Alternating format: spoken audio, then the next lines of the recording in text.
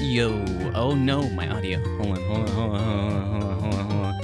Oh my god, I had it so loud. Holy fuck. Oh my god. Oops. Holy shit. I don't know what happened. I like walked away, I guess, and maybe hit the slider and it like maxed out the volume for the music.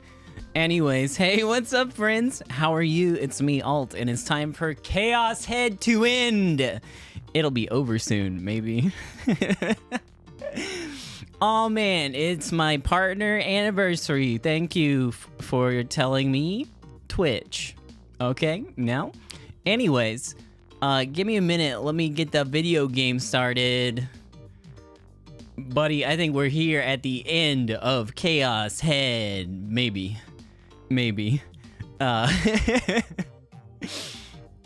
But hi, friends. I hope you're having a good one. It's time for your favorite video game that I know everybody loves and tells me about all the time how much they fucking love it. It's time for Chaos Head. I thought I'd try to finish it before Squandered September is over, is what we'll refer to it as. And before we move back on to the real grind, hold on a second though while I finish setting everything up. I'm late. My internet's been fucked up for like the last 30 minutes, and I think it still is. I can upload though, so that's good. It's just enough for the stinky little visual novel.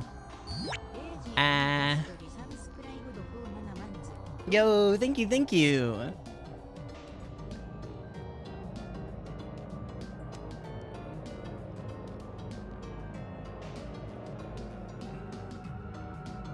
Sorry for the elongated remix. Oh yeah.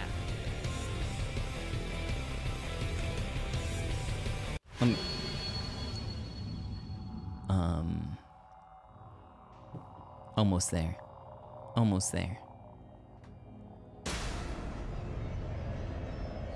Hi, how's it going? Ooh, baby, this is the end. Maybe. We made it to chapter 10. Chapter 10, I think, is the final chapter of the neutral route. But hi, friends, how are you? Let's go. Not a lot of time.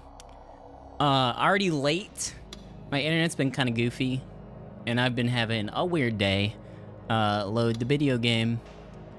Chapter 10, Silent Sky, I think is where I left off. I don't know why there's two here that are drastically different times.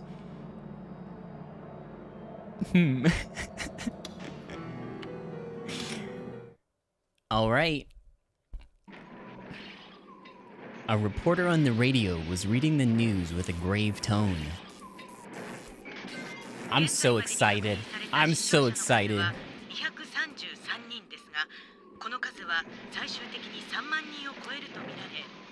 What?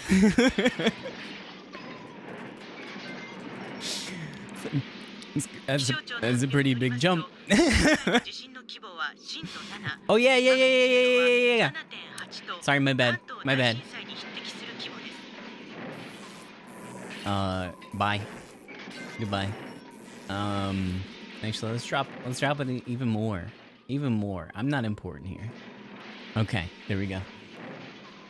Let me catch up. As per the announcement made by the Meteorological Agency, the recent earthquake had a seismic intensity of 7, with a magnitude of 7.8 on the Richter scale, a size comparable to that of the Great Kanto earthquake.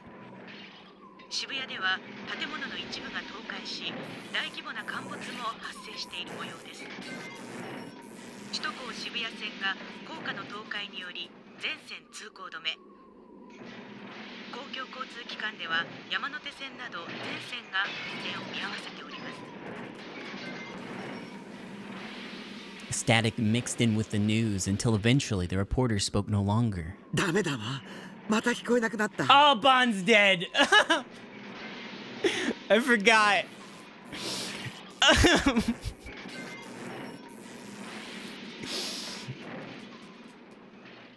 Momose shook and hit the old radio with their hand, but upon realizing she was getting nowhere, she let out a heavy sigh. 古いから使い物にならないわね。 Forcing a smile, she looked to the side. She could see the figures of Kishimoto Ayase and Kusunoki Yua walking along, expressions of fatigue coloring their faces.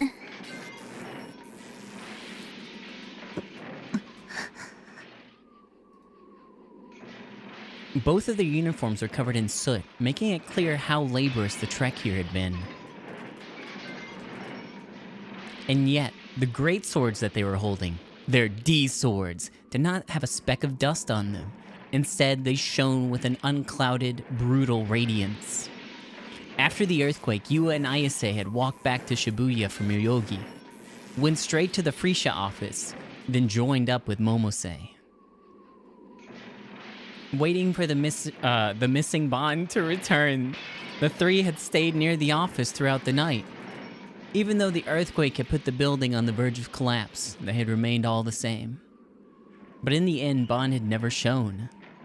Momose suggested leaving Shibuya immediately, something Ayase clearly took issue with. グラジオールが目覚めたのに早く他の黒騎士と合流しないと Ayase asserted her feelings of urgency by tugging on Yua's hand, wanting to reach the rubble-laden heart of Shibuya as quickly as they could. In the end, Yua and Momose had no choice but to follow along.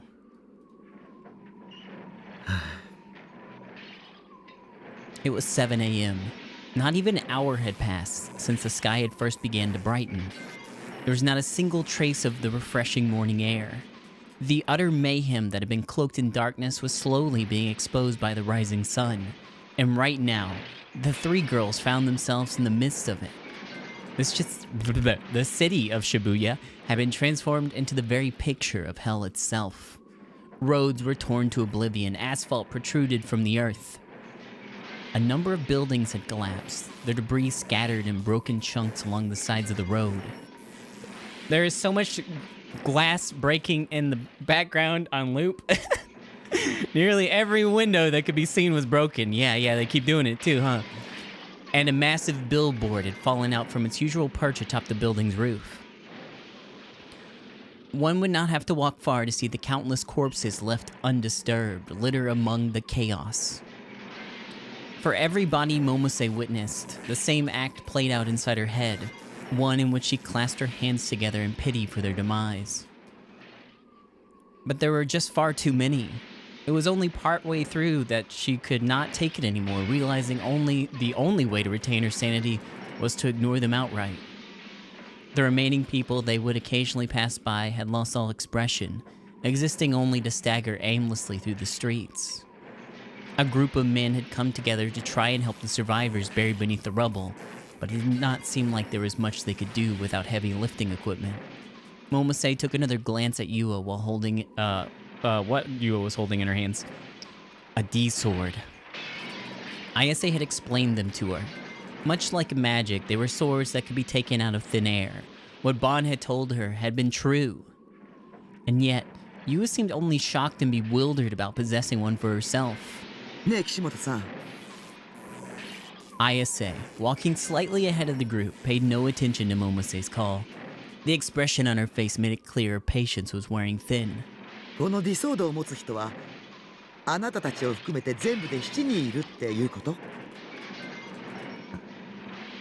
そうよ他の人たちがどこにいるのかわかるの？わからないわだったら感じるのよ意志をこっちで間違いないわ Ayase was effectively a brick wall. With no other options left, Momose repeated the same words for what felt like 1,000 times. 今むやみに歩き回るのは危ないわ。ひとまず安全なところに避難するべきよ。So awful. ダメよ時間がないのもしかしたら他の黒騎士だったかしら。その人たちだって避難場所にいるかもしれないでしょ。そうですよ岸本さん私も避難場所に行くべきだと Ayase suddenly came to a halt, as though Yua's backing had possibly made some sense to her. She narrowed her eyes, and then she looked beyond the rugged Dogenzaka roads that no car could traverse. いたって何が？ Oh, hey! At the end of Ayase's gaze was a lone girl walking away from the station. She was wearing a Suimei Academy uniform, though it had been far more tattered than either Ayase's or Yua's. And with only her left hand, she was holding an enormous cross-shaped sword to her chest. Her gait was markedly unsteady.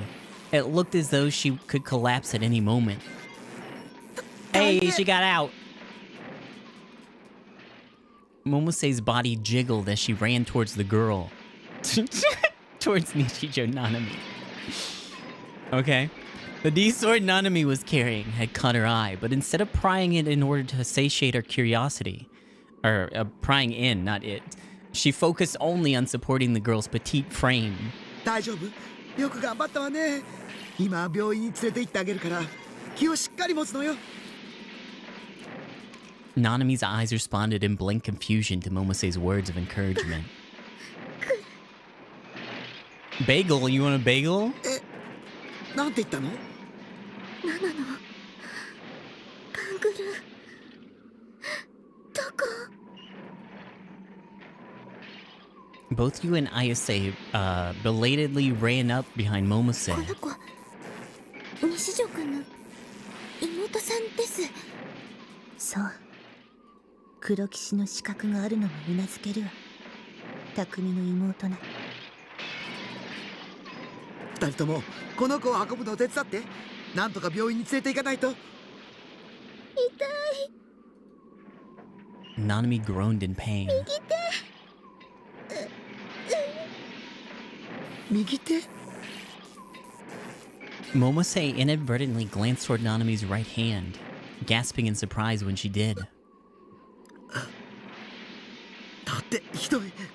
こんな。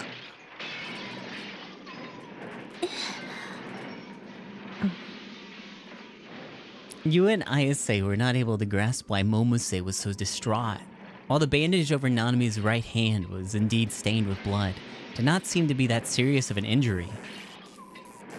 However, in Momose's eyes, Nanami's hand had been severed from her bandaged wrist.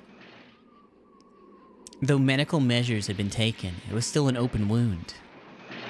With a blank look on her face, Ayase attempted to grab Nanami's right hand, but her outstretched hand passed only through empty air. Like a holographic image, Nanami's fingers lacked any substance. A drop of blood trickled down from the red-stained bandage and fell onto Ayase's hand. もうそう。リミさんに助けてもらって。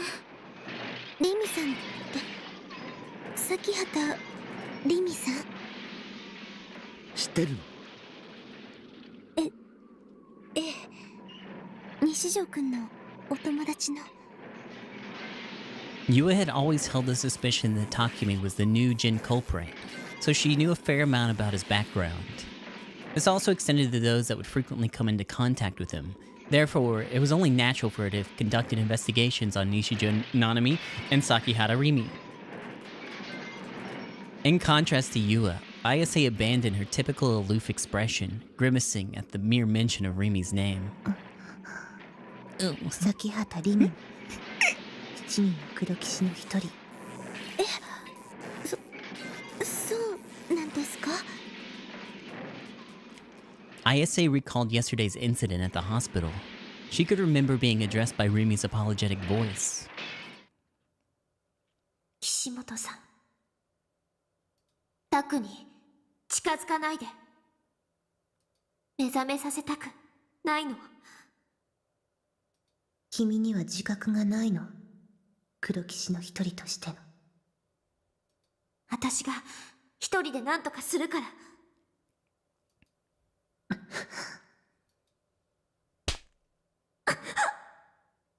とても美しいわ、その思いは。でもそれは大いなる意志の望むことじゃない。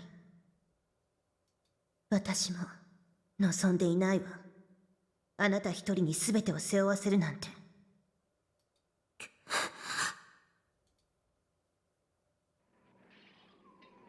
黒騎士云々の話は今は置いときましょう。とにかく早く病院に連れて行かないと血が止まらないわ。 Momose gently placed her handkerchief on Nanami's open wounds. すごい熱だし顔色も悪い。急がないと。お兄に会いたいよ。 Tears trickled down Nanami's vacant eyes. Right at that moment, something happened. In an instant, the highway they were standing on collapsed with a deafening roar. They all lost their footing, helplessly entering free fall at gravity's mercy. To them, it was like they were falling into the deepest, darkest, lowest circle of hell. Losing herself in that illusion, Momose raised a scream so loud it betrayed her age entirely. Okay.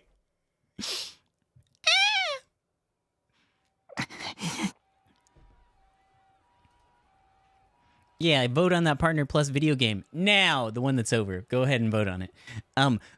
When I came to, dark clouds covered the sky overhead. The dark night had come to an end before I knew it. There wasn't a shred of blue sky in sight. I was hit with a wave of depression. The sky could have not been more gloomy. Countless sirens from ambulances and fire trucks blared off in the distance. A multitude of helicopters were in the sky, circling the city like flies. My head was racked with pain, like someone was putting a jackhammer to it. Yo, thank you! It felt like even more than, it felt even worse than after the last earthquake. I tried to remember what happened before my memories had cut off. The sky turning white, Shogun mentioning the third melt. I ignored my headache and stood up, only to lose all words. Oh yeah, the third melt happened. Everyone's dying. The usual scenery was entirely absent. It was like a scene out of the end of the millennium, thing that everyone had been freaking out about almost a decade ago. Shibuya was on the verge of collapse. Traffic lights, roadside trees, and buildings had all fallen to the ground. The Jumbotrons, the most iconic part of Scramble Crossing, really had cracks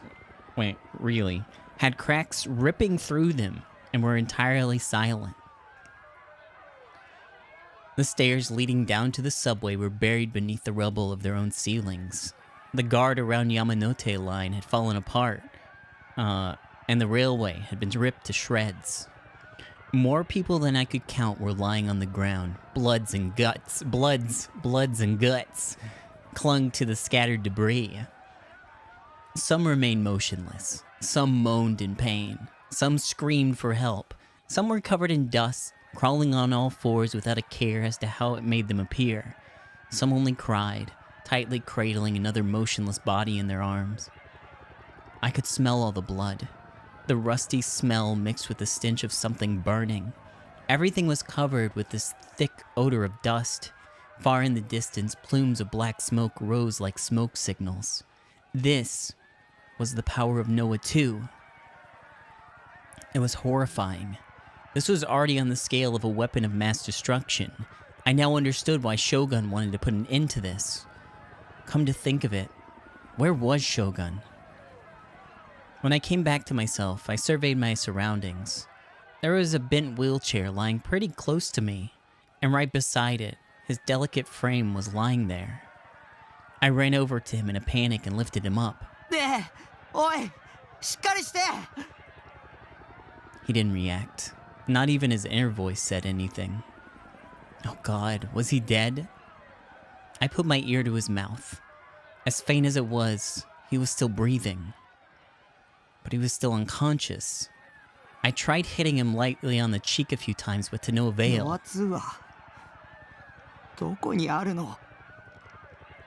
If I didn't know where it was, there's no way I could make it in time to save Rimi or Nanami. I should have asked him when I had the chance. Clicking my tongue, I took my phone out of my pocket. It was off, and despite my many attempts to get it working, it stayed that way. It was nothing more than garbage now. Aside from Shogun, who else would know where to find it? Think, goddammit. I didn't have time for this.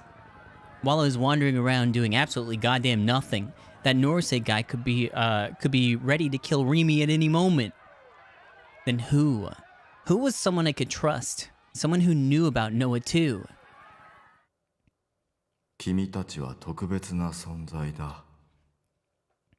中でも一番特別なのは、その目、誰の目を産み落とした少年。畑野一世。Seina's dad. One of the founding members of Project Noah. The person who was nowhere to be found right now. Not to mention, I'd never met him before. Wait, it was possible that we'd passed each other in the street before, actually. Kazupi had told me all about his homeless lifestyle, with the guy always wandering around Shibuya. 見つけるしかない。 With the surprisingly light body of Shogun on my back, I mindfully made my way back through the debris. I didn't have a clue as to where Hatano-san was, but I had no choice. Had to find him no matter what. Yo, what's up? As light as Shogun's body was, it was still nearly 20 kilograms. It was hard enough just carrying him around Shibuya, but it was even worse factoring in all the uneven roads. I wasn't one for exercise. I mean, hell, my daily routine consisted of me just sitting in front of the computer all day. I considered finding a way to get Shogun to the hospital, but with Shibuya the way it was, I doubted I could even get an ambulance.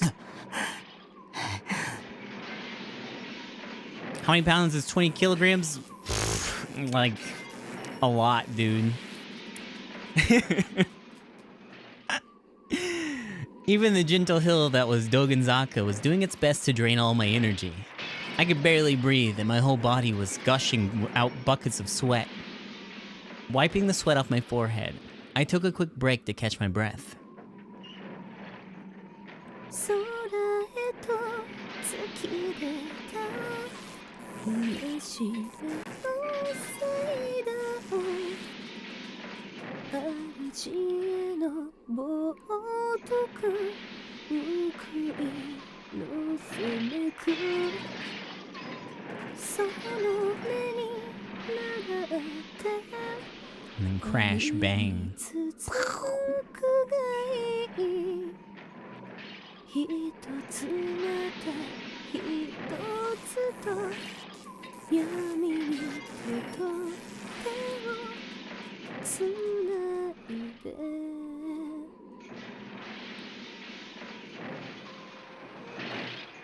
Suddenly, I could faintly hear someone's voice. Someone was singing, their voice rife with loneliness, but not without hope. Their soothing voice washed over me. I'd heard the singing somewhere before. Back at the concert, even in spite of all the glaring lights overwhelming my vision, and the blaring sound shaking the entire airtight building, I still managed to take it in. But this time, I was in the middle of the road, where I couldn't see a single sign of life. And yet in the center of the collapsed city dominated by death, I could hear her. 綾瀬。 I put Shogun down and surveyed my surroundings once again. But the only people I could see were the collapsed corpses strewn across the city. I did my best to avoid looking at them, instead focusing on trying to find Ayase. Where the hell was her voice coming from? The road in front of me was wholly caved in. Looking at it, the hole it created was incredibly big. There was definitely a subway tunnel beneath it. I didn't want to believe it at first, but even so, I peered down from the edge of the hole. It was about 5 meters deep. There was a pretty fair amount of rubble piled up at the bottom. And that's where Ayase had fallen. Are you okay in the hole? 匠 今助けるよ。 I jumped down into the hole. I didn't stick the landing whatsoever, instead basically slamming into the rubble while just barely avoiding falling over. Whoa, we got a scene? I can't believe it. Ayase's leg was pinned under a pretty sizable slab of concrete, stopping her from moving. I really did give it my best effort, but moving it just wasn't possible on my own. 私だけじゃない他に3人いるわ。君の妹も。ナナミが What the hell was she doing here? Hadn't that Norsei guy kidnapped her? ナナミナナミ Enduring the pain in my legs, I stood up and yelled out for my sister, but I got no reply. Looking around me, I only saw one other person besides Ayase. There was a pretty hefty woman laying face down on the ground. And while she wasn't moving, she only seemed to be unconscious. The Momosei slander keeps going. Nanami and one other person were absent. Maybe they've been buried alive. I have to find them right this second. My eyes shot to the top of the hole. There was enough dust to make anyone hack their lungs out, but beyond that, I could see a circular shape in the sky above. I thought about Shogun, who I just laid on the road up there. I remember what Rimi had told me. 妄想をすればするほど本物のあなたの命が削られていっちゃうんだ。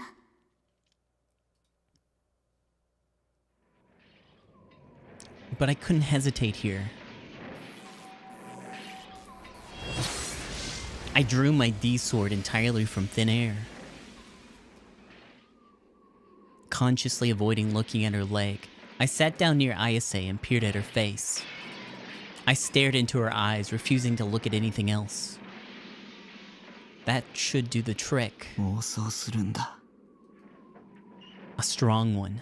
A really strong one. 綾瀬の足の上にある瓦礫は大きなものじゃない。数は多いけど一つ一つは小さい。重くない。簡単に足を引っ張り出せる。他の二人も助け出せる。 Me and Ayase, we only needed mutual recognition between us two gigalomaniacs. Because once we had that, then our delusion was sure to become reality.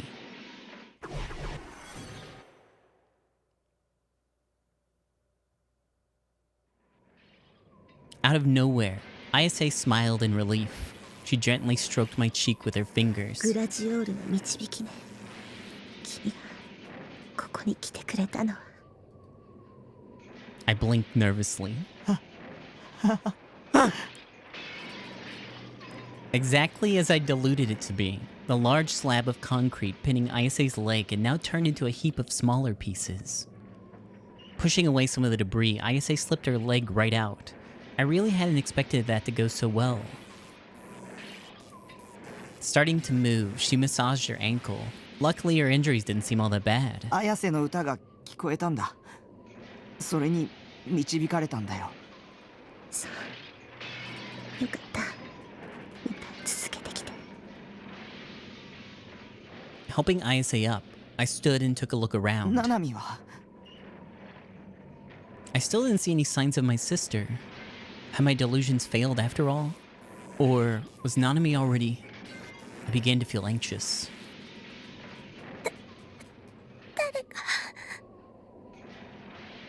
I heard a voice. Looking in the direction of it, I saw a hand reaching out from a gap inside the rubble. And so, I took that hand, gripped its slender fingers, and peered into the gap. Oh my god, so much art! What's going on? Oh. The gap was almost like a tunnel, and in that tunnel was a familiar-looking girl wearing glasses. It felt like it had been ages since I last seen Yua. なぜか急にこの隙間ができて、ついさっきまで全く身動きが取れなかったんですけど。 The girl averted her eyes from me, with a face that seemed almost apologetic. 手をしっかり掴んでて。 I tightly gripped Yua's hand, and then I pulled as hard as I possibly could away from the gap. Ayase helped as well. With the two of us pulling Yua with all her might, she managed to break free from the rubble without too much trouble.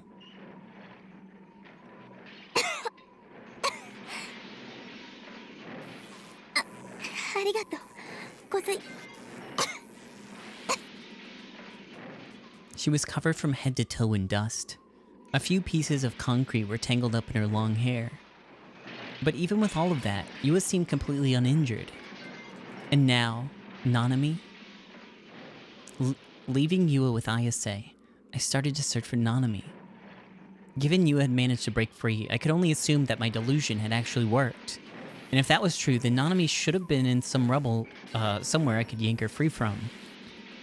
And lo and behold, that was exactly the case. As I searched through tons and tons of rubble, I managed to catch a glimpse of Nanami's face through a crack in the debris. Nanami! I called her, but she didn't respond. She must have fainted.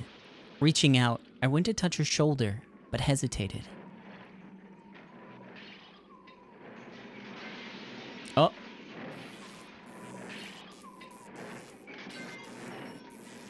A memory from yesterday flashed into my mind, of Nanami vanishing into particles right before my eyes.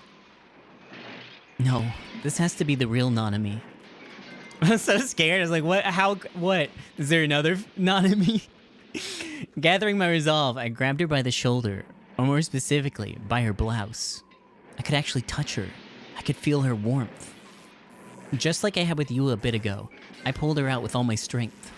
Unlike Ayase or Yua, however, Nanami's uniform was stained with blood. Her hand especially was covered in red. Regardless, I laid her down on the ground, then went to check her breathing. She seemed to be in pain, but she was still breathing. Yokatta. Even so, I couldn't help but worry about her right hand. It was absolutely covered in blood, and yet, when I tried to grab it, her fingers slipped right through it. Or my fingers. A delusional hand? Then, that could only mean Nanami's right hand was... ごめん。巻き込んで。A groan leaked from Nanami's mouth. Her face was caked in dust. I gently stroked her cheek and watched her eyelids slowly begin to open.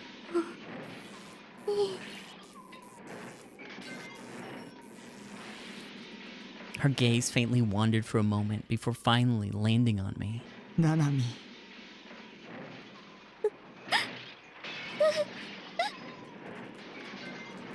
At that very moment, Nanami's expression warped and changed. Tremendous tears broke free from her eyes. Her left hand firmly grasped my own. So I haven't dropped any frames on my end. I don't actually know if there is any problems. If there is, that's probably on Restream.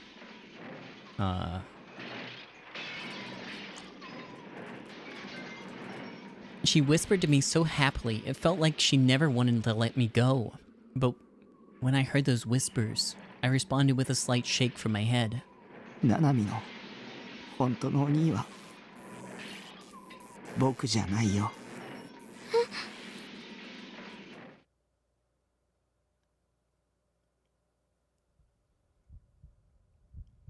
My memories are so cloudy. That was how Nishijo Nanami felt. Her brother's words had been the trigger in her heart, and now she felt as if she had two brothers.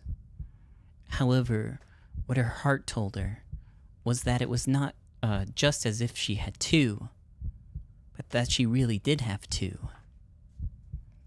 Her mind flashed back to the past, and she remembered her two brothers' faces. One of them seemed quite pathetic. One of them was covered in wrinkles. And yet, despite these distinctions, she was still convinced that she only had a single brother. Something was not adding up. Something between her memories and her cognition. What was reality? What was illusion? She didn't know, and that scared her. To escape this, she attempted to empty her mind of all thoughts. When suddenly, her own voice audibly rippled outward. Nana, you need to stay strong.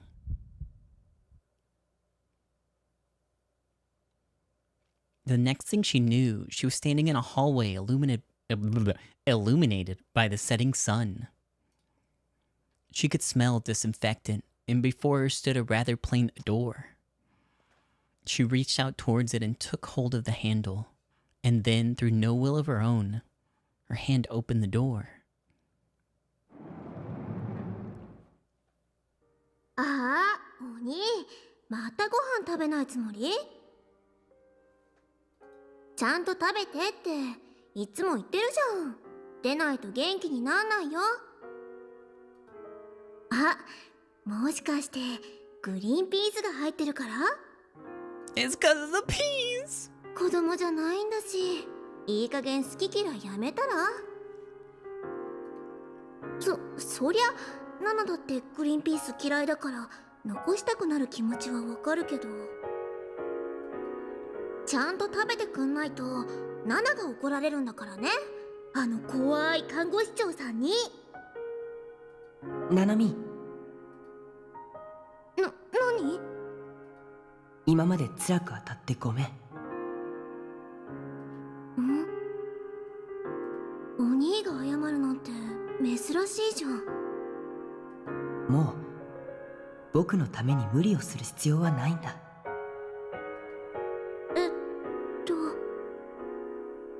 何言ってるの？僕は身を隠さなくちゃならなくなった。だからお前はもうここには来なくていい。何のつもり？さようなら。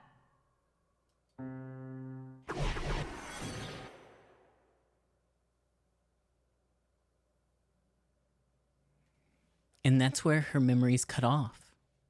Those memories about her real brother. Her brother had been suffering from a serious illness, leading her to graciously spend many years tending to him in the hospital. No matter how much time had passed, she knew she had to stay strong so that she could best take care of him in his time of need.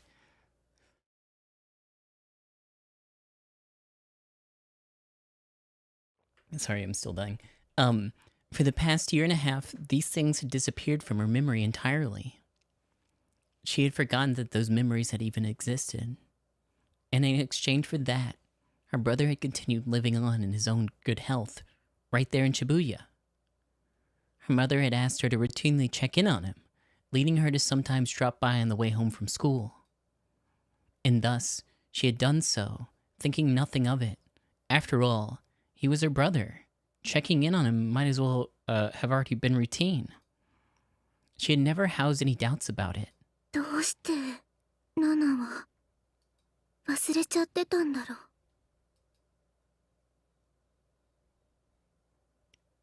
う。 Nearly 30 minutes had passed since she had been rescued from beneath the rubble, and now she had finally been reunited with her real brother.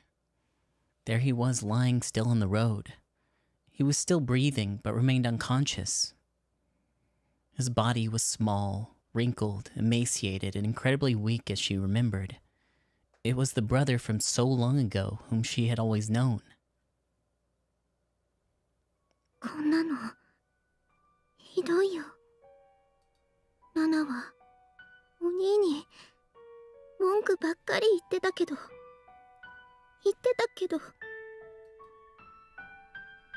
Though her brother did not reply, she clung to his small body all the same, letting loose a flood of tears. お兄のこと一度だって忘れたいなんて思ったことなかったのに。勝手だよ。わがまますぎだよ。 The sound of metal lightly scraping against something came from within her brother's clothes, and a moment later, something slipped free from his pocket. Huh? The bangle! It was what Nanami had been searching for. When she lost her right hand, she lost it as well. A flimsy, cheap bangle with a snowflake motif. Confused, she stared at her real brother's face. But his eyes, buried in wrinkles, did not open in return. Nanami picked up the bangle with her left hand. She remembered how it felt to touch. It was her brother's first present to her, Nanami's greatest treasure. Nanami lifted her gaze, unconsciously searching for her other brother. She was holding a long sword, and his back was turned to her. But he was walking away. He was leaving this place. Even without saying a word, Nanami could understand that much. The fact that he might leave without saying even a word to her left her wrought with a terrible loneliness. 行っておいで。 Oops.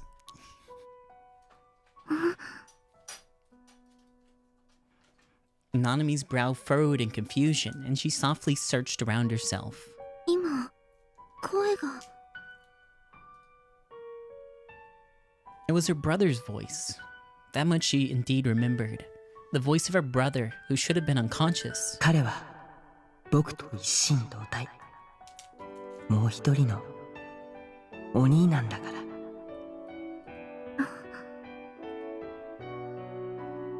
Whether it was truly her brother's voice or a mere hallucination, Nanami could not tell.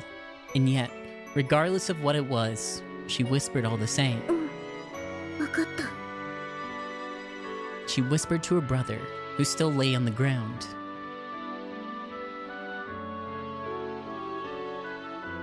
Nanami stood up and walked towards her older brother's back. She hardly had any strength left. Day after day, she had been trapped in a pitch-black room, forced to take part in some sick tableau of agonizing crucifixion. She could not even remember how many times she had thought she would die. Her right hand in particular caused her tremendous amounts of pain, as if a chisel was being struck into it all the way to the bone. The sensation that she had lacked in her hand, together with the illusion that it still remained, were tearing her mind in two. She was exhausted, both mentally and physically. If she lost focus, there was no doubt that she'd fall to the ground, too drained to get back up again. Therefore, she had to make a desperate effort to reach her hand out this very instant. Even if it took more effort than she could give, she'd do everything in her power to make him stop. 待って She narrowly managed to squeeze something out, and thankfully, he had heard. He halted his stride and looked back towards Nanami. Even though she managed to stop him, she was lost in what exactly to say to him. The reality that this person was not their brother at all. The conviction that this person was her brother to the end. Those two feelings had blended together in her head, making them even harder to discern. But she gripped her bangle tightly in her left hand. It had been his gift to her, one that felt cold to the touch, but warm to the heart. The very existence of this bangle linked both him and her together. That's how she felt. And that answer was all she needed. Her hesitation instantly faded. お兄は本当のお兄じゃないかもしれないけど頼りにならなくてたくさんでアニメキャラのお人形さんばっかり集めてて口が悪くて愛想もなくて意地悪なことばっかり言うけど Get him. いいもんナナのお兄だよ Trying her hardest to fight back her tears, Nanami smiled as best she could. ありがとう、ナナミ。 Upon gazing at his expression, she saw that her older brother seemed a little embarrassed. And with that, relief washed over Nanami before slowly putting her consciousness to rest. Night-night. Nanami nearly collapsed, and I hurriedly went to catch her. She lost consciousness. Her face was pale and she was clearly having trouble breathing. 早く病院に運ばないとこのままじゃ危ないわ The hefty woman, who had introduced herself as Momose, peered at Nanami's face as she voiced her concern. Next, she turned to Shogun. そっちに寝かせてる子もね I decided to leave Nanami in Momose-san's care. 二人を頼みます。あなたはどうすんの探さなくちゃいけない人がいて。so I could learn about the whereabouts of Noah too. I had asked Nanami, since she had been taken there when she was kidnapped, but she wasn't too sure of it herself. In the end, I had no choice but to find Hatano. 必要なことなのね。グラジオールを倒すために。グラジオールか。Replace that with Noah too and... そうだよ。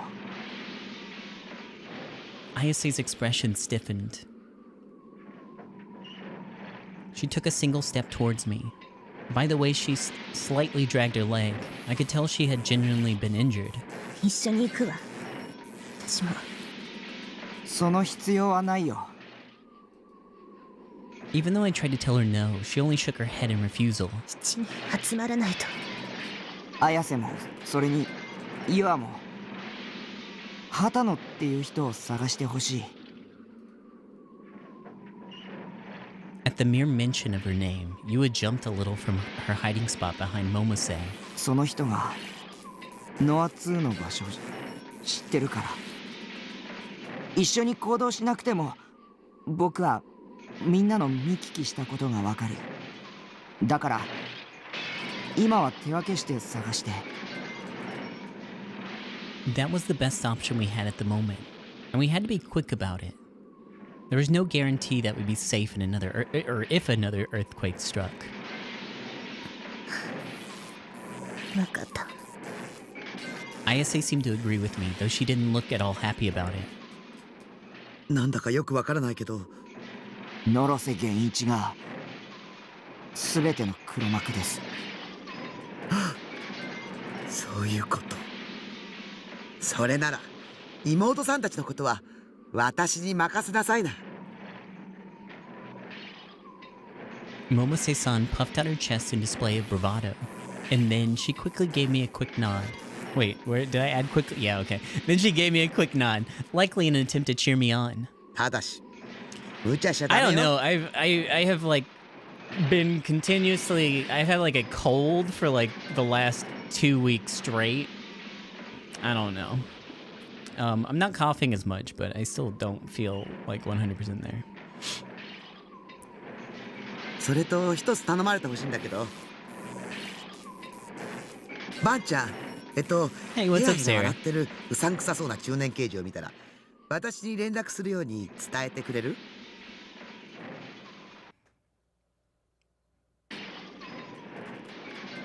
Did she mean Ban Yasuji?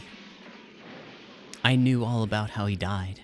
He had been shot and killed by his own partner. I had unconsciously seen it all unfold. I fully intended to tell Momose-san this, but... まったく。あの人はこんな時にどこをほっつき歩いてるんだか。まあ、案外どこかで怪我人を助けてるのかもしれないけどね。Yeah.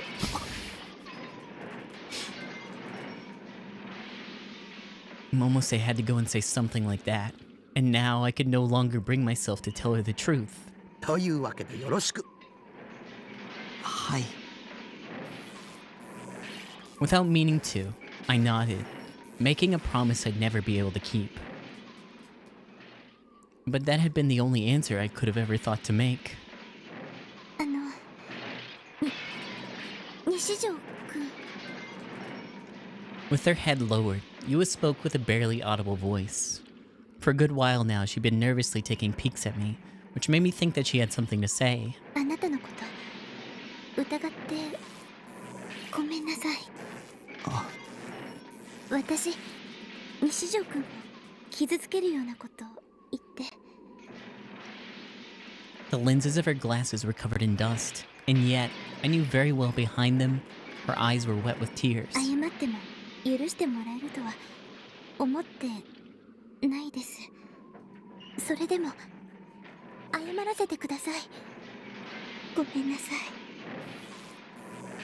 She bowed her head deeply. I didn't reply. All I did was turn my back to her. 僕のベースにあるセーラのフィギュア。はい。よかったらもらってくれる？ Whoa, what the fuck?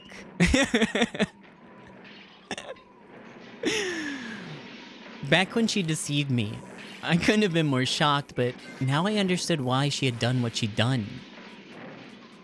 So it felt wrong to say, I forgive you or something along those lines.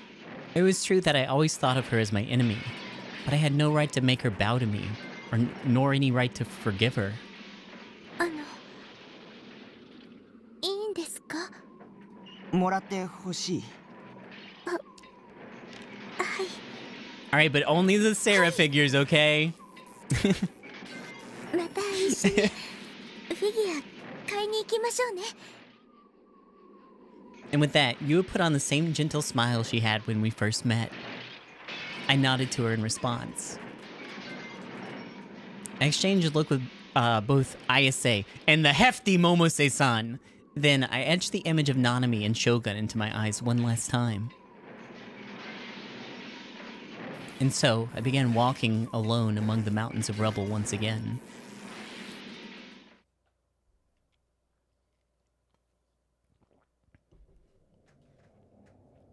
Shinsen Station of the Inokashira line was one stop from Shibuya, with it taking only about a minute to arrive there by train. The station itself was situated within an underground tunnel, resulting in the only natural light being the beams seeping in from the opening at the end of the platform. Due to the earthquake, all the lights had gone out, enveloping the area in a far thicker darkness than usual. Forgot they bonded over that a year ago. It's all coming together. It's all coming together. It only one more year and we'll be done with Chaos Head, I promise. Carefully supporting Orihara Kozue's body, Aoi Sena set foot onto the platform. There had been no need to buy a ticket. Who knows, even next, what, Final Fantasy VI might end in a year or two? Not a single staff member was present in the vicinity, and none of the ticket machines were in service. Only a glance was necessary to understand how horribly warped the railway tracks had become. It was no wonder that the trains had suspended operation the day before. ズッキンするの。 Ouchie wouchie!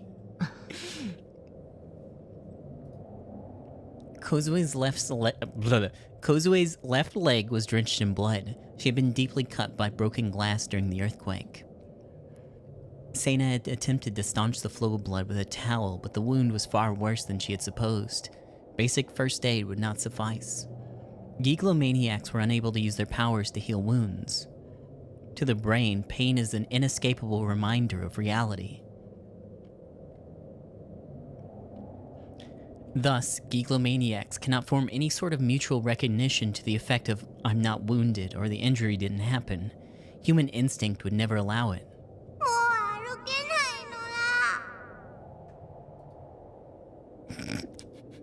だ。 Even with Kozue's teary protests, Sena remained wordless.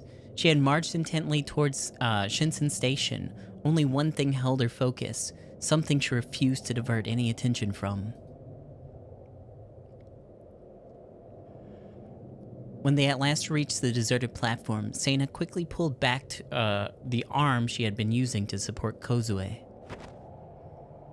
With no strength remaining in one of her legs, Kozue immediately collapsed to the ground. Kozue lifted her gaze in bewilderment, but Sena paid her no mind. Glaring motionlessly at a certain point in the distance, the black-haired girl gritted her teeth. やった。見つけた。 Oh no! She's gonna kill him before we get there. At the end of her gaze, in the dark recesses of the platform sat a lone human figure. セナさんのパパなのだ。 It was a homeless man clad in filthy rags. In his hands, he had a sign that reads, "The hearts of the people face annihilation." Sena slowly approached the man. 誰に向けたメッセージだ。 Her voice was cold and unfeeling, a tone that could freeze all who came in contact with it. 負を生へと変換できる者たちへの遺言だよ。セナ。Keeping his head hung low, the homeless man did not even look his daughter in the eye as he dispassionately spoke her name. お前に慣れ慣れしく名前を呼ばれたくない。この半年ずっと考えてきた。お前をどうやって殺すか。ありがとう。どうして礼を言う。利己的な理由だよ。お前に殺されることが私にとって最善の贖罪かもしれない。そう思ったか。 Yeah, but could you wait a little bit so we don't have to have another chapter?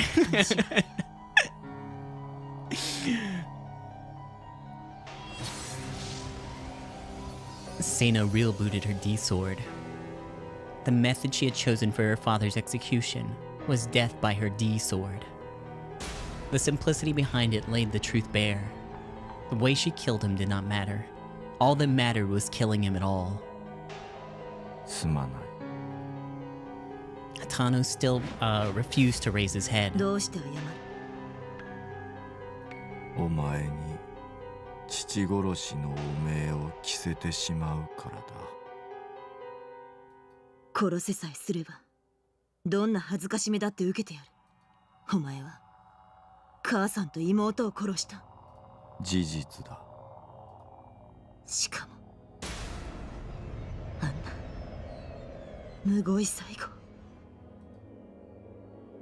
Sena could only act calm and collected for so long. As her emotions began to take control, she was seized by a fierce お tremble. 前には見せたくはなかった。いや、今のは聞き流してくれ。なぜあんなことを。過程を説明することは無意味だよ。お前は納得しないし、結果が改変されるわけでもない。 Sena thrusted the tip of her D-sword towards Hatano's head. そうやってまた逃げるのか。間違っていたのは私だ。それが全てなんだ。お前には失望した。まだ期待していたのか。何を。人を含めて世界は全て電気仕掛け。そう言ったのはお前だ、セナ。 Sena's shoulders trembled.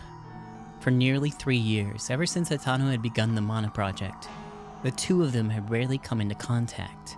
And yet, despite this significant time apart, Hatano had seen right through her, something which troubled her to no end.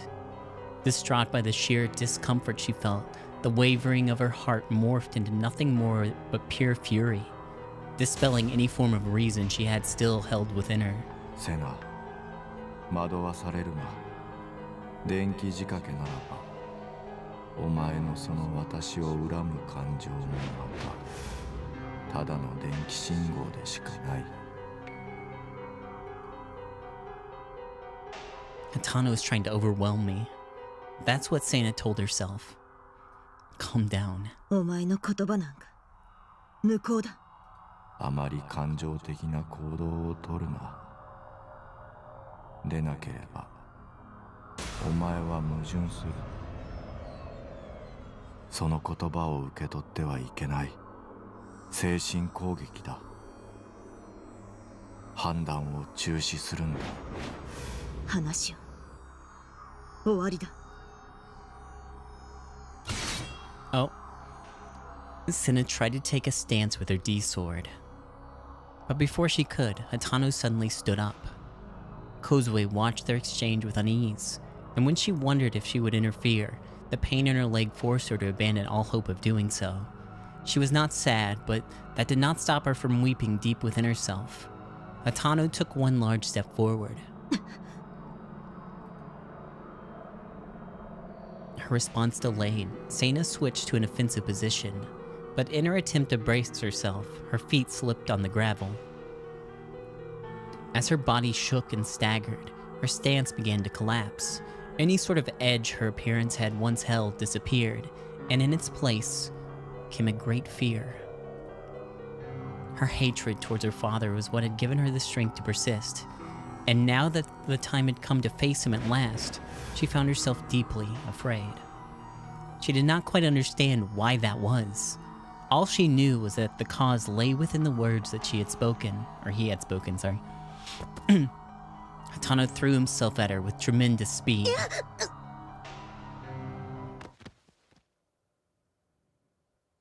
As she fell backwards, ignoring both gravity and centrifugal force alike, she swung her enormous D-sword up from below. Oh! The blade first carved out the tile of the platform floor and then it slashed straight through her father's shoulder. It moved with a fluidity akin to a hot knife through butter. Her father's hand sent her flying backwards. It's okay. It's just his, maybe whole ass arm. Fresh blood burst from her father's injury. Okay. His eyes were colored with an expression of deep relief. Senna's teeth sank into her lip. Oh. Not even a second later, something pierced her father's chest at lightning speed. Tearing in through his back, it flew straight through the man's chest, very narrowly grazing Sena, then swiftly disappeared. Now blood gushed not just from his shoulder, but his chest as well. The crimson liquid flowing from his wound spattered across Senna's cheeks. A bullet. Having been thrown backward the moment Sena landed on her rear, her head shot right back up, and she frantically searched for the shooter.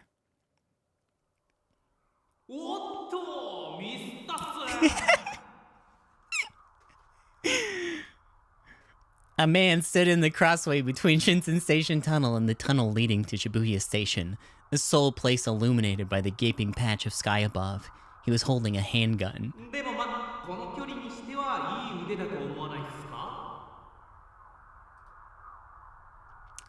Senna's father collapsed beside her. Half of his body was already soaked in blood. No. Were you protecting me? Overcome with disbelief, Senna fixed her gaze on the pool of blood spilling over on the tile floor.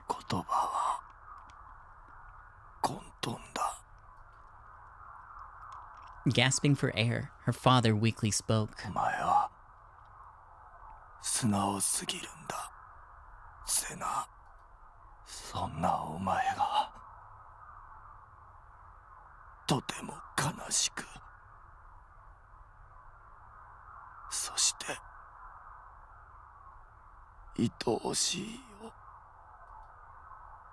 The bullet had been meant for Senna, but Hatano had taken it in her place.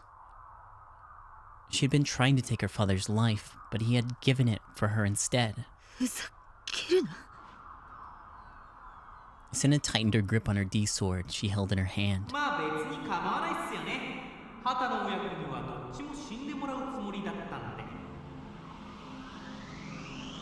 An odd noise echoed throughout the platform, a sound Senna instantly recognized as a Noah 2 terminal. How long had that sound been? Oh yeah, it has been going on for a while. Senna would not let it continue. The existence of the man who had stepped between her and her father, the man whose guns had prematurely ended their resolution, was something she would not let continue.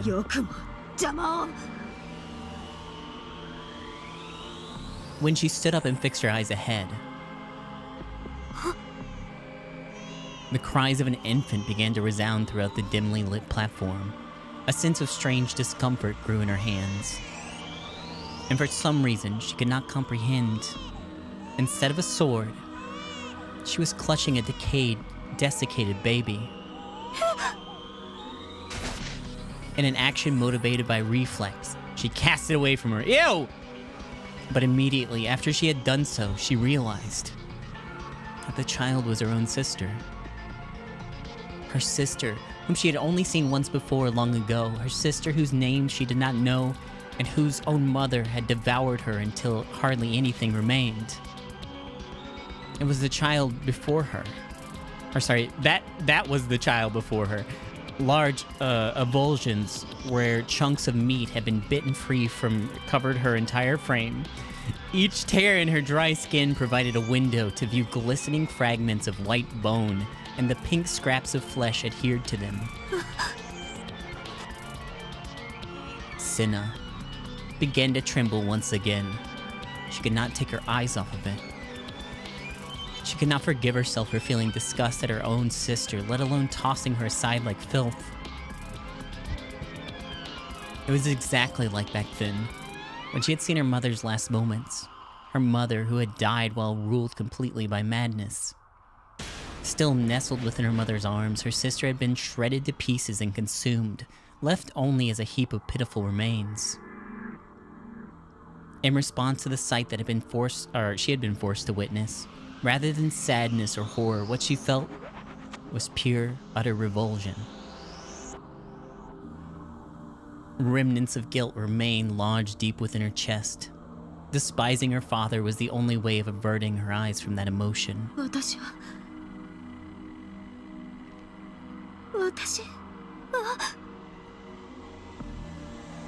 Even though a part of her very much knew that this was an attack brought on by a delusion, it reawakened feelings that had been sealed deep within her heart, leaving her entirely motionless. It was as if her wrists and ankles were bound. But Cinna was not the only one suffering from such a state. Kozue was as well. An enormous mirror had materialized in front of the collapsed girl, and within it, a reflection of her, with her legs covered in blood, asked her a single question.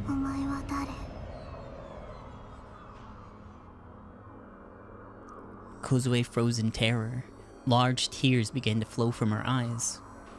The wound she wanted to forget, the past she never wanted to remember. Tears of a deep decay began leaking from her heart and mind. She wanted to run away as far as her legs would take her. Desiring nothing more than to look away from the mirror, she wished to turn away. Yet, forgoing her will entirely, her body refused to move. Herself on the other side of the mirror was not shedding a single tear.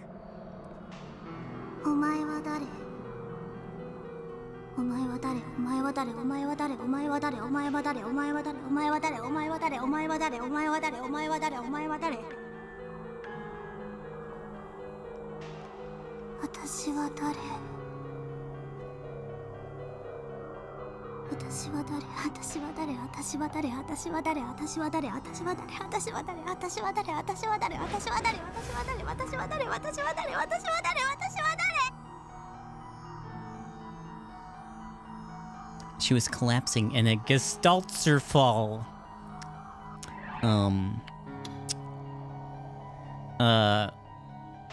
Loss of axiomaticity. Deterioration of cognitive ability.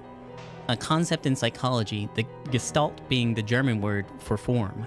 The human brain perceives without question what it visually sees as A, based on an environment, circumstances, and knowledge gained through experience. However, when A's identity is rejected for some reason or other, the obvious becomes no longer obvious, and no one will fall victim to a state in which they can see A, but are no longer able to perceive it as A. Hold on, let me read that one again. The human brain perceives without question what it visually sees as A, based on the environment, circumstances, and knowledge gained through the experience. However, when A's identity is rejected for some reason or another, the obvious becomes no longer obvious, and one will fall victim to a state in which they can see A, but are no longer able to perceive it as A. Okay. Okay.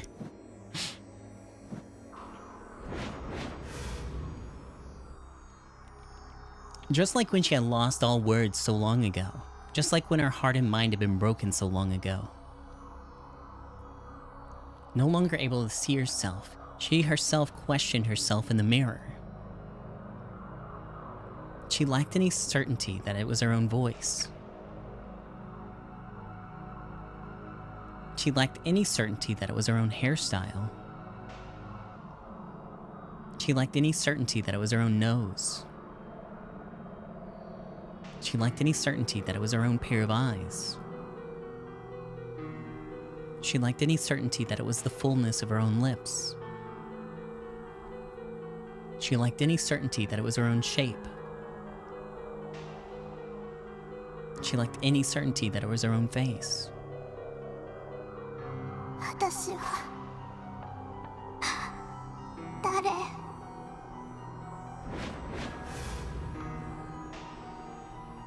君はコズピーだよ。 Yeah, you're Kazupi! Her shape in the mirror had been on the cusp of dividing infinitely, but the voice that had suddenly burst into her mind had put a stop to it. 私はコズピー。私はコズピー。 Yep, that's you, Kazupi. She reconfirmed her identity. Kozue had returned to herself. Cracks ripped through the enormous mirror before her, and then it shattered into pieces. Kozue searched for the voice of her savior. When her gaze arrived at the ticket gate, she recognized exactly who it was. Her real voice, the one that would have been lost forever, called out to him.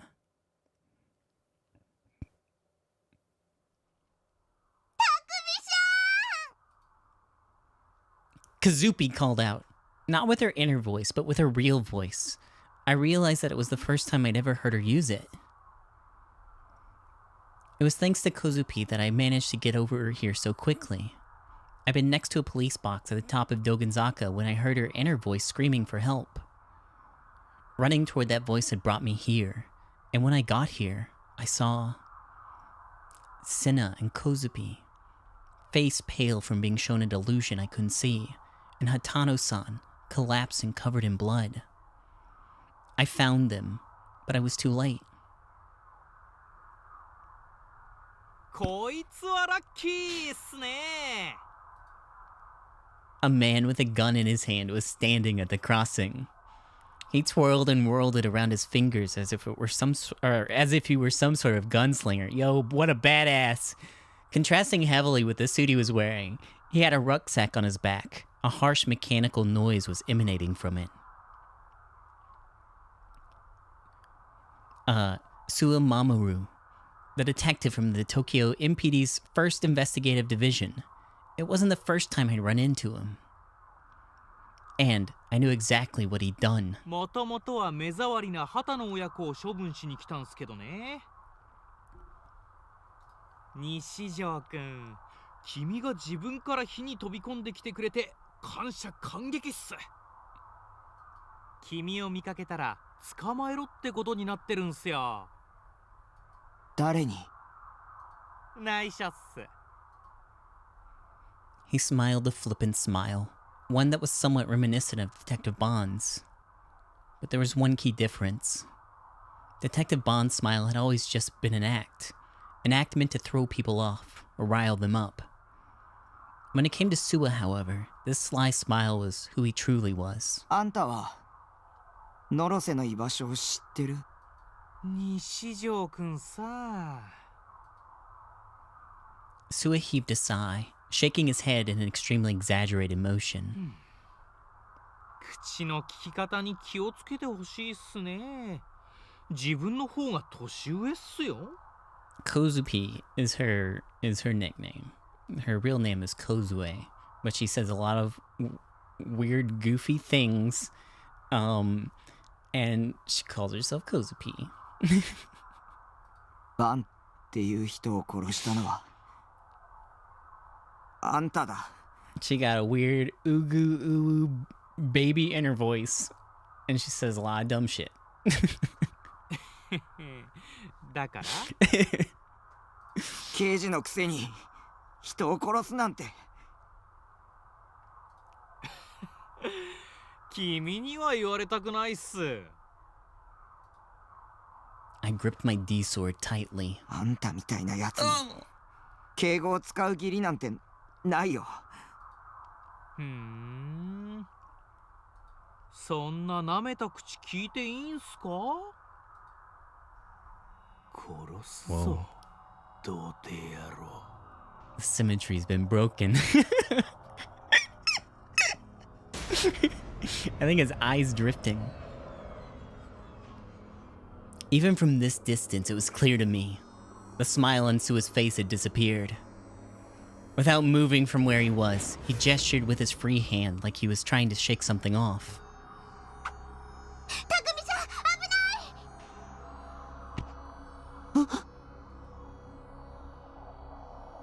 An impact, followed by pain. It was all too abrupt a sensation.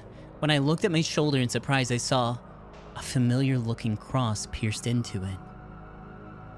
No, it was not a cross. It was a stake. A cross-shaped stake from the crucifixion case. It had come at me too fast to see. The area was so dark I hadn't even realized it was flying towards me until it already hit me. Sua had thrown it. Without moving from his spot, he'd thrown it from that distance with pinpoint accuracy. I cautiously touched the stake. It felt cold and smooth. Was it a delusion? Or was it real? The pain was growing more and more intense. I couldn't put any strength into my hand. I wasn't able to hold on to my D-sword anymore. 再現してやるよ。 Sua raised his voice in an attempt to suppress his rage. 貼り付け事件の再現だ。 Alright, rip, goodbye. Not even a moment later, Sua was holding even more cross-shaped stakes in his hand. Doing his best to restrain his furious rage that was on the verge of pouring out, he fired off the additional stakes towards Nishijo Takumi.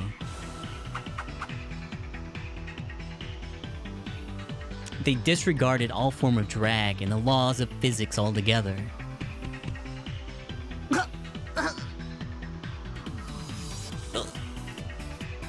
As if they possessed wills of their own, they sped intently toward Takumi's arms.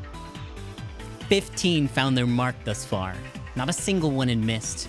They all assaulted Takumi's shoulders, upper arms, wrists, palms, hips, thighs, knees, and shins. The blood spilled from every one of his deeply carved wounds. 絶対に外れないダーツってのはあんま面白くないけどな。 Sua had already had another stake in his hand, and once again he fired it off just like the others.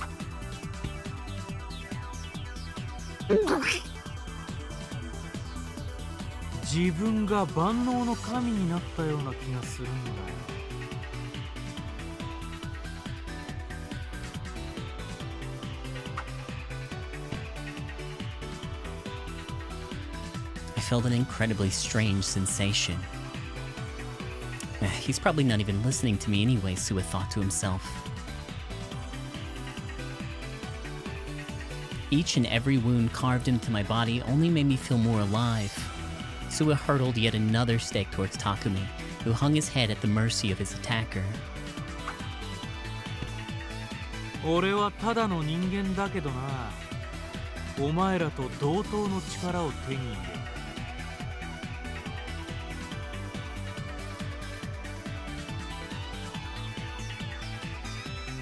All of it could be attributed to the rucksack the man was wearing on his back. A bag housing a Noah 2 terminal within it, and the...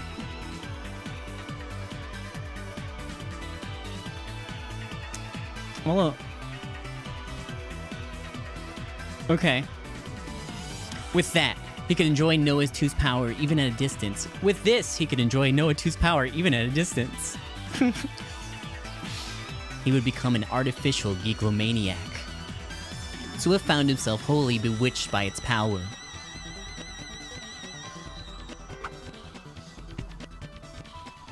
He was among the fanatics who would commit the dirtiest of deeds in the name of the founder and his teachings. He was among the vanguards who would commit the dirtiest of deeds in the name of the founder and his teachings. この力は神からの贈り物だ。信仰のため、信じる者のために戦えるんだからな。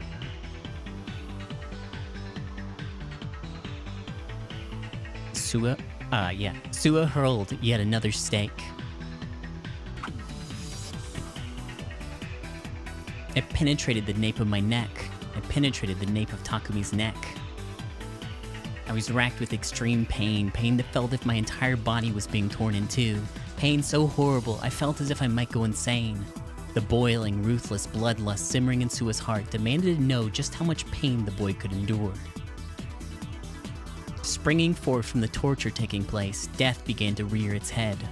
Springing forth from the torture taking place, he would make death rear its head in him.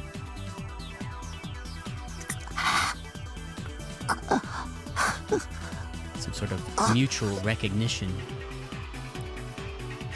I was unable to resist, and while I still managed to put enough force into my legs to stop myself from falling over, Takumi was unable to resist, and while he still managed to avoid falling over. None of that could prevent the hail of stakes coming at me.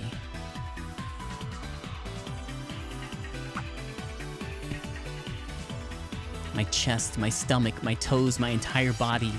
Takumi's chest, his stomach, his toes, his entire body. With no mercy in sight, stakes both thick and sharp were continually pounded into me. Hey, thank you! With no mercy in sight, stakes both thick and sharp were continually pounded into him. 虫ピンで標本にされた昆虫みたいだな。しかもカブトムシとか蝶とかじゃない。お前みたいなガキにはコガネムシあたりがお似合いだ。What the fuck, Sua? I couldn't stand for another second. Takumi could not stand for another second. Willpower alone was all that kept me from collapsing. Sua was baffled at what could possibly keep him from collapsing. But I was almost at my limit.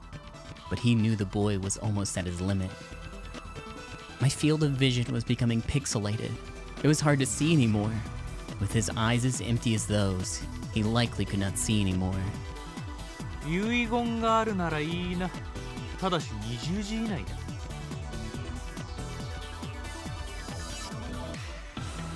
Tightly clutching the next stake, Sua was talking to me as if he already won. Tightly clutching the next stake, Sua was talking to Takumi as if he had already won.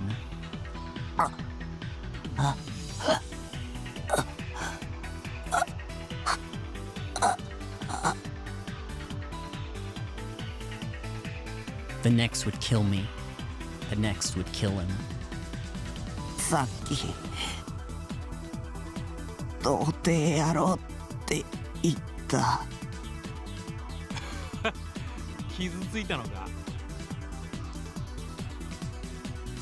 Using his voice in the distance as a guide, I glared in Sua's direction. Though the light of Takumi's eyes was soon to die, he glared in Sua's direction all the same. これが最後の一本。信仰の救いはお前にはやらねえよ。I could sense the air tearing around the stake that Sua had hurled. Sua hurled the stake he had been holding. 知ってる。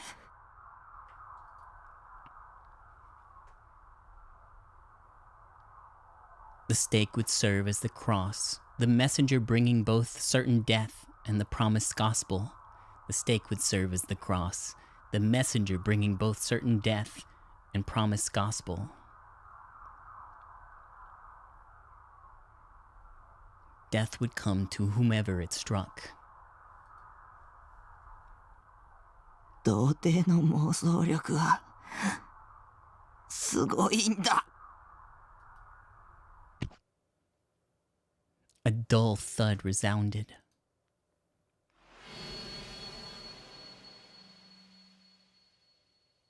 The stake had deeply penetrated his forehead.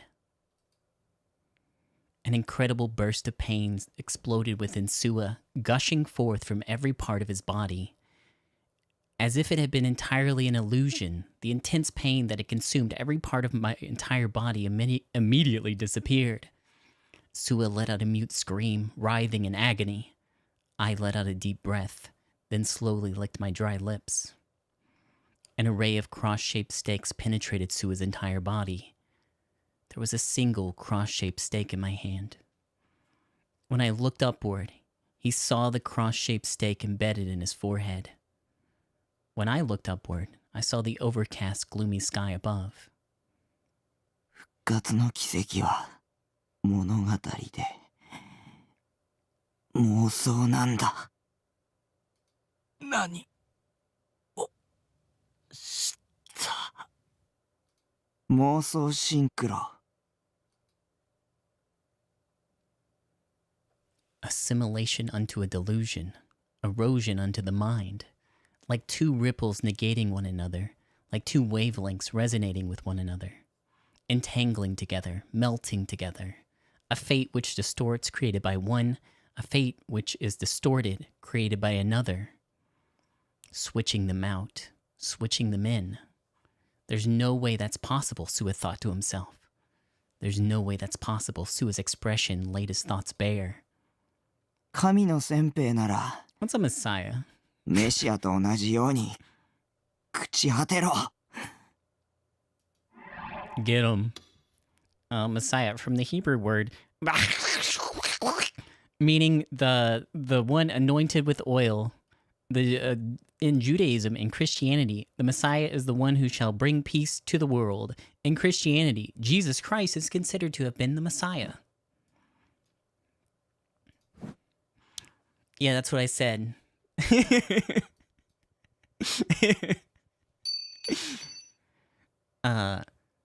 Takumi, Takumi tossed the stake away. I tossed the stake away. Color was quickly fading from Sua's field of vision. Light was quickly fading from Sua's eyes. それと僕は救いなんかいらないよ。Sua could no longer reply. Without falling to the ground, he breathed his final breath. I made my way back to the station. Kozupi's eyes were wide and her mouth hung open. She was completely stunned. Seeing all that must have really surprised her. Her leg was covered in so much blood it was hard to look at. コズピー、大丈夫？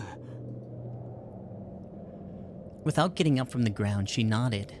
It didn't look like she was able to stand on her own. Her shimmering eyes looked up at me. たくみさん、今何が起きたの？ Kozupi, you're talking out loud. あ、本当だ。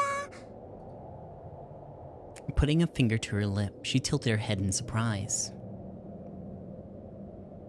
But she seemed to forget about it pretty quickly after that. 童貞さんの妄想力はすごいの？すごいよ。 Senna once told me ignorance was a sin, but I don't quite agree with that. Not knowing things goes hand in hand with delusions. The less you know, the more your delusions can grow and surge, to the point of infinity, really. Therefore, if you already know and have experienced everything, there'd be nothing left to fantasize about. And if there's one thing virgins definitely lack, it's experience. So it only makes sense that their delusions are the best around. Speaking of Senna, where was she? I searched the dimly lit platform for her. She was standing at the edge of the platform, hanging her head, and at her feet 畑野さん。 was Hatano Ise, lying in a pool of his own blood. He showed no signs of moving, leading me to realize he was already dead. I was too late. If anyone was going to know where to find Noah 2, it would have been him. ノア2 Yo, what's up, Adam? 渋谷駅のすぐ横にある。 Oh, yeah? As if she'd read my mind, with her eyes still aiming down at Hatano-san, at the corpse of her dead father, Seina began to murmur something. この男が死ぬ間際に私の心に伝えてきた。渋谷駅の東口、ビルの屋上にある今は閉鎖されたプラネタリウム。 Oh, cool. そこにノア2がある。どうも。 I wasn't sure if I should have said something to her or just stayed silent. She hated her father, enough to want him dead. And even though her wish had come true, from where I stood, she looked miserable as could be. くそ。 That's right, brother. Hang on to those delusions. Don't let them go. 私をかばって。それで罪を償ったつもりか。 You'll become a wizard when you're 30.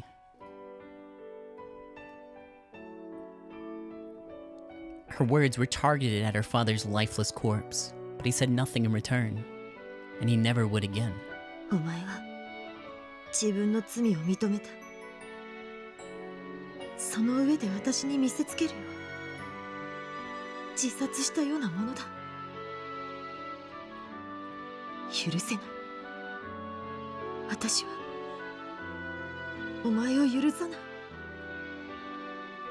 セナさん、心が泣いてるの。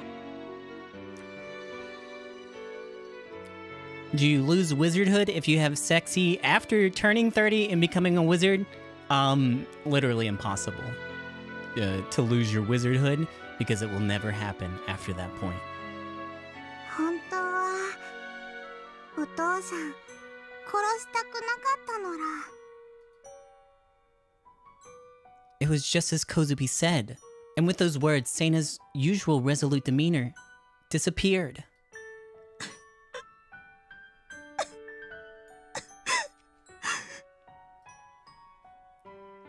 Her shoulders trembled. Heartbroken, she fell to her knees. どうして生きて罪を償おうとしないんだ。 Yeah, what the fuck, dude? 私を一人にするんだ。どうして。 セナ。 西条、お願い。 Senna raised her head. The teary expression on her face now was nothing like the stern one she always wore. ノア2を壊して。 Suffering from a terrible grief, she spoke with the fragility of a girl who had just lost the only family she had left. 僕を殺そうとしたくせに。君のお願いなんて聞く義理はないよ。匠さん。 Turning my back towards Seina and Kozupi, I began to march down the tunnel to Shibuya Station. Before me were two giant gaping holes. A deep darkness stretched deep inside both of them. Passing through them would be the quickest way to get to Shibuya Station. 僕は Through the big gaping 僕の目 holes. 的のためだけにノア2を壊す。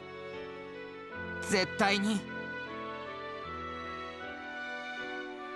I had a feeling that Senna said something after that, but I wasn't listening anymore. Yeah, whatever.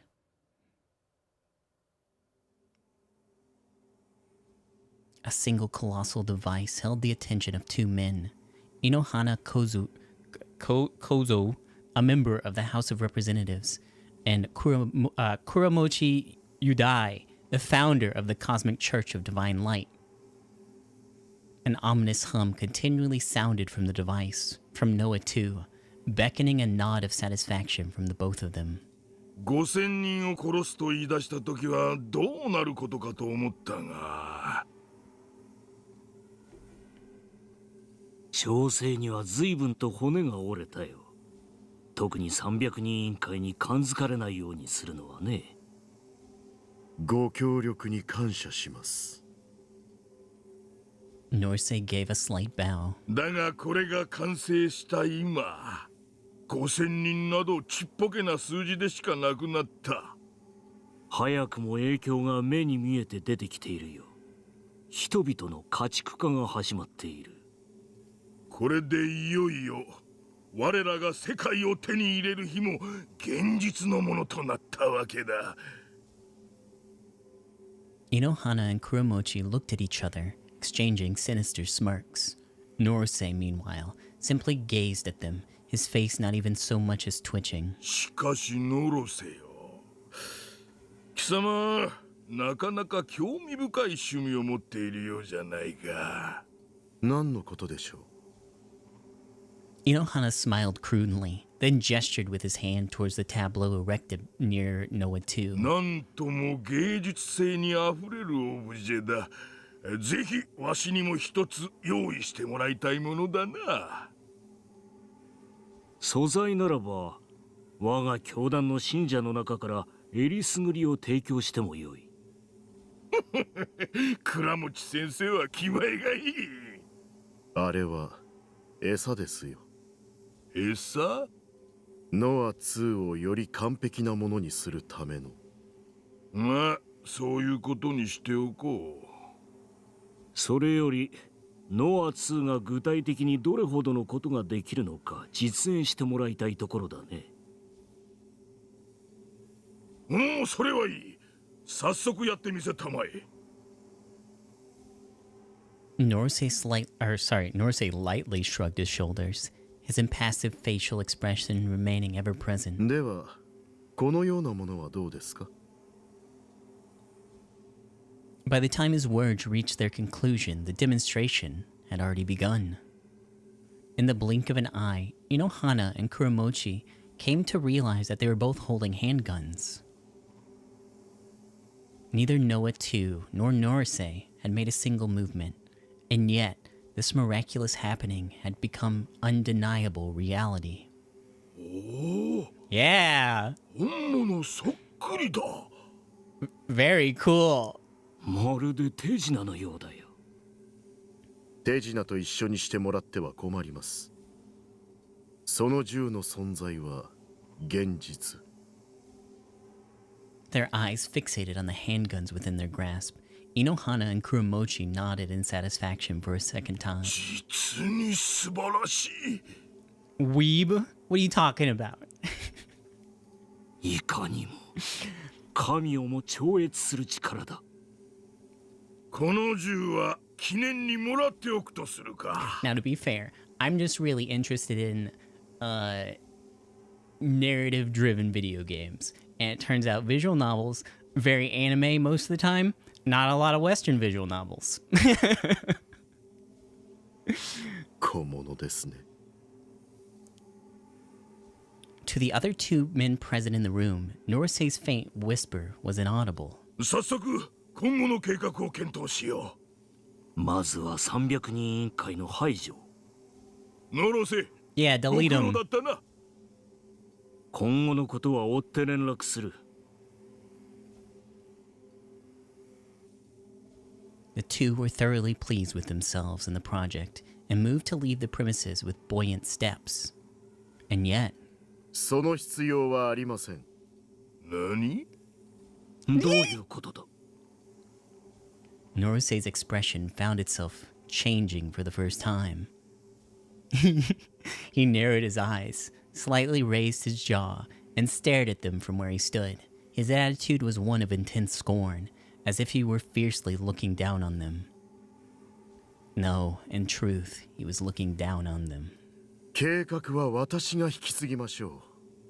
ただし、あなた方の考えているような低俗な目的ではなく。 I love Disco Elysium. It almost actually ended up getting a restream recently. I pushed those thoughts aside though, and it didn't happen. One of my favorite games. Norosei's tone remained civil and polite. Beginning to understand what exactly he was conveying, the two men naturally became infuriated. 貴様、裏切るのか？ What are you gonna do? 神にでもなったつもりかね。 300人委員会が黙ってはおらんぞ。お二人も300人委員会のメンバーでありながら反旗を翻そうとしていたではありませんか。 Norosei's eyes watched them carefully, and housed within them was raw, unending contempt. His gaze was cold as could be. It was as if he was being forced to study two monoliths of pure rotten filth. His gaze conveyed a very particular meaning, one that revealed that he had only been using these two from the very start. これは全て予定通りの行動ですよ。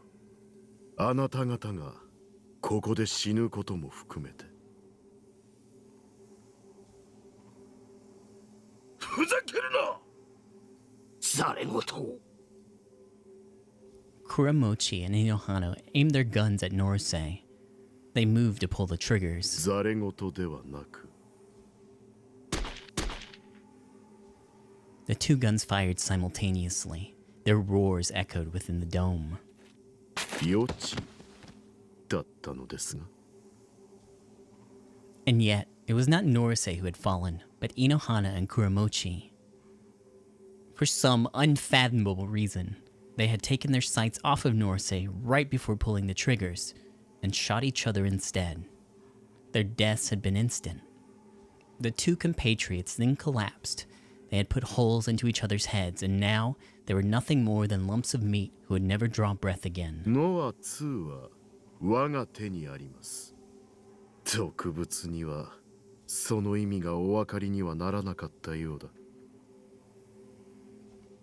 Norsei's demonstration had been about more than simply showing off guns. Its purpose had been to make the two men mistake each other for Norsei and take their own lives in the process. That was the real demonstration. And with the power of Noah 2, it had been beyond trivial to perform. Next, Norsei turned towards his tableau. Affixed there were the figures of Sakihara Rimi. She had begged Norsei to let Nanami go, and thus she had been taken hostage in her place. Due possibly to the mental attacks of Nanami, Rimi's energy had long since faded, leaving her head pointed towards the ground as she hung affixed.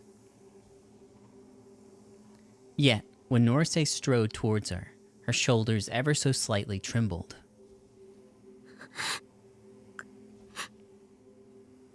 自分の手を汚さずに卑怯なことばっかり。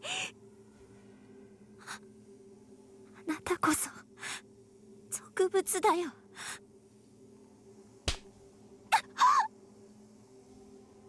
The back of Norsei's hand had struck her cheek. Following this, he grabbed Rimi by the jaw and forced her to look at him. Even though nearly all life had left her expression, even as she desperately fought to keep her eyes open, her glare flared with an ardent blaze directed solely at Norsei. なぜ西条匠に助けを求めないのです？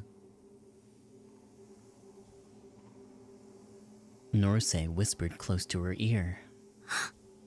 彼を巻き込まないで。どちらの彼のことを言っているのですか？二人とも。だよ。私としてはどちらか一人で十分ですがね。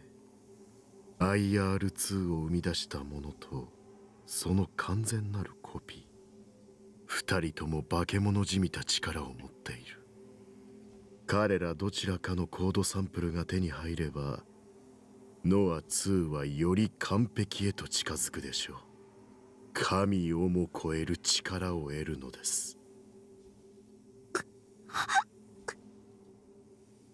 Rimi lowered her eyes in anguish. He fiercely tore away the hand that had been holding her jaw, and as his gaze rose up to Noah 2, a smile formed from the corners of his mouth. さあ、呼びかけなさい。どちらでもいい。私は歓迎しますよ。Rather, that was exactly what he'd been waiting for. After surmounting all of Norsei's trials devised specifically for him, Nishijo Takumi would arrive in this very location.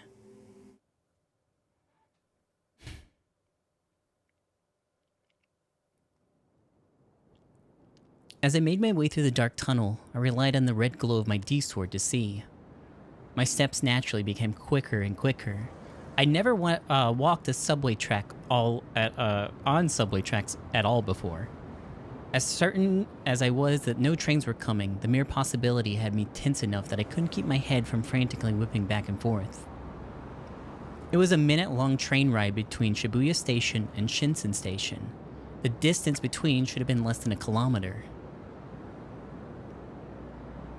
Luckily for me, the tunnel in the Inokashira line didn't have too many cave-ins, so making it to Shibuya Station shouldn't have been the worst thing ever. But something was still weighing on me. Kazupi had warned me about something before we parted ways. たくさんのぐもぐもドロドロっていう意識がね、待ち構えてるのら。コズピ Oopie gloopy ploopy. 力になれないけど気をつけ Hold on. Oopie gloopy ploopy. Yep. Okay. てね、たくみさん。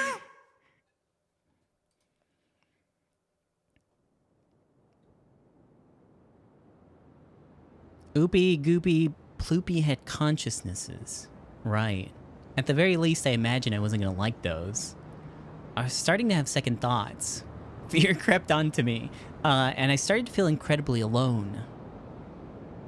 Making my way through a pitch-black tunnel all by myself, a tunnel in which something horrifying was apparently waiting for me. How could I not lose my nerve? Whispers in the back of my mind urged me to leave the tunnel this instant, to find a way to Shibuya Station on the surface. But I didn't have that kind of time to lose. So in order to destroy any remaining fear I had, I thought of Rimi's smiling face. I thrusted my D-sword forward to illuminate the tunnel ahead of me. Problem was, its red glow only made my feelings of anxiety and foreboding even worse. Suddenly, something felt off.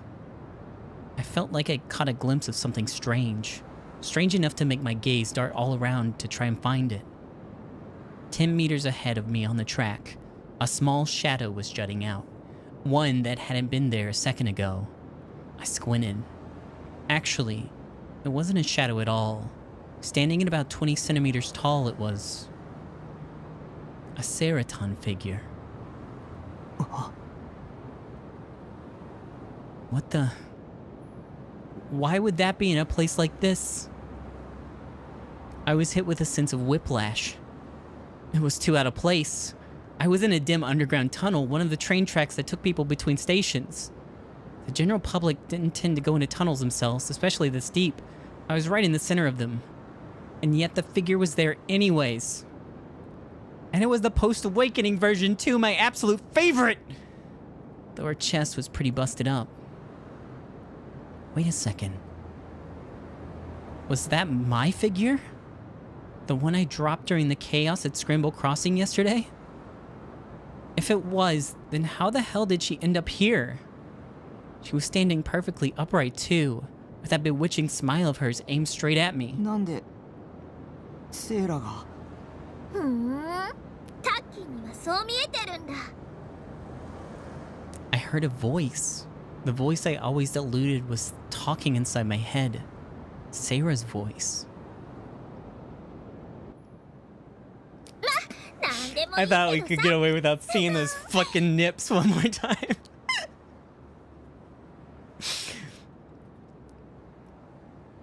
It happened in less than a second, faster than I could even blink.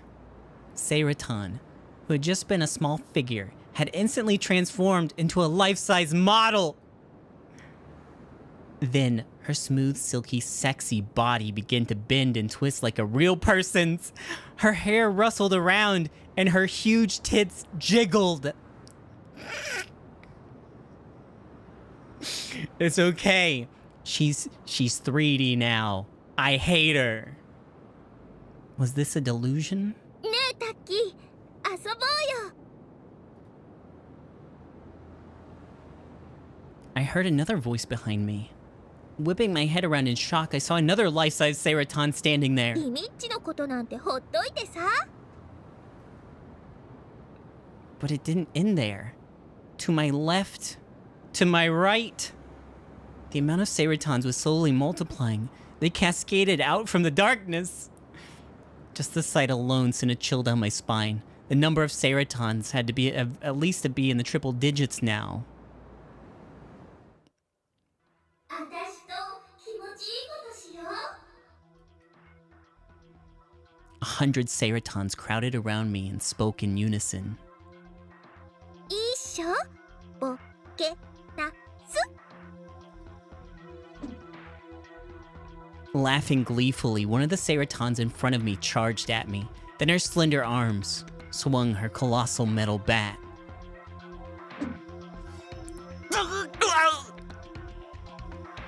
The impact was definitely real.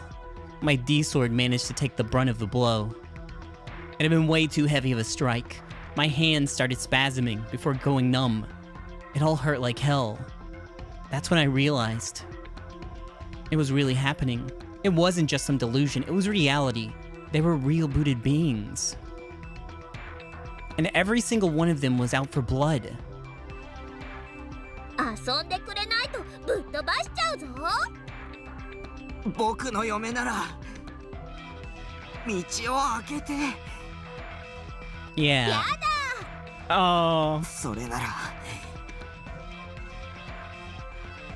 I'd have to brute force my way through. I retightened my grip on my D-sword. The fiery emblem on my D-sword's hilt began to burn. Even more red light began to emanate from the blade. I slashed the sword, tearing right through my waifu. The blade was weightless, smooth in how it handled. It drew whatever trajectory I wished it to. Begone! The blade bit into her shoulder before running through her body in its entirety. There had been no shred of resistance when it came to rending her flesh and bones. It had hardly taken any strength from me at all. Seira's glamorous body split in half at an angle. As her entrails piled out, she collapsed on the spot. Even her organs had been perfectly reproduced. They glittered and shone with a pink gleam. I averted my eyes. ごめんセラ。 Oops, sorry. I was gutting my favorite character with my own two hands. As an otaku, this was the hardest thing I'd ever have to do. But still, I couldn't give up here. 強い強い。さすがタッキー。そんなタッキーが好き。もっと気持ちよくして。遊ぼうよ。めちゃくちゃにしてあげる。楽しい楽しい。 Suddenly, each and every one of the Seiras started speaking independently of one another. The flood of voices threatened to swallow me whole. I have to quit thinking about them as Seira. That was what I had to tell myself, and so in order to keep moving forward, I swung my sword at the Seiras blocking my path. どいてよ。 Rending the darkness. With a single horizontal strike, a red beam blazed across the tunnel. The four Ceratons standing next to each other instantly turned into corpses. Another one grabbed me from behind. She wrapped her arms around my neck in a chokehold. Her large, supple boobs pressed against my back. Another Seira tried to mount my leg, and I quickly punctured her in the face with my D-sword. A cleanly cut molten hole formed where her smile had used to be. It was hard to breathe. My neck was being constricted. I was on the verge of suffocating. 浮気しちゃダメ。 Another metal bat was coming right at me. I managed to writhe around enough to change positions, and now my back was facing it. Oh! I felt Seira's body shudder, and her grip on my neck weakened. リミッチのことなんて忘れて。 I shook her off my back, and when I whipped around and swiped with my D-sword...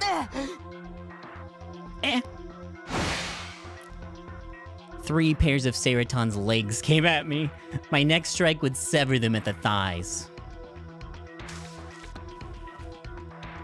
The three of them plunged into the ground in perfect harmony. I stepped on top of their backs. 強い男って好き。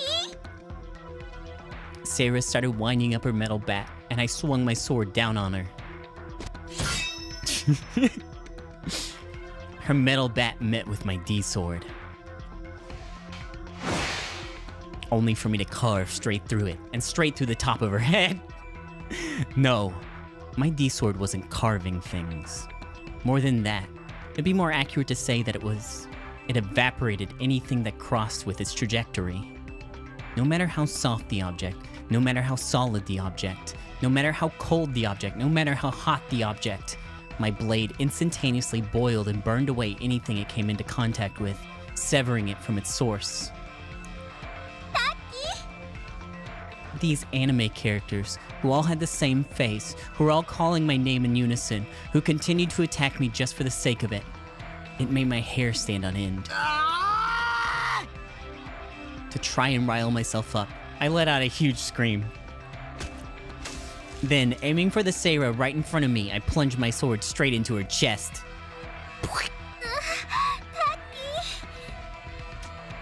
Sarah grabbed onto my D-sword, and almost that exact same second, her hands evaporated. 熱いよ。 The fuck? I lost all words. Dread began to climb up from the depths of my body. Chills ran down my back. My entire body stiffened. This wasn't Sarah. Sarah would never have turned against me. タッキーのボケなす。 Oh! I heard the sound of several of my ribs being pulverized. I even felt the bones in my right arm creak, letting out a dull sound as they did. The blow resounded within my body, and then the sheer impact sent me flying. I smashed into a wall. My head collided directly with it. Dead. My vision warped and wavered. 腕組みしよう。 She rapidly swung her metal bat down on top of me. I was getting bludgeoned. My left arm was minced from the elbow down. Even the concrete in the wall was dented from the blow.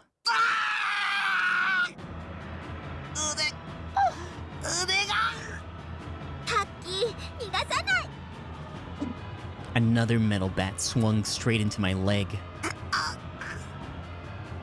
All strength left my right hand. The slightest movement caused a severe pain to scream out in my brain. But I ignored it and swung my D-sword. I cleanly severed the oncoming metal bat, but the pain of doing so forced a groan from my mouth. I came within arm's reach of the Sarah in front of me, impaled her torso with my D-sword, and tore my way through her. Her blood splattered my hands. Despite being just an anime character, her blood was incredibly warm. My mind went numb. Pain was all that ruled me now. I wanted to lock it all away, but I couldn't. As long as this pain endured, I would never be able to.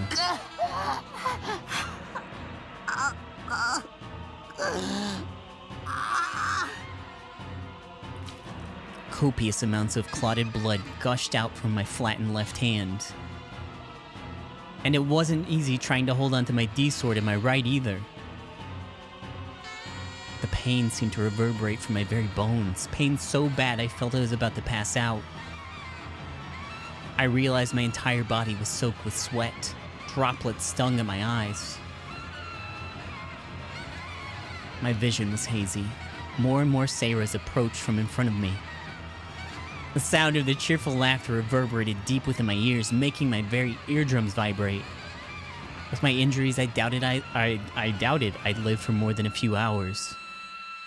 That thought had suddenly come to me, but it didn't really matter. I was just a delusion anyways.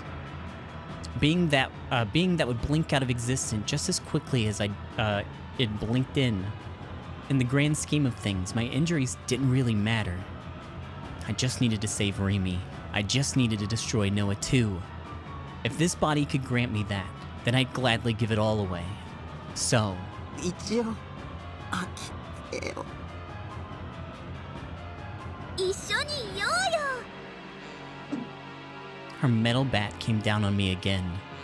I figured I'd be able to avoid it, but the fatigue and pain slowed my reaction considerably. I was struck right in the temple. I could feel its enormous spikes tearing into my skull. The world shook. My vision went black. Came not even on the screen. My vision went black. Things became, oh no, right here it is. I didn't make it up. Things became even darker than they already had been, and I could no longer see anything at all. I tumbled over, and as I tumbled, my mind went to my right hand. It was exploding with pain, but I was able to reaffirm that my D-sword was still there. I swung out my flattened left hand in an attempt to regain my footing. An exposed bone collided with the ground. An impact akin to an electrical shock ran through my entire body, causing me to black out for a second, but I regained consciousness soon after. Exponed. My vision came back to me. I started to raise back up.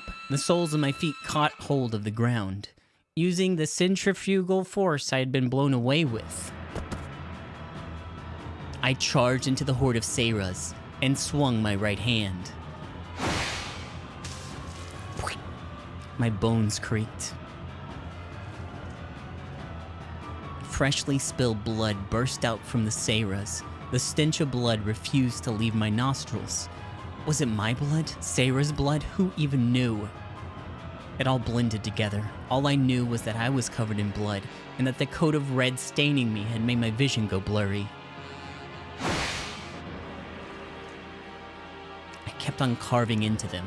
Who even knew just how many I cut down at that point? When would it end? In my mind, it was as if she was multiplying infinitely. Seira clung to my right hand. I swung both her and my D-sword around. But she wouldn't let go. Instead, she bent my arm backwards, in a way it wasn't meant to go.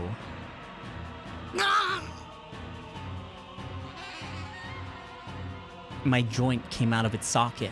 All strength left my arm. My D-sword hit the ground. Nausea welled up in my stomach. I coughed and sputtered violently. The taste of blood spread through my mouth. I was pretty sure my shattered ribs were puncturing my internal organs. Any and every kind of pain was eating away at my body.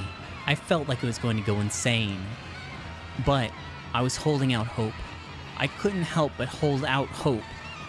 I wanted to be set free, but I knew very well how impossible that was. So my hope was more wishful thinking than anything.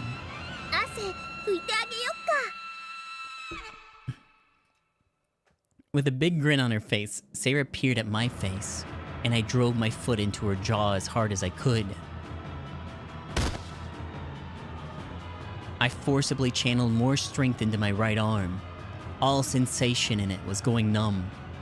I felt as if my nerves were burning to a crisp. My entire body was boiling. And now the pain in my bones was rippling not just through my arm, but through my entire body. I was on the verge of shattering to pieces. Then I heard something that sounded like the growl of a beast. For a moment, I wondered whose voice it was, only to realize it was my own. The fingers on my right hand faintly shifted. I grabbed my D-sword and conjured a delusion. I pictured it being bound with a cord, and it instantly became real. The sword was secured to my hand with a cord. I needed to move, to get to where Rimi was, beyond this darkness. タッキー、どうして私と一緒にいてくれないの？ I sputtered out the blood that had gathered in my mouth. I was surrounded by heaps of Seira corpses lying on the ground. Other Seiras kicked past them on their way to me, producing ripples in the puddles of blood. I slowly shook my head. だってセーラは I gritted my teeth. アニメじゃないか。 Yeah, you're just an anime character. The very next second, every single Sarah morphed into 2D. The ones who were standing became life-size cardboard cutouts. The corpses lying on the ground became covers for body pillows. They had all returned home, back to the realm of 2D. Not a single one of them moved anymore. チリはチリに帰らなきゃ。僕も後で行くよ。And something of a moment of silence for the girls. I briefly hung my head over the wreckage. In the back of my mind, I was thinking that the gory, blood-stained Sarah body pillow covers definitely wouldn't sell well. I was on the brink of passing out, but I managed to stave it off by biting my lip hard. And then I started walking through the dark tunnel once again. Well...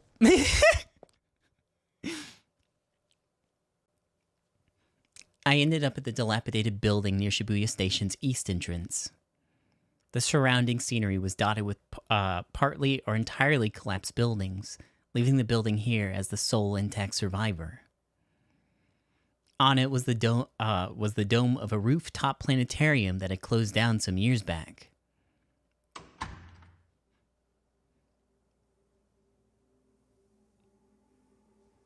Wheezing my lungs out, I ascended the deserted stairway to the top floor. I made my way through the unattended lobby into the planetarium before I took a breather at the gargantuan device that had jumped into my sight. It was Noah 2 in all its majesty, surrounded by a chilly air, robbing me of my warmth. A piece of art stood beside Noah 2. リミ。 Rimi, affixed to the art piece, slowly raised her head at my voice. Our eyes met. Her eyes shot open.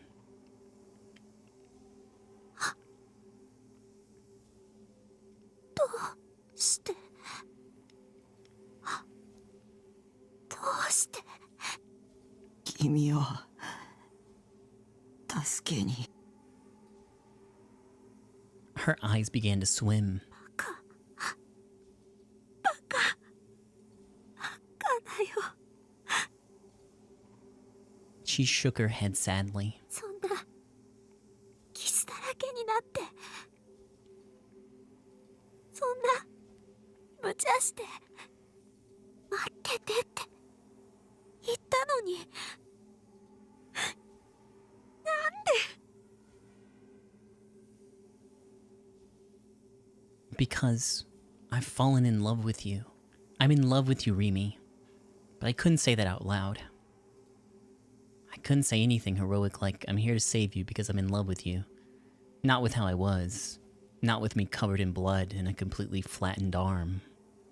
My current state was far from Prince Charming as humanly possible. If I'd said something like that now, I'd probably look creepy as hell. That put me closer to a stalker than anything, really. If I spilled my guts to her in some speech that didn't let her get a word in, I would have just put her way off. She was gonna live, and I was gonna die. Having some dead man walking convey all his feelings on a whim would have left a horrible taste in her mouth. So, I bottled it all in. リミにこれを返したくて。 My right hand was still weak. It was the hand I'd been using to hold my D-sword. Desperately forcing my fingers to move, I reached inside my jacket pocket and pulled out a handkerchief. It was colored a gentle vermilion. Whether that was its original hue or due to my blood staining it, I didn't know. Rimi had given it to me. Though its floral aroma had long since expired, that handkerchief was one of the, several precious memories she'd given me. 僕は君をここから助け出してノア2を壊してこのハンカチを返すんだ。That was all I was capable of doing. And if I managed to achieve it all, I could die with no regrets. Besides, there wasn't much else I could do. In my mind, every sense of mine had gone numb a long time ago. I imagined that the reason was because the pain was so severe, my brain had no choice but to start blocking the sensations, transmitted by whatever nerves were responsible. I could barely move. My arm continued to bleed. My vision was blurry. I was incredibly cold. I had a feeling that if I wasn't careful, I'd lose consciousness right then and there.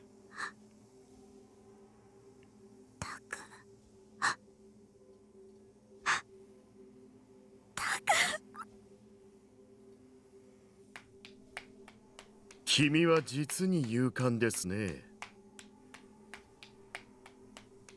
You still clapping, dude? Stop. Stop clapping. A towering man emerged from behind Noah 2, Norase Genichi. Facing me, he clapped sarcastically with no clear expression on his face. しかし、致命的なことが一つあります。行動原理が感情に根ざしているということです。それは野蛮人のすることだ。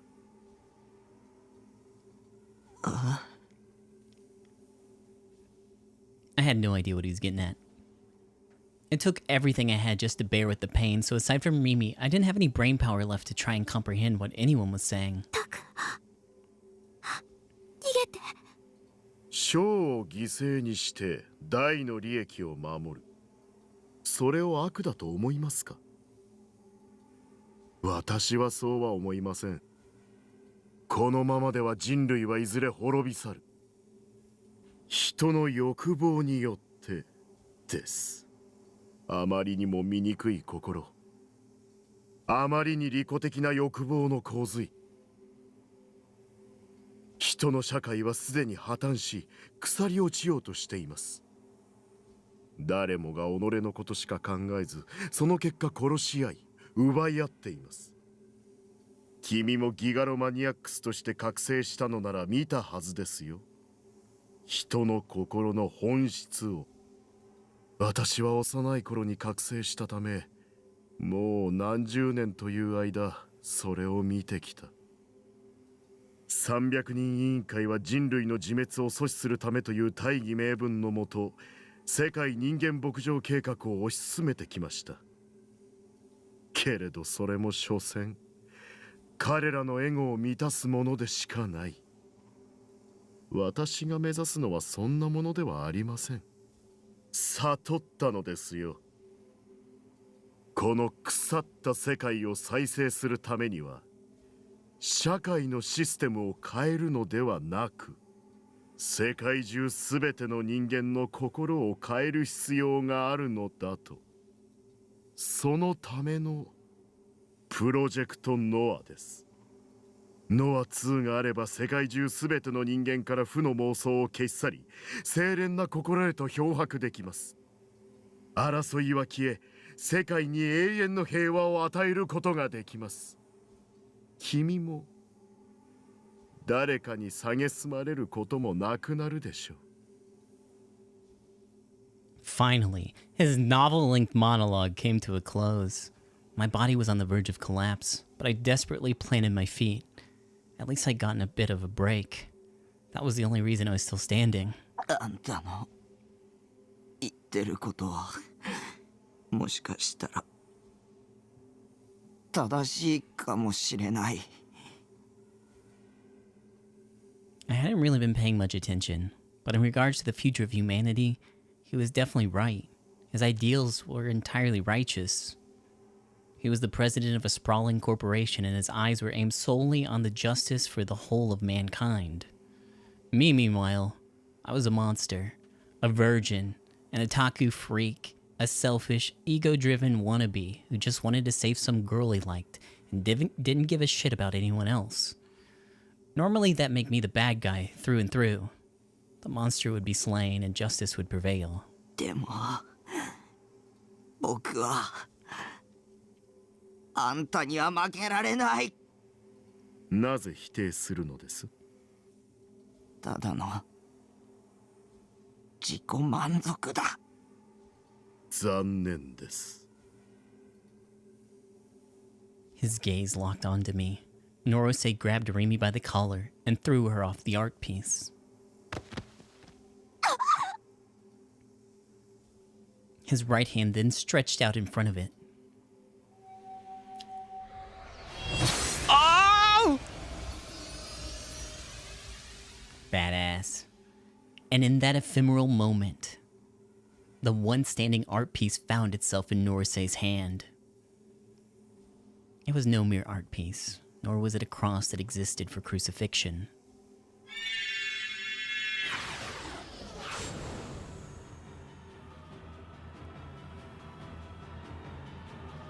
It was a D-sword.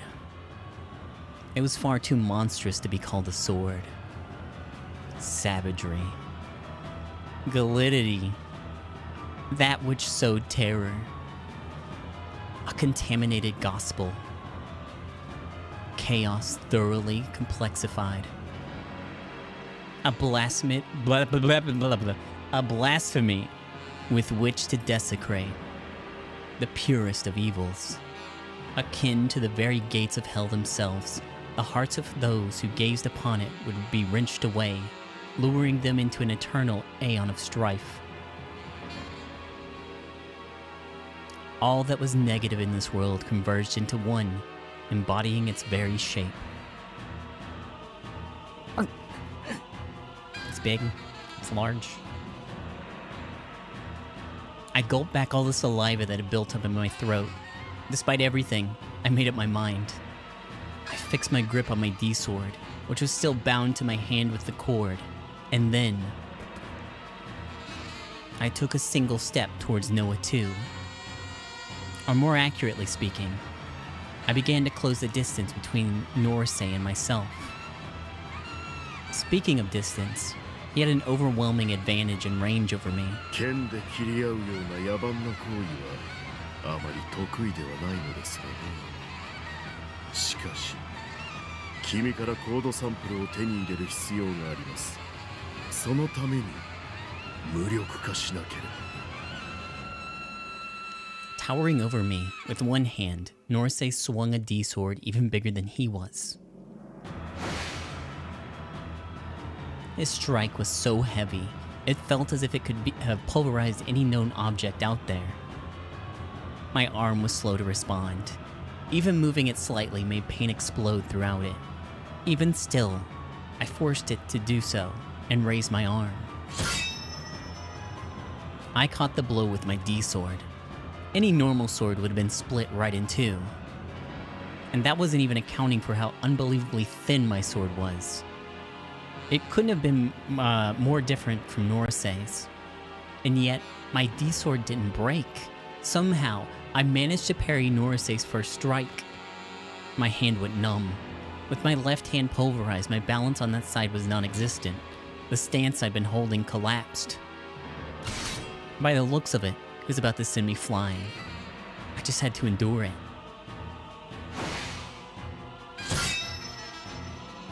I connected with Norosei's second blow. His recovery between strikes was way too fast. Don't be misled by how his sword looks. That's what I told myself.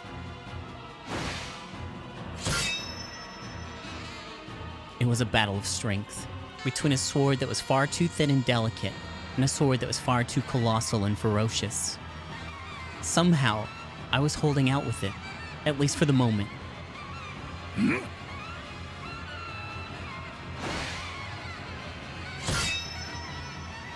4 times now. 4 times had our blades crossed. But this time, the position of Norosei's hand began to change. It looked like he was clutching the guard of the sword now. And then his sword began to writhe. Letting out an eerie noise, its malleable mechanisms groaned. The blade's edge then split into 2, opening into a pair of scissors. That was then thrust towards my very chest. Huh? That alteration. Right then I came to realize it would mean the end of me. Snarf, no! I countered, swinging my sword down in front of me. But I was too late.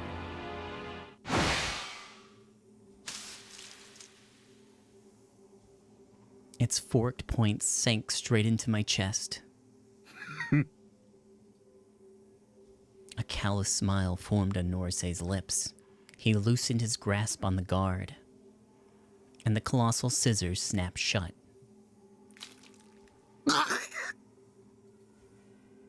My chest, my ribs, and my lungs were all devoured. I desperately stumbled back. And right when I did that, Norisei swept his arm straight across. My own fresh blood danced before my eyes. Pain spiked throughout my entire body. Even though my senses were supposed to have been numbed, I was on the verge of screaming out with whatever remained of my lungs. But even so, I clenched my teeth and endured it. My chest had been thoroughly minced. If not for stepping back when I did, it would have hit my heart. Massive quantities of blood continued to spray out.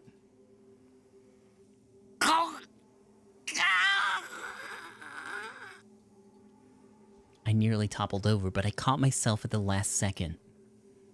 I can't die here. I didn't come this far just to die. I ignored Norisei. Instead of him, I approached Noah 2 and Remy, the latter of which was collapsed on the ground. It took every fiber of my being, but I did it all the same. Raising her head from the ground, Remy looked in my direction. She was likely exhausted. There was no way her body had any strength left. As fatigued, or maybe just my injuries, continued to wear me down, my vision grew blurrier. I wasn't sure what sort of face Remy was making as she looked at me. I didn't meet her gaze. I couldn't bear for her to see me like this, bloody and beaten to a pulp. That was the sole, minuscule bit of pride I had left. Even on my deathbed, that was where I drew the line. I advanced towards Noah 2. My D-sword was already within range. Oddly enough, Norisei stayed behind me, ignoring that I was leaving him behind.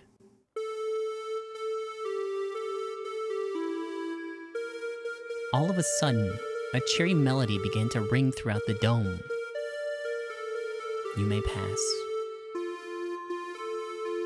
Noah 2 towered over me. The sound emanating from it became even more shrill. Deep within all its majesty, I sensed something incredibly strange and enigmatic moving around. For a split second, I flinched. Albeit slowly, I managed to take a stance with the blade at my hip. I aimed toward Noah 2's nearly organic-looking tube-covered exterior and bulldozed it with my D-sword.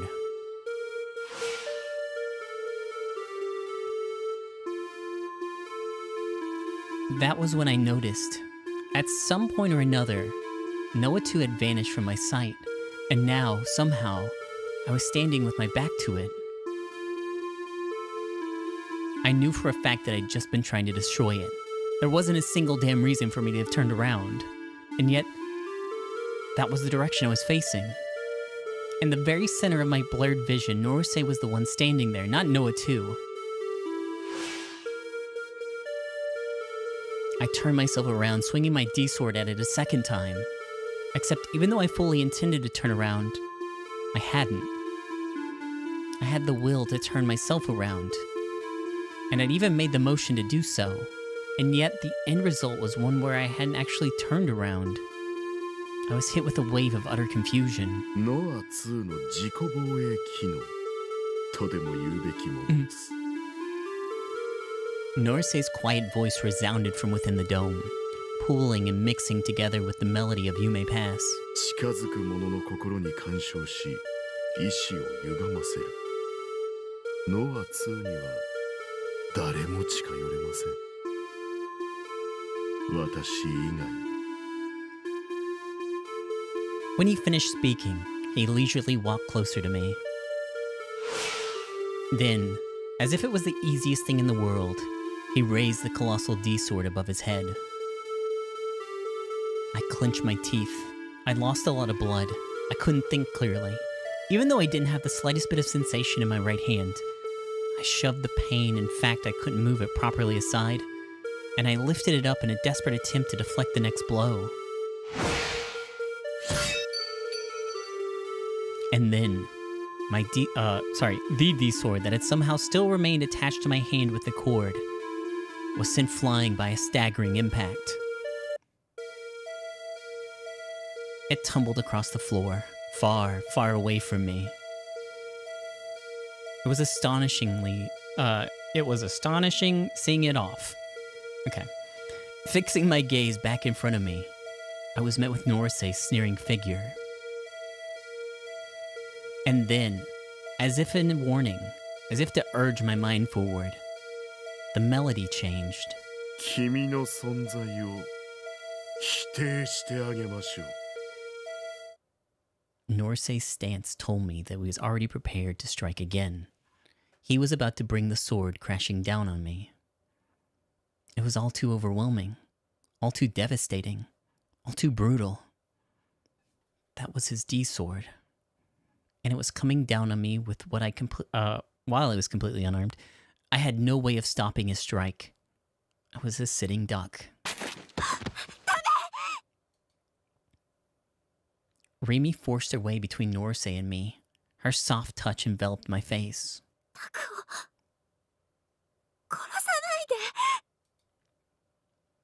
I felt Remy's chest. She had wrapped her arms around me almost like a tender embrace. She was protecting me from Norsei.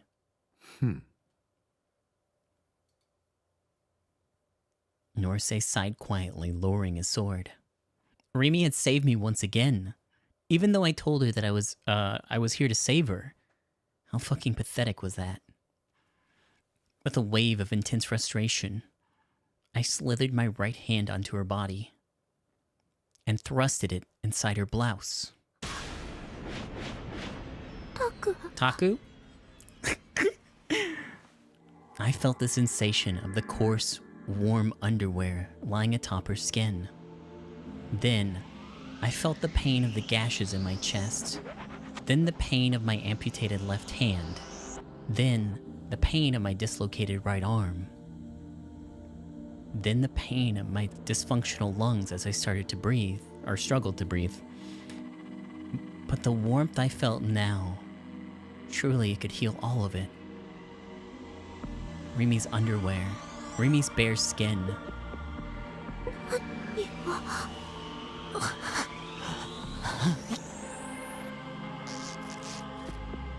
I tore off the buttons on her blouse. I ripped away the clothing that was keeping her hidden away from me. I exposed her bra. I grabbed her tightly, right through her bra, reaching her ample breasts. Ow. With my blood-smeared right hand, I squeezed her. I rubbed her body with my blood, her bra, her bare skin. I felt its elasticity, such soft, tender skin. Remy writhed around in an attempt to escape. I grabbed her tightly and didn't let go. I plunged my face into her breasts. Her skin was so velvety, so comfortable, that it was drawing me in. Then, with my free right hand, I began to grope beneath her skirt. Hey, what's up? Did we press green? This is the ending you get from doing too many crates. No.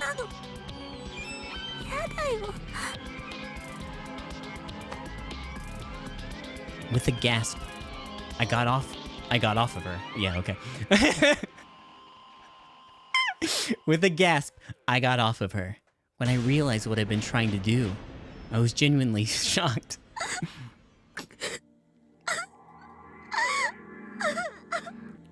Got off of her, not to her. Even though I'd gotten off of her, Remy tightly clutched her chest and continued to sob sadly. But she'd been protecting me. Why had I done that? Why the hell had I done that? Especially at a time like this. Why was I the one making Remy cry? 本当は先畑リミを犯したいんでしょ。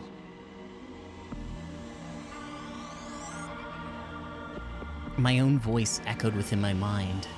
Shocked, I swallowed back my saliva. What was so shocking to me? The fact that he was right? Because he'd seen through me? But who was he to begin with? It was my own voice, my inner voice, my true nature?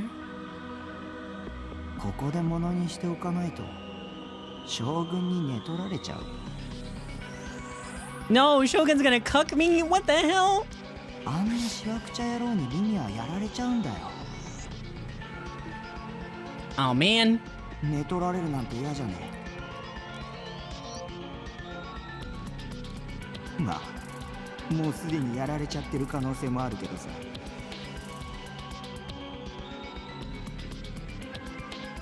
My true nature continued whispering to me. Stop it.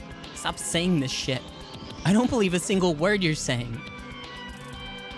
I couldn't cover my ears even if I wanted to, considering my lack of left hand.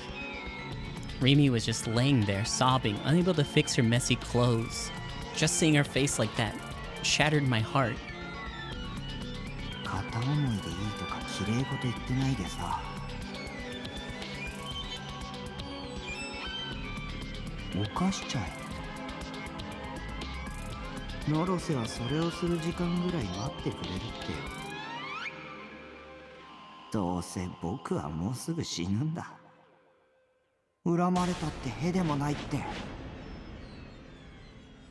やりたいことやって死のうよ。僕のこのかわいそうな境遇ならここでちょっとひどいことやったってしょうがなかったで許されるよ。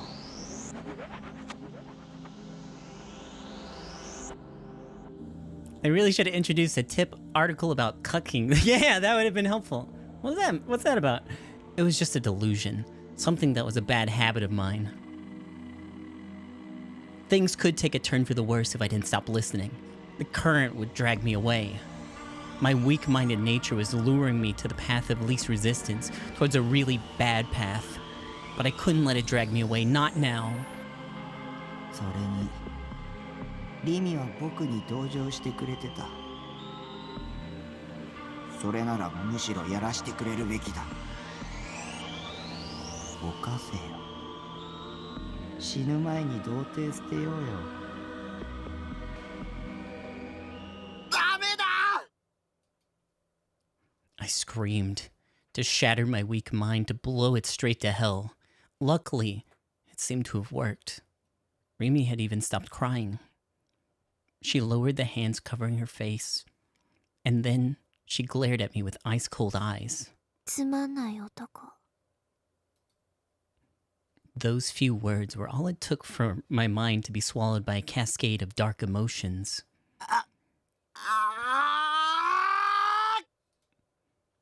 And as I swung myself at Rimi,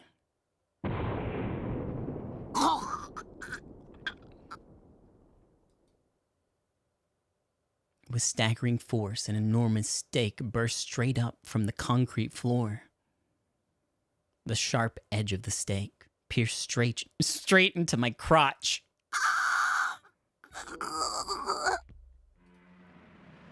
I couldn't comprehend what is going on. My legs were floating in the air. Even if I wanted to run away, I couldn't. The stake gradually tore its way farther and farther into my body. It was excruciatingly painful, but not enough to kill me. The stake continued to grow, lifting me a whole meter into the air. Any form of movement sent a jolt of pain through my groin. I was completely unable to move. Someone save me. I cast my pleading eyes down towards Rimi. But without even looking at me, she walked straight into to Norsei's side.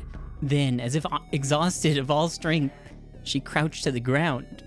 Both Norsei and Rimi simply stared at me, at the mortifying display. Neither of them had any form of expression as they watched. Neither of them had any interest in saving me. 知っていますか？かつて拷問刑として串刺しは世界中のあちこちで用いられていました。この拷問の特徴は死ぬまで3日ほどかかるということです。自らの体重によって徐々にその杭は体に食い込んでいく。ポイントは杭の先端はそれほど尖らせないことです。それにより臓器を傷つけることがなくなり、死ぬまでの期間が伸びるわけです。最終的に杭の先端が口や肩から突き破れば処刑は終了。見守っていてあげますよ。3日間。あなたが死ぬまでね。彼女も同じ考えのようですし。Remy nodded in response to his words. もっともその前に胸や腕の傷のせいで失血死に至る方が早いかもしれませんが。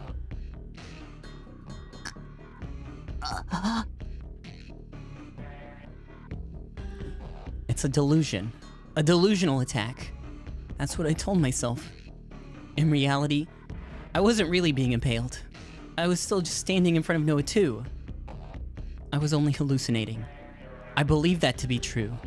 I had to believe it. 3 days. 72 hours. 4,320 minutes. 259,200 seconds. If I can endure it for that long, the delusion will end. It has to. If I just sleep for a bit or pass out, it'll go by a lot quicker. Those were my thoughts. But I couldn't do either of those things. The pain wouldn't let me. And that was exactly what made this such pure, unrelenting torture.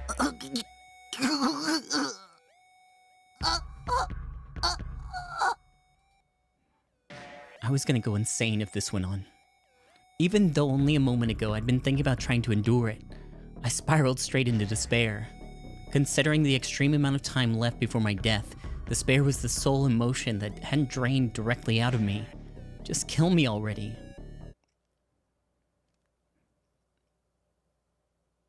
How much time had passed? I didn't see a clock, so I had no clue.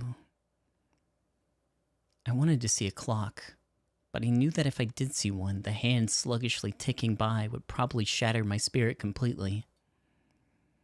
I clenched my teeth. Sweat was oozing off my body in droves.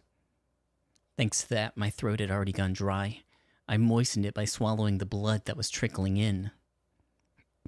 Inside my body, I could feel the stake continuously shoving aside my internal organs as it wedged itself deeper into me. I could feel it very clearly. Like a countdown to my inevitable death. Soon enough, it arrived at my minced chest. After that, it pierced through my throat. It skewered me straight through the mouth.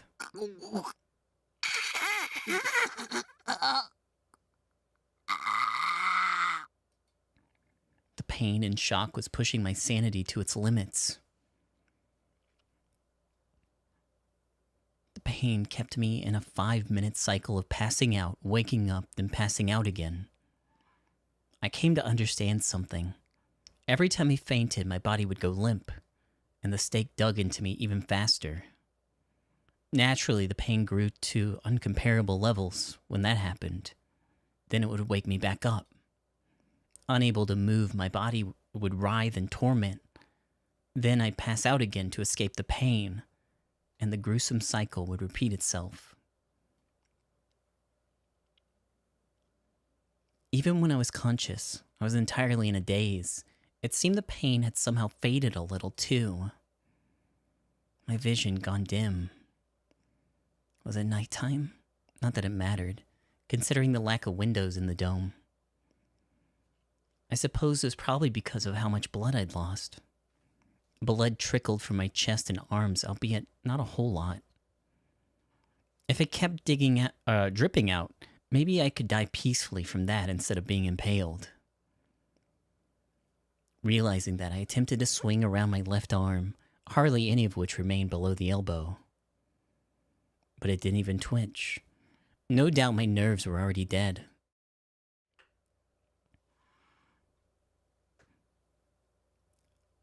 Where's the fui fui fui? This ain't no fui fui fui. Ah ba ba ba ba. A boo boo ba ba ba ba boo boo bo. A bi bi ba ya ba ba ba. A boo hee hee hee hee hee. There we go.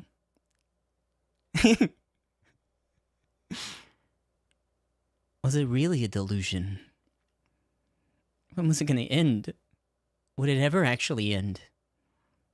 What made me believe that it was a delusion to begin with? How could I know if it was a delusion? What if it was all reality? If I endured it, I'd just die anyways. Enduring it didn't mean shit, but I was enduring it anyways? That was stupid. Only a dumbass would do that. I was an idiot. Die. Not ha ha ha, KYS kind, no. Actually fucking die. I should die right now. I was so sick of all the pain. I was sick of all the suffering. Bite your tongue off. Do that, and you'll be at peace soon after.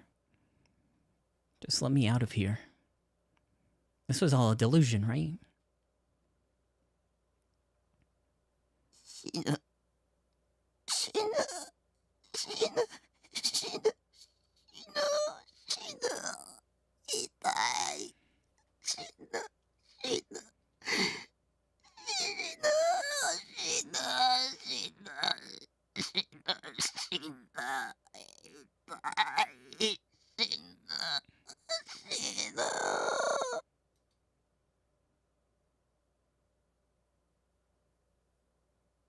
My chest continued to hemorrhage. I couldn't breathe. No matter how much oxygen I tried to suck in, my throat would only make a stupid wheezing sound. I looked down only to be met with the stake peeking through the holes in my chest. Struggling for oxygen, as my mouth flapped open and shut, I violently vomited out blood. The fact I was about to die brought me peace of mind. そろそろですね。 It was Norosei's voice. The bastard was right in front of me. But I couldn't see him. In fact, I couldn't see a thing. Being impaled had left me in so much agony for so long, I'd completely forgotten about both him and Remy.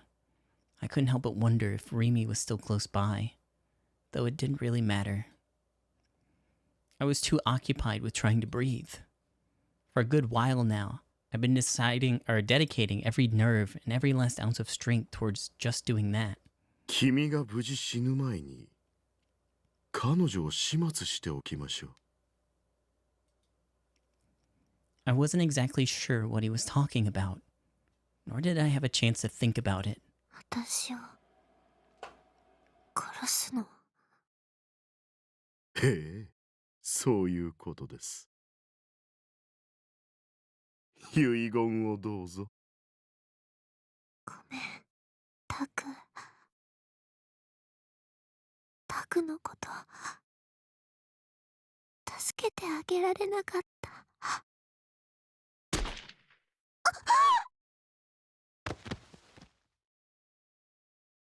I heard Remy's final scream, then the sound of someone toppling over. I imagined that Remy had just been shot and killed. I didn't feel a single pang of emotion. Something else took priority. I returned to working on breathing. And then, I felt shock at how I'd done that. What was the meaning in any of this? Why did I struggle so hard to keep on breathing? Wasn't it just too much? Something hot steamed down my cheeks. Streamed, not steamed, streamed. I was probably crying, but there wasn't any way to be sure of that. I tried my best to endure everything that I'd dealt with so far, but so close to the 3-day limit, the meaning of doing so had been entirely lost. I'm sorry, Remy. I should be the one to apologize. I couldn't protect you. There wasn't any point in living anymore. I let my body go limp. The weight of that caused my body to sink even deeper. I felt a foreign object working its way up my throat. Breathing became impossible. Something was driving itself up through me. Jesus Christ.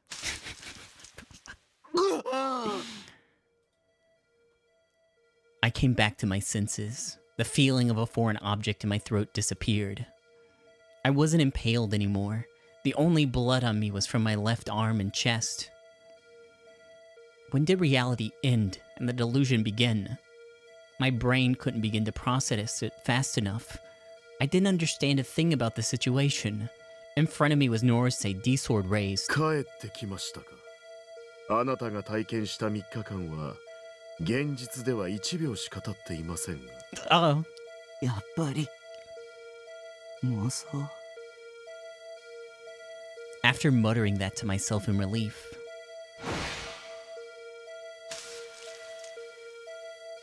Norse's D-sword flashed as flash.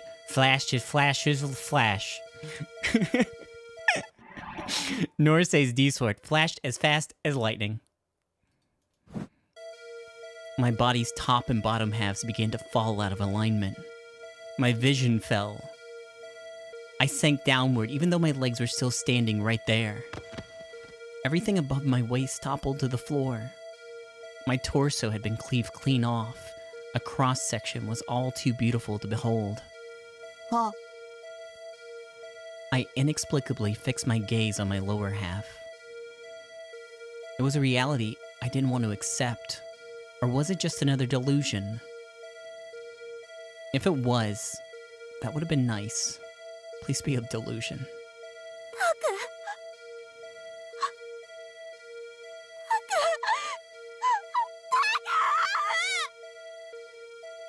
Rimi was calling me. In a voice that seemed so sad, she was calling me. その状態でも死ぬまで数分は持つはずです。 Aw, come 元 on. 医師である私が言うのだから確かですよ。その間にコードサンプルを取ることにしましょうか。 I crawled, dragging my body away with my right hand alone. I headed straight for Rimi's voice. I wanted to feel you there, Rimi. I wanted to save you, Rimi. I dragged myself forward with my right hand. Then again. I reached out. But I had no idea where Rimi was. I didn't reach her. I didn't reach anything at all. しぶとい男だ。 Crunch. I felt my bones grind to dust. Norise's dress shoe trampled my outstretched right hand. さすが化け物と言うべきですか。そのノロセの足が蜃気楼のように揺れた。床のタイルの模様がぼんやりとし始めて、天地が回転する。床と天井が逆になる。僕は天井に這いつくばっている。両断された腰からものすごい勢いで血が噴き出す。全開にした蛇口のように血が体から抜けていく。そのまま腕の傷口を通って内臓までが流れ出る。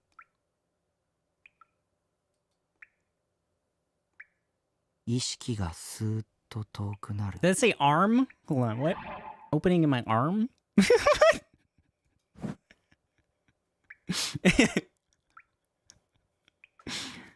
でも完全には途切れない。血だまりができて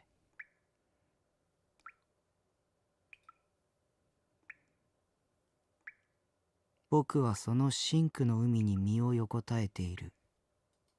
ドクンドクンと鼓動する心臓が僕の目の前に転がっていて、血だまりに波紋を作り、その波紋をぼんやり見ていたら、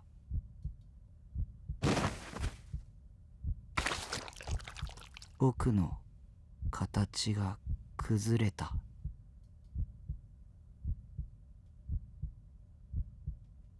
人としての形を維持できない。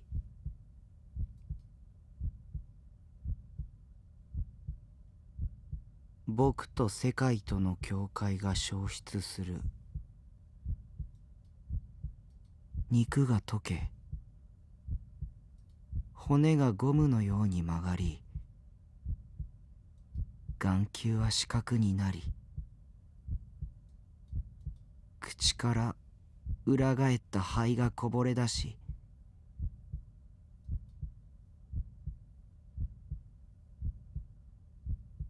神経は数万キロメートルも引っ張られ、脳はシワの一つ一つを丁寧に伸ばされ、Me too, brother. Me 体 too. はブヨブヨになる。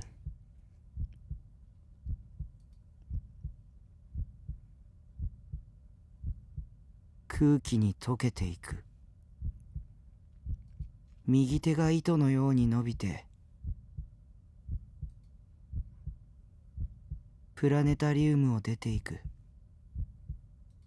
それは飴細工のように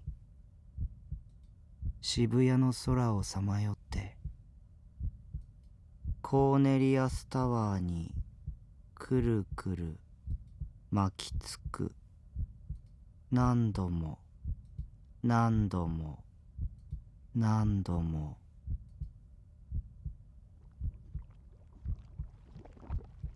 別れた足が膨れてる。ブクブクと水風船みたい。パンパンに皮膚が伸びてギチギチ音を立ててる。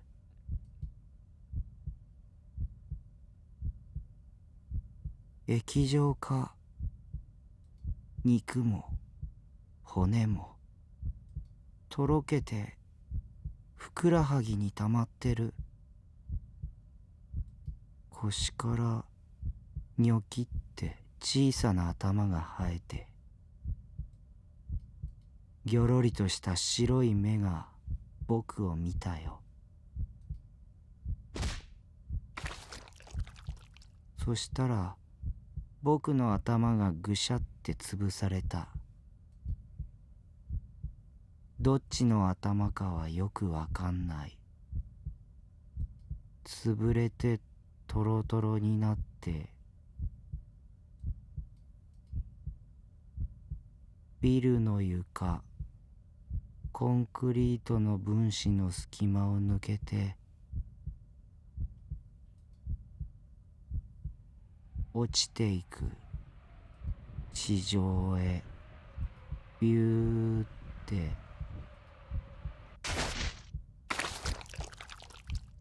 地面に作る。どろりとした脳みその水たまり。もぞもぞもごもご、ジュルジュル、ドロドロ、プルプル、ビヨンビヨン、ビチャビチャ、ぐじゅぐじゅ、 Sorry for the spoilers. ぐちゃりぐちゃり。僕は二つになる。二つが四つになる。四つが八つになる。八つが四つに。二つが八つに。四つが四つに。どんどん増えて、どんどん減る。僕がいっぱい。僕がいない。僕は何？僕って何？何って僕？僕？何？何区がナボに？ナボボにMatt. なくおな。君は妄想なんかじゃないよ。れだ。見てごらん。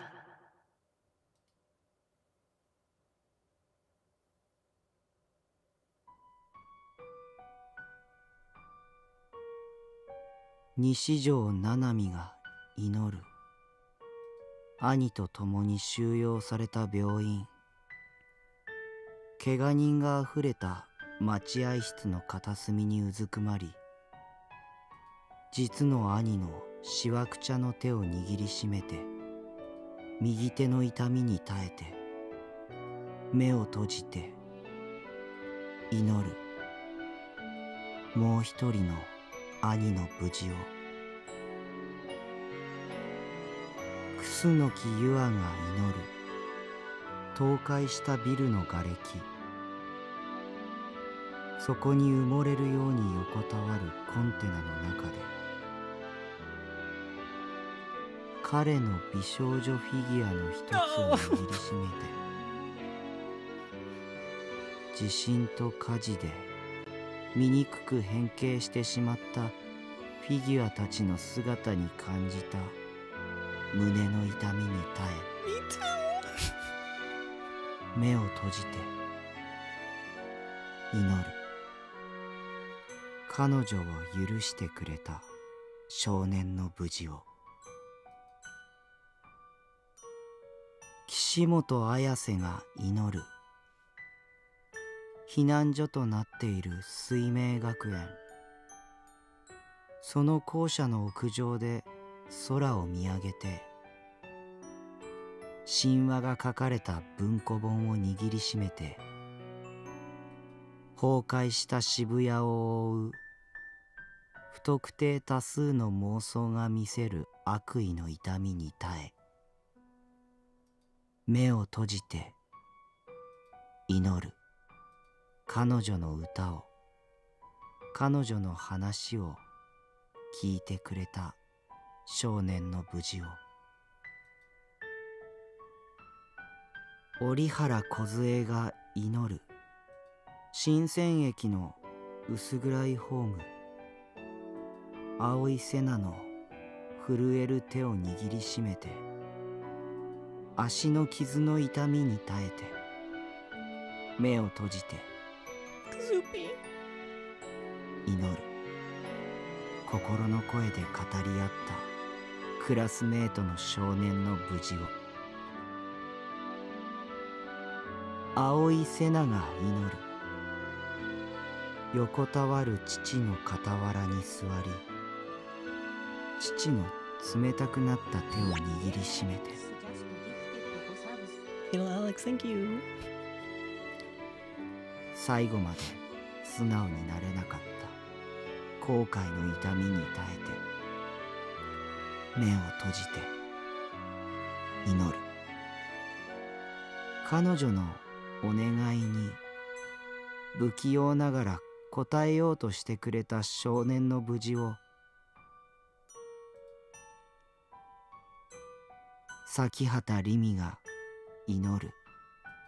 冷たい床に横たわりながら彼へ伸ばした自らの手をきつく握りしめて、傷だらけの彼の姿を見て感じた。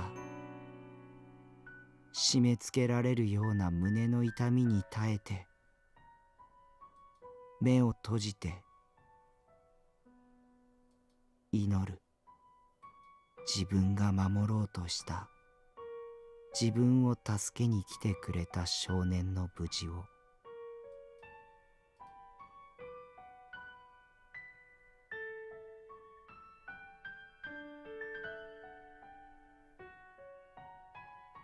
僕は何もできなかった。君が行動したんだ。その結果としてみんなが君のことを見てきた。君という周囲共通認識はとっくに出来上がっているんだ。これからは、いや、もうすでに君こそが。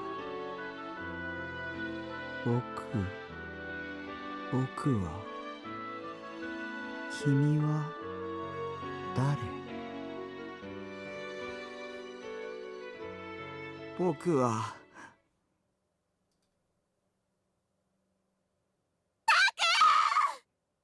その声が聞こえた瞬間に、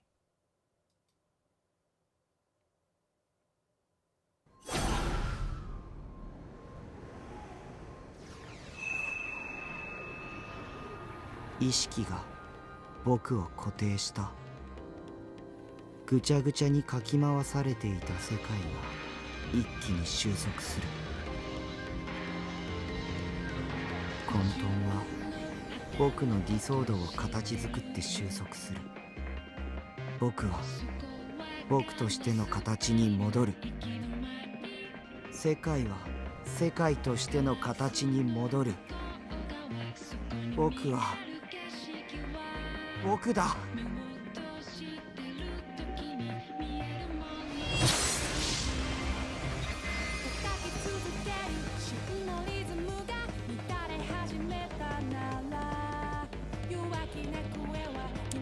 I could see clearly now. All my wounds had healed. My top and bottom halves were connected. I was standing on my own 2 feet. The pain was entirely gone. Serenity filled my heart. 妄想によく打ち勝ったね。僕の最後の力を君に託すよ。I noticed Remy at the edge of my vision. She was okay. She was looking at me. Tears were falling down her face. Don't cry. Summoning my strength, I grasped the D-sword's hilt. I ascertained its feeling. My arms worked better than ever. I had completely regenerated. これは実に興味深いですよ。この化け物め。I focused my eyes on Norase. 確かに僕は化け物だよ。でもこれが So I can rescue Remy. So I can destroy Noah too. 僕が望んだ妄想だ。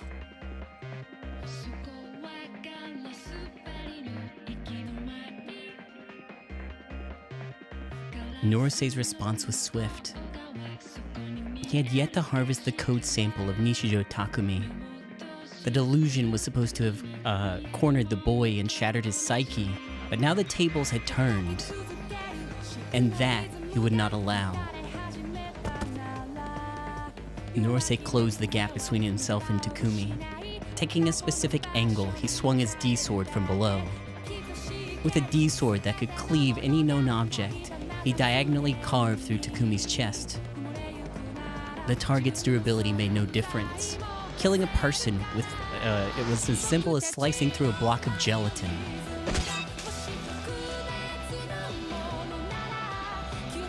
With one quick swipe from Norase, Takumi's body was split into pieces.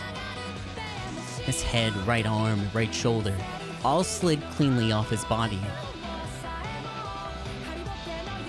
Internal organs littered the floor, but not a single drop of blood fell with them.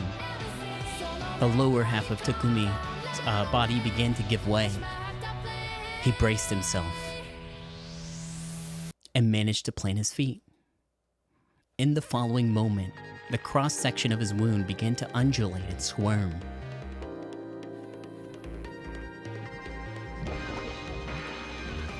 A bubbling noise ensued, and then he regenerated.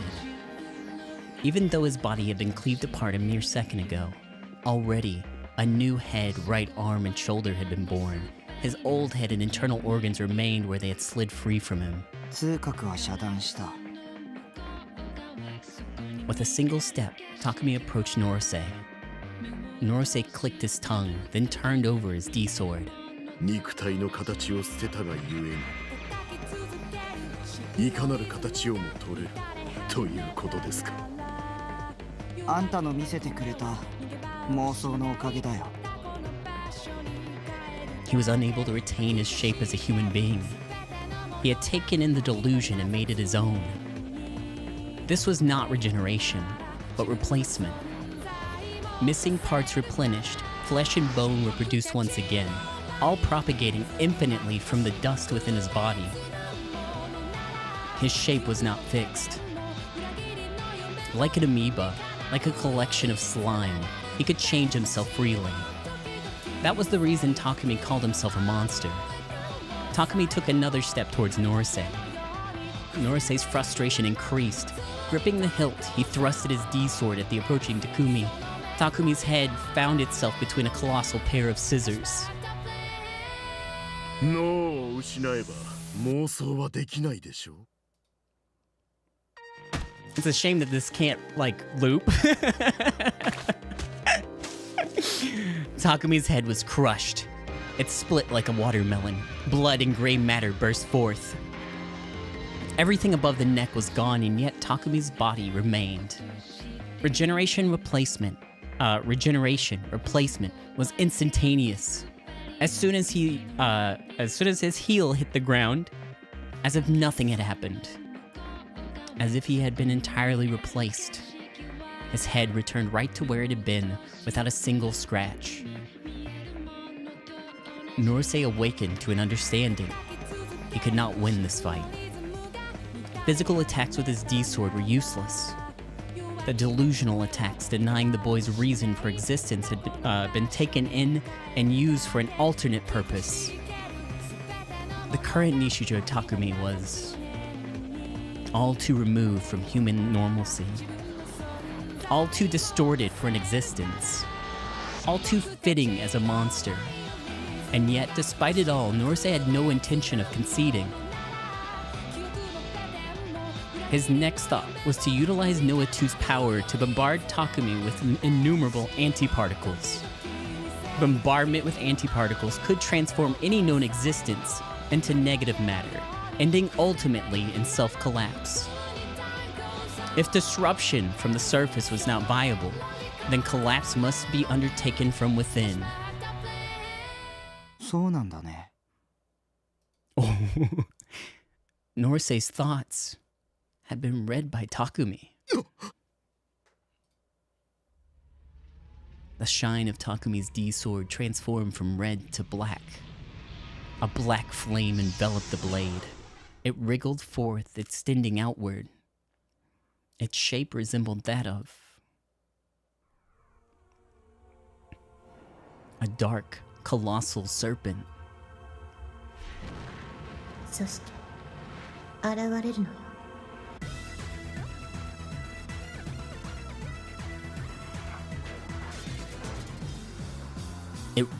It roamed throughout the dome as if constrained by it. Toward the ceiling, towards the floor, as though it was licking them up, as though it was scraping them away. It simply consumed. 邪神の口説き大将。あらゆる崩壊を飲み込み、邪神の耳を砕くことのできる。糖質にして異質なるもの。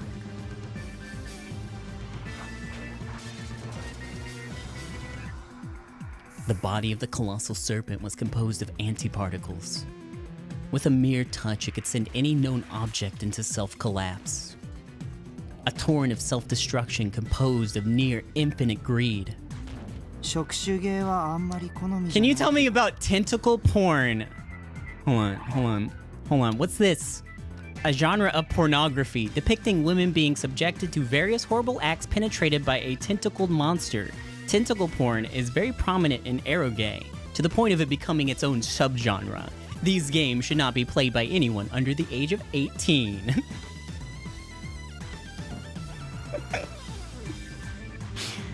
There and then, Takumi's D-sword swung, its pointed tip fixed on Norsei.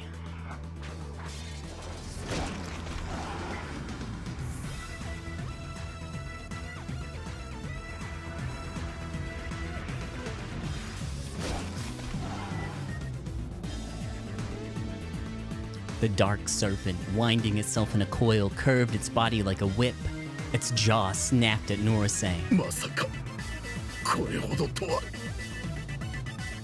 Not once had Norsei ever seen such a phenomenon from a D-sword. He could not discern whether it was a hidden power of all Gigomaniacs, or merely Takumi's delusion. The dark fangs eroded Norsei's body, and he began to collapse. All too slowly, like a frog slowly dissolving in the belly of a snake. Darkness swallowed him. He felt no pain. By nature, his death should have been instant. But that was not what Takumi wished for. Realizing this, Norisei's lips twisted into a derisive smile. Norisei had no fear of death. One could say that his ideals he pursued had been accomplished with the completion of Noah 2. 私を殺してもノア2には誰も近づけない。永久期間なんですよ、それは。A perpetual motion machine. A device that can continue operation without receiving energy from external sources. 人類を未来永劫にわたって管理し続ける。ただ座して眺めているだけではない、人の幸福のために干渉してくる人工の神なのです。Norisei was God's inventor, so to speak. As long as Noah 2 continued to exist, mankind would not perish, and the eternal utopia Norisei sought would become real. However, あんたなら近づけるんでしょ。the serpent's body wriggled and writhed with Norisei in its grasp, lifting his body into the air. それならあんたは鍵だ。Norisei was astonished, but soon enough his face changed into an expression of pure agony. The serpent swung about his body with ease. Takumi shot a glance at Rimi. Their eyes met. Just what was Rimi feeling as she watched him? Reading her mind would have been effortless, and yet Takumi did nothing of the sort. It seems I was able to save you after all. He quickly averted his eyes. His gaze then shifted to the still humming Noah 2, the throne of God, where none could stand foot. A cradle which showed naught but dreams of bliss. ごめん。 He apologized to no one in particular. 僕は人類にとっての敵かもね。 The eternal utopia this device would have brought. A future without conflict. Takumi would extinguish them with his own two hands. Was that right or was it wrong? Takumi could not give the answer to that. でも神話でもよくあるでしょう。神だって女絡みでうだうだやってる。だから僕も will sacrifice the happiness of mankind out of love for a girl. Takumi, D sword in hand, bent his arms in a giant arc. 突き破れ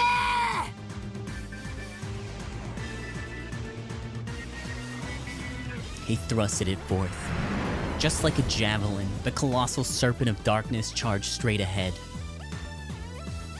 With the bait known as Norisei impaled by its tip, it flew straight towards Noah 2. An enormous serpent of antiparticles capable of terminating any known object. It had no will of its own, thus it was not something that could have been warped nor distorted. With the greedy impulse to destroy, using Norisei as the key, the delusional barrier was easily smashed to pieces.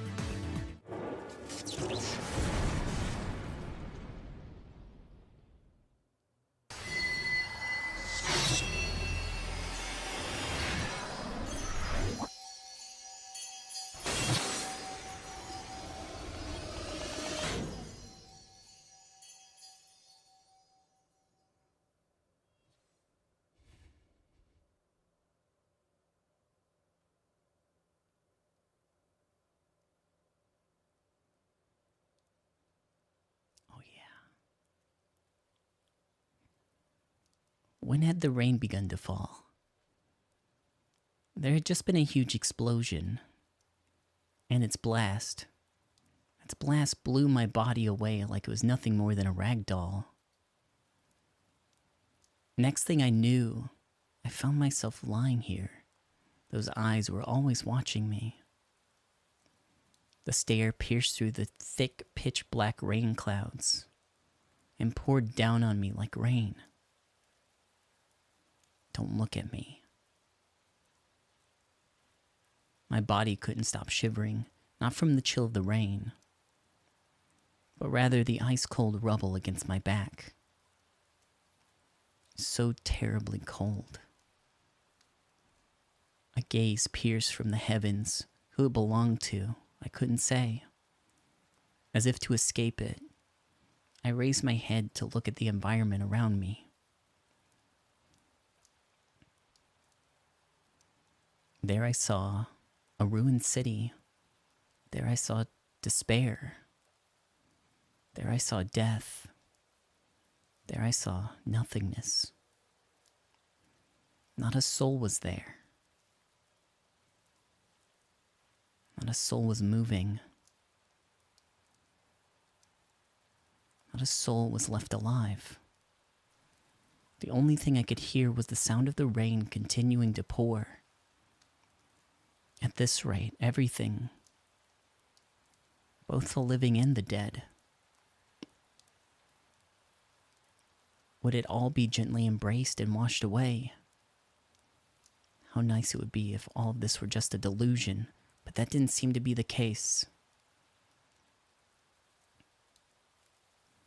I couldn't move my body.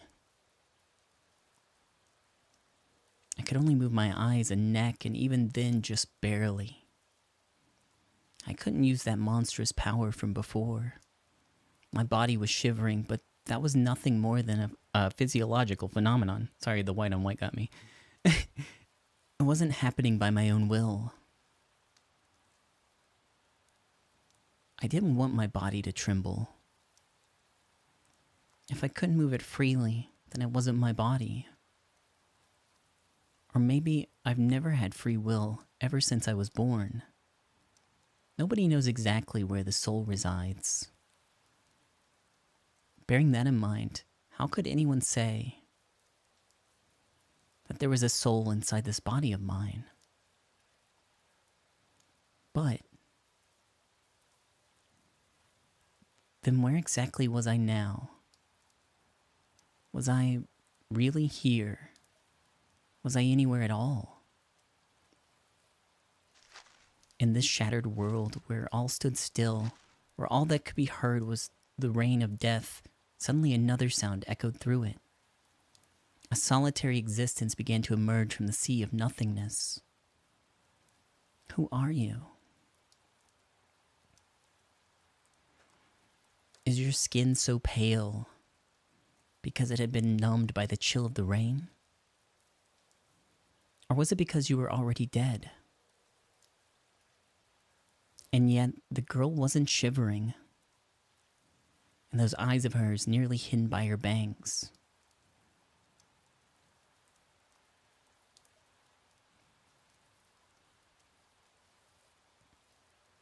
Don't look at me.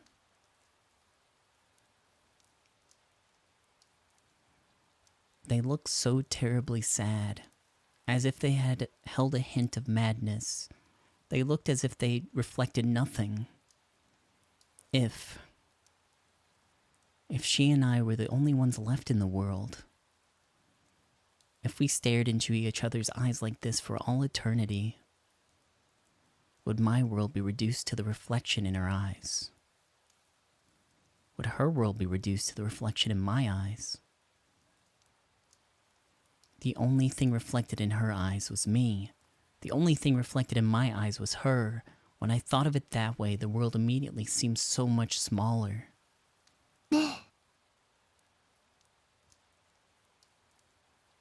Suddenly, a flash of static reached my ears, one endlessly beautiful yet deeply discordant. She lowered her head and spread her arms wide, almost as if preparing to take off, to soar high above the rain clouds, or as if trying to catch all of the falling rain. あなたを見つめる妄想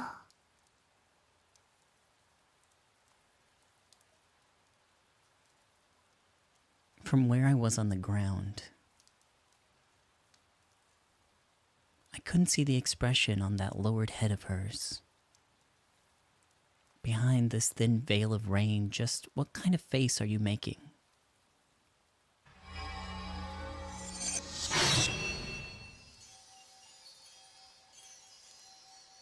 してあげる。 An angel.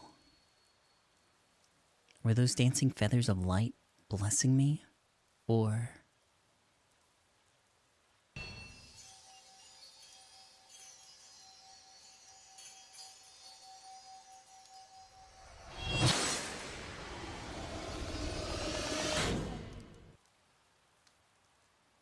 I see. I finally understand. She's gonna use that to kill me.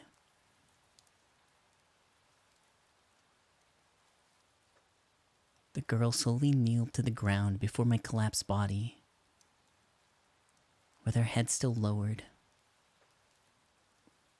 She gently took my own in her hands. I surrendered my body to her grasp. I was just relieved that she wasn't looking at me. 殺さなくちゃいけないの。 In my ear, I heard her whisper, garbled by static. It was as beautiful as it was discordant. ごめん。ごめんね。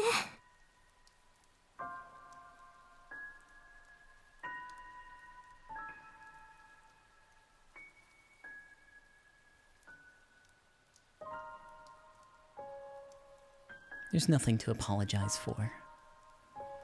If I don't disappear, the other me, the real me, will die. So that's why I'm okay with this. In fact, I'm really glad I get to be erased by you. It's not a bad end for a monster like me. I don't have any regrets.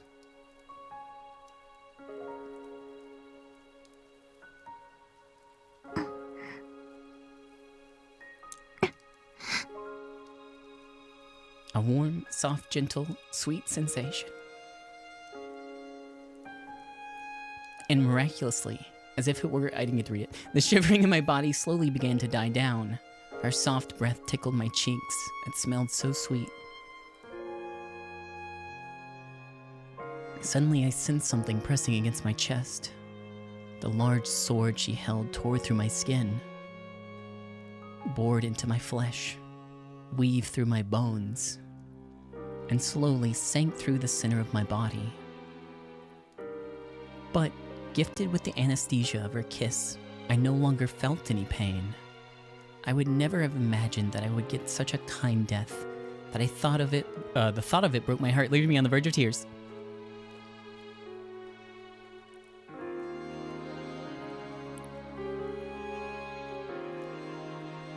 Sorry, it automatically skips through all this. Trying to hide them, I looked past the girl's head and up towards the ashen sky where the rain continued to pour.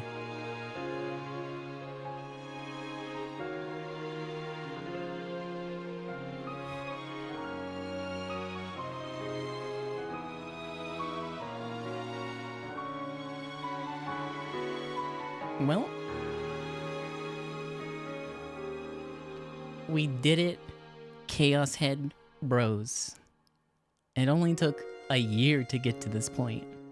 Sorry it's been so on and off. But we finally finished the video game. Or have we? Or have we? There's still the true end that we have to do. Now, I don't actually know how much of the game has to be played to get that.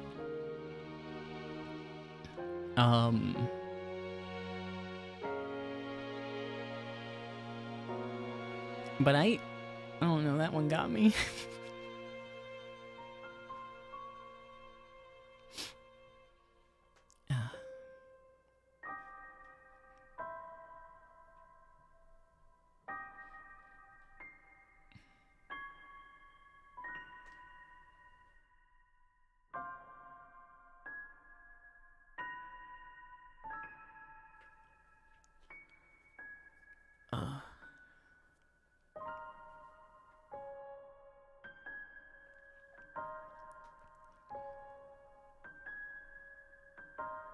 But yeah, it took a while. I think it's really good.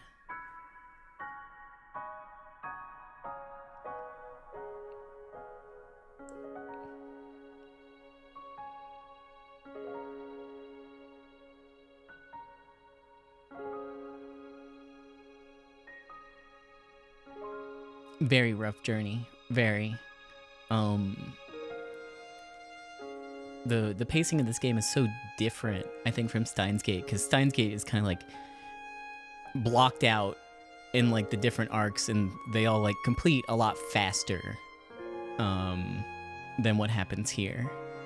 And you have to really sit through a lot of hoping that one day you'll get an answer for something. And you really have to sit through almost like the whole fucking game. You have to sit through like the whole fucking game to get there. All the pieces kind of fall into place around chapter 8 onwards. But some of that is so slow to get through. And I can understand the frustration with this game.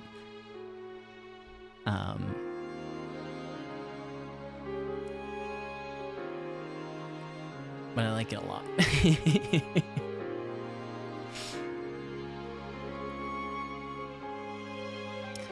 And I gotta figure out how to do the rest of it.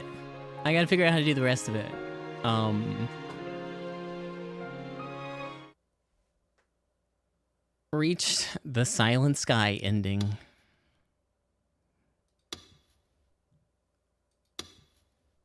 Hold on. Chaos Head ending guide? Question mark. Committee of 0, 100%. Well, you know, I'm not like, I don't, well, oh, 100% spoiler free. Okay.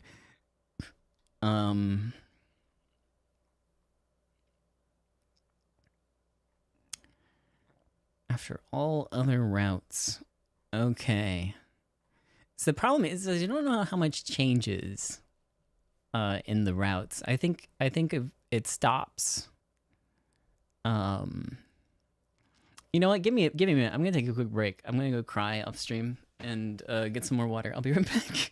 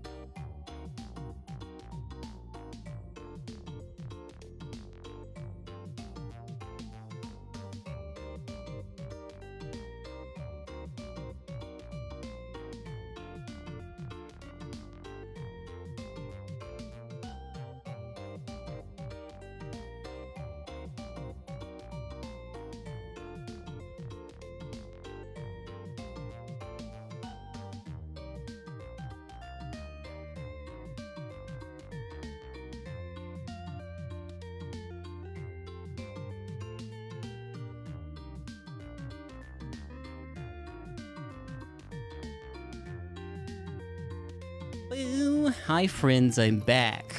So I have the guide here. The recommended route is the common route ending A.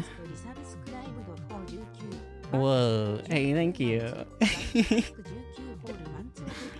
That is. Hey, thank you. So the recommended route is ending A, B, Nanami, Yue, Ayase, Kozue, Senna, Rimi, Blue Sky. There's so many endings.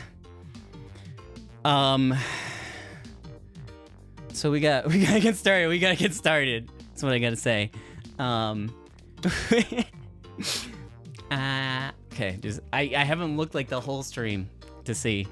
Haven't looked, been just completely engaged in this fucking story. It's been so good.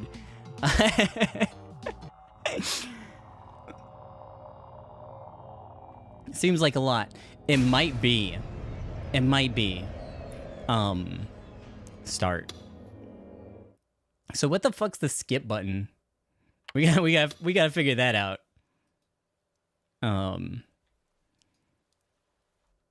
What? No. What's the skip button? I haven't intentionally used it. Skip. Is it the force skip option?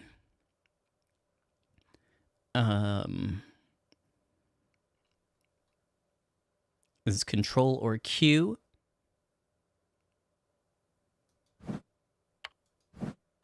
Do not force skip. Do I want to do the E skip? Do I want to do the E skip?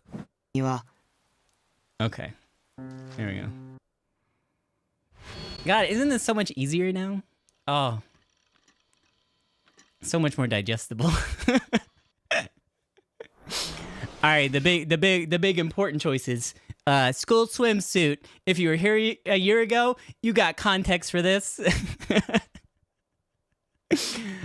Plus glasses, perfection. Yeah. I don't think it matters here.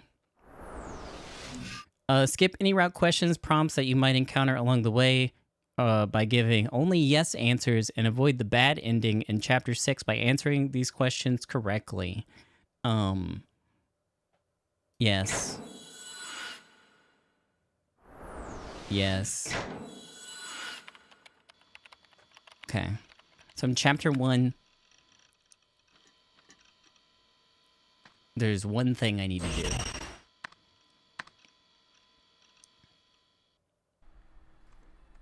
Okay. Sunday, 3 a.m. at cafe. Why did it stop here? Despite it being the weekend. I actually can't skip right now for some reason. Despite it being the weekend, the sounds of someone tapping away at the keyboard echo throughout the building, undeterred by the late hour. Sitting inside room 37 was a boy facing a computer monitor. It stops at a few new scenes. Okay. The boy remained still and unmoving, and instead of sitting in the provided recliner, he sat in a wheelchair. Oh.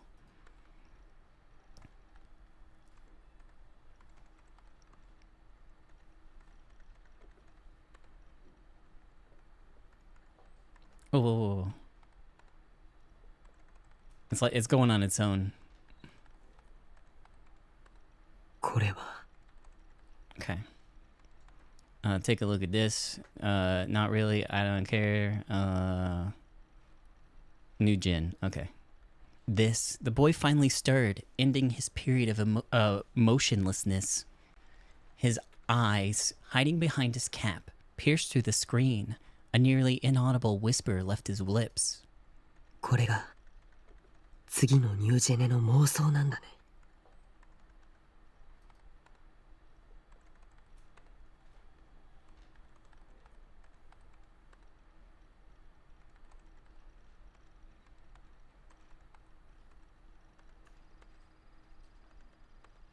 Once he was sure the user known as Grim had exited the chat room, the boy began to take actions, draping his wrinkled hands upon the keyboard. His mission was to get into contact with Neidhart, to warn him, and to strike fear into his heart.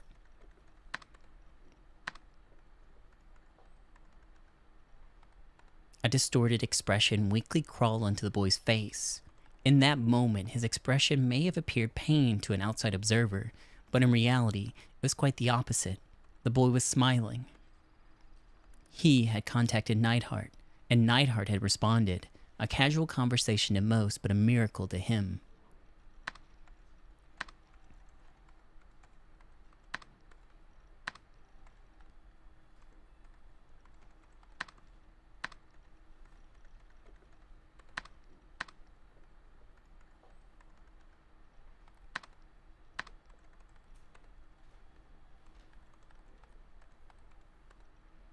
His hands suddenly froze. 思い出して。君は知らないだろうけど、知っているんだ。An enigmatic whisper, spoken as though it were directed towards Neidhart on the other side of the monitor. Returning to silence, he began typing once more, this time writing out a single mathematical formula.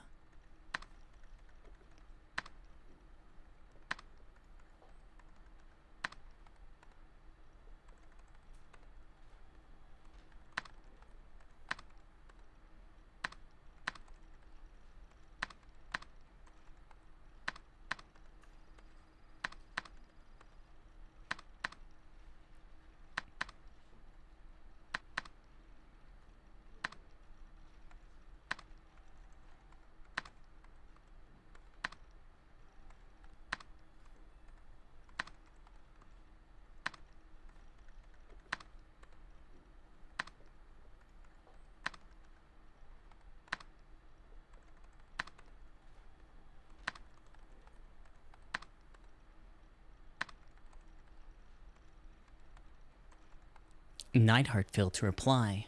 From this, the boy deduced that Neidhart must have clicked on one of the links he had pasted again and again into the chat window. It might have been strenuous for Neidhart, but it was something that he had to show him at all costs.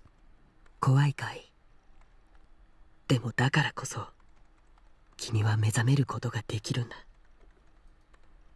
Speaking those words to himself, he sent his final message.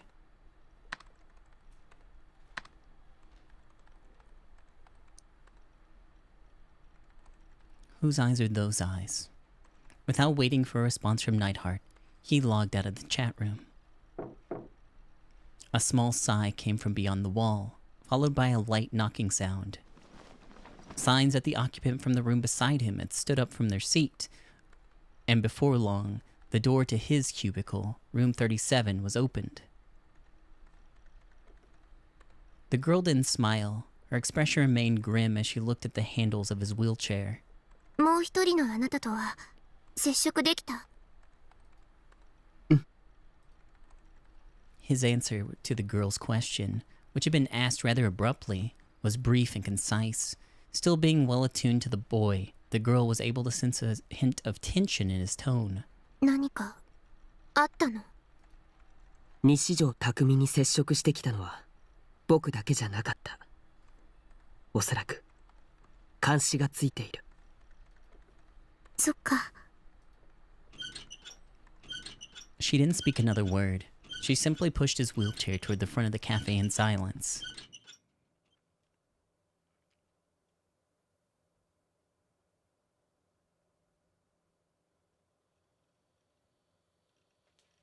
We back on? Okay. I don't want to read too much. Okay. I felt bad about turning Misumi-kun down, since he seemed so excited about it. And for this one, we just need to do the neutral response. 僕は引きこもりじゃ。Shut in. Oh, here we go. Taking some offense at Misumi-kun's choice of words, I almost snapped back at him. But I quickly decided against it when I considered the possibility that he might be upset at me. So I just bit my lip and turned away. And when I did, I noticed that there was something written on the blackboard. At first I didn't really care enough to read what was written. My mind only registered the fact that something was written there, and not what it was. But the longer I gazed at it, the more I realized something was wrong. Before I knew it, I was out of my chair. ちょっとどいて。おい、どうしたんだよ。I pushed Misumi-kun aside and rushed over to the blackboard. The instant I realized what it said, I felt my heart stop. Whose eyes are those eyes? Those were the words I said to myself when I felt God's gaze. I never said them out loud before. I hadn't told anyone about them either. Not even Misumi-kun. It didn't matter how often I used it. There was no way anyone in the class would know about that phrase. So who, why, how? I quickly turned around and scanned the room. The only person paying any attention to me was Misumi-kun. The rest were talking to their friends, reading manga, despite manga being against the rules, or sleeping on their desks. Then who? Who had written it, and when? It's just a coincidence. Okay, so start a new game, then view at least 10 of the following 18 delusions. Skip any route question prompts you may encounter along the way by giving only yes answers. And avoid the bad ending in Chapter 6 by answering those questions correctly. So I guess I just select yes. Yes.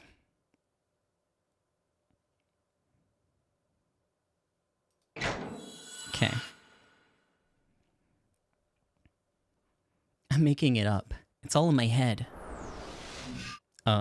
Yes.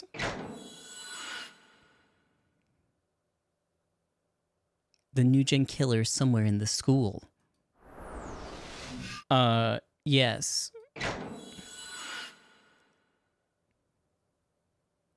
Whoever wrote this is trying to provoke me. Yes.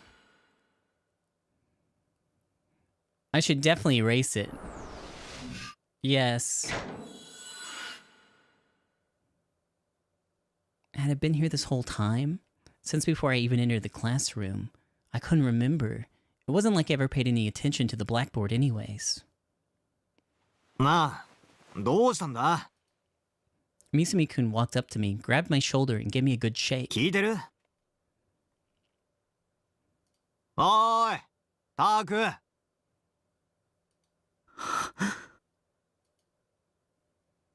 It didn't matter who'd written it. It had to be a coincidence. It must have been a common phrase or something. It was just a stupid, pointless scribble. Yeah, that had to be it. I tried to convince myself of that, but it was still freaking me out. I still had no clue who'd written it. I'd have to ask everyone in class to figure that out. I didn't have it anywhere near that kind of courage.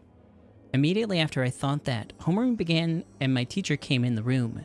His eyes immediately zeroed in on the words written on the board, and with a quick, "Come on, who wrote this?" he grabbed the eraser and wiped them all away.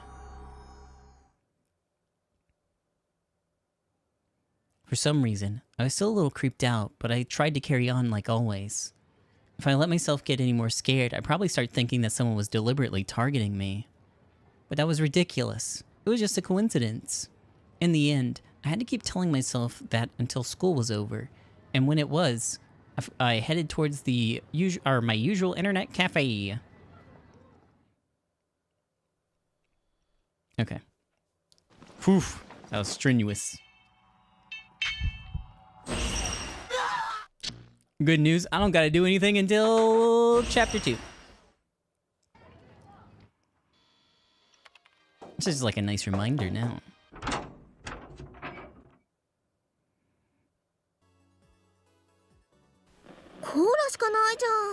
Is there nothing but cola?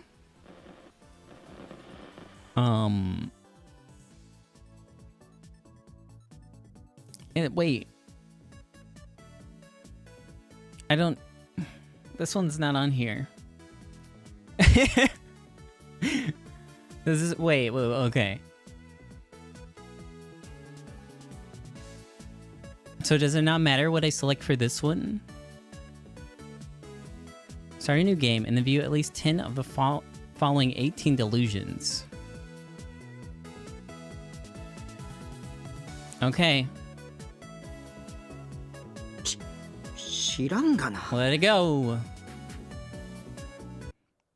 She just drunk straight from the bottle. Nasty. She was supposed to be a girl, yet she acted like this. What a disgrace. This was exactly why 3D sucked ass. As soon as Nanami left, I was gonna chuck that bottle straight in the trash. What? She just... 美味しかった。やっぱ運動の後の一杯って格別。学校からここまで走ってきたんだ。全部飲んだのか。しかも一気で。I bought that cola with my own money. So just because you're my sister, you think you do whatever the hell you want? Huh, I see how it is. しまった。Nanami looked at the bottle in her hand and turned pale. Oh good, it looks like she finally realized how rude she was being to... どうしよう。また太っちゃうじゃん。 What? お兄のせいだからね。I had no idea what she was talking about. お兄がコーラ好きなせいで7までコーラ大好きっ子になっちゃったんだから。人のせいにするなよ。だってうちの冷蔵庫に入ってるのいっつもコーラだったじゃん。お母さんがお兄のこと甘やかすからだ。知ってる？コーラってカロリーすっごく高いの。だからお兄もあんまり飲みすぎない方がいいよ。今度からミルクティーにすべき。 But milk tea really isn't that healthier than cola. It's got just about as many calories. And more importantly, who the hell asked? I'm happy with my diet, thanks. Is that all you came here for? To drink my cola, then lecture me to stop drinking cola? Okay.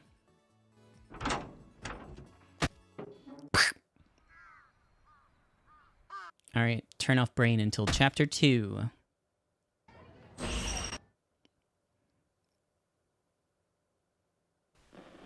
Oh no, this one. We need this one as neutral.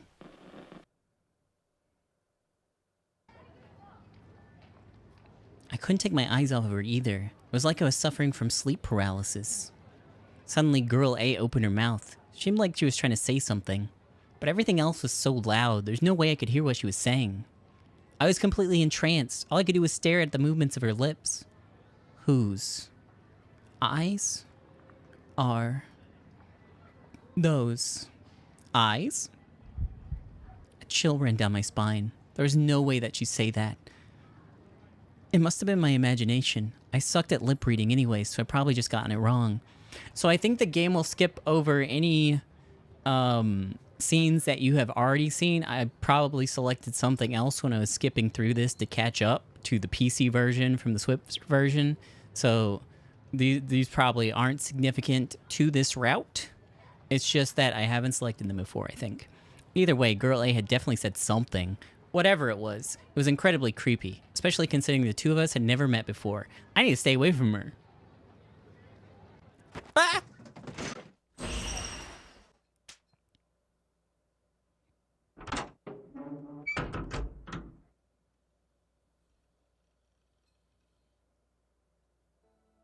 I believe this is a nothing.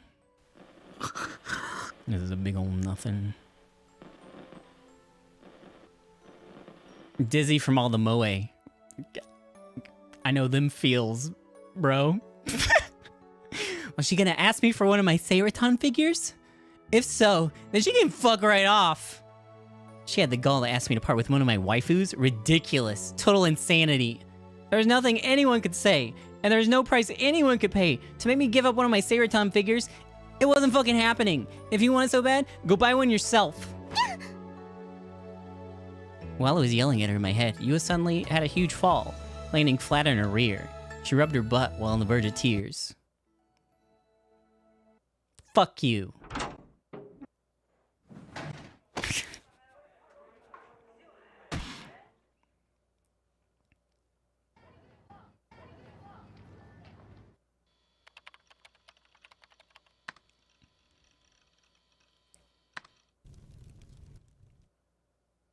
Was that Kazupi? I don't actually remember that Kazupi scene. Maybe that was there. I don't...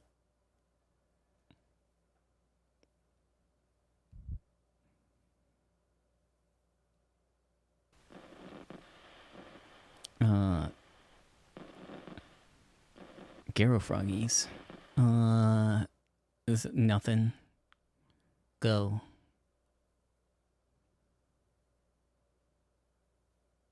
I couldn't put my finger on it. I definitely felt like I'd seen them before, but I couldn't remember where. Was my memory that bad? I've always been confident in my memorization skills, and I never failed to help me score blah blah blah blah. So why were they failing me now at such an important time, or at least what felt like one? Where had I seen them before? I felt like if I took a closer look at the Garo Froggies, maybe then I remember. As for what would happen next, though, I didn't know. I just wanted to stop feeling so hopelessly lost, so I, almost subconsciously, extended my hand and reached for the bundle of Garo Froggies. Suddenly, Yua slapped my hand away.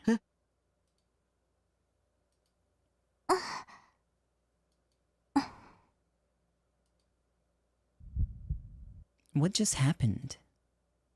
I was completely dumbfounded. Yua looked away from me, then awkwardly started to get up from the bench.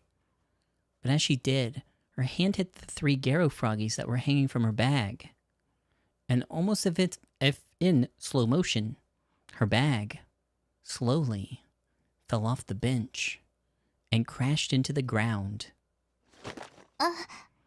The bag was unzipped, so all of her notebooks and textbooks spilled out onto the ground. Meow.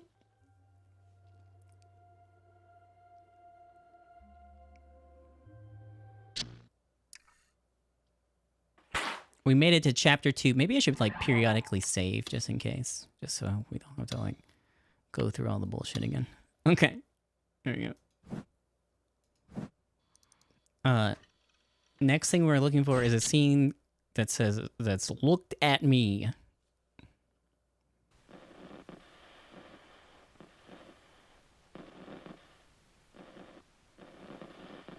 A student of his or something. So not this one.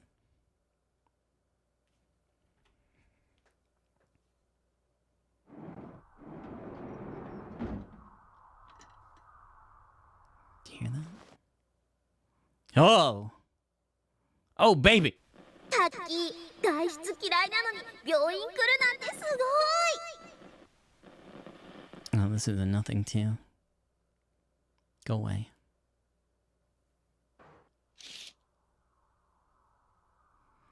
Does this matter? Rather than selecting a certain delusion and answering prompts correctly, it requires a number of specific delusions to be viewed. Okay. Click, click, click, click, click, click. These are all real answers, by the way. You can document this. This is how I truthfully answer all of these. I don't read them too closely. Okay.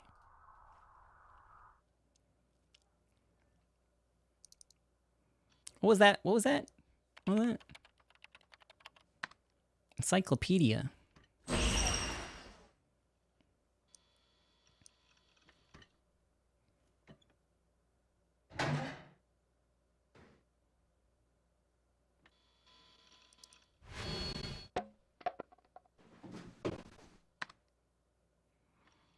I'm sure that encyclopedia has a completely normal name, yes.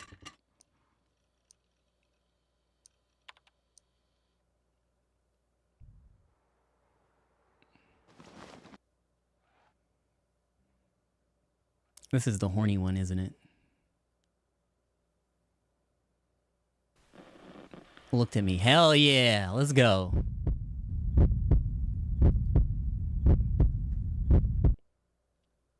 So this one's positive.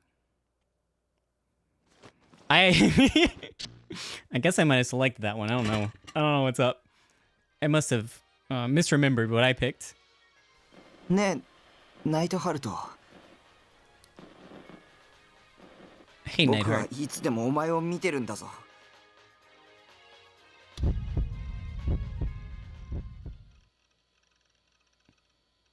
And then Nightheart, let's go to the 2D world. I hadn't typed anything at all yet. Nightheart still spoke. Thinking that it was an optical illusion, I rubbed my eyes, but the message was still there, displayed in the chat. Go to the 2D world? What's that supposed to mean? Let's go. Even you can be a hero. We'll fight together. 僕に言ってるの？ You're not into 3D, right?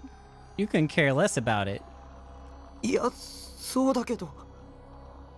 Neidhart was speaking to me, the player controlling him. WTF? Did he have a will of his own after all?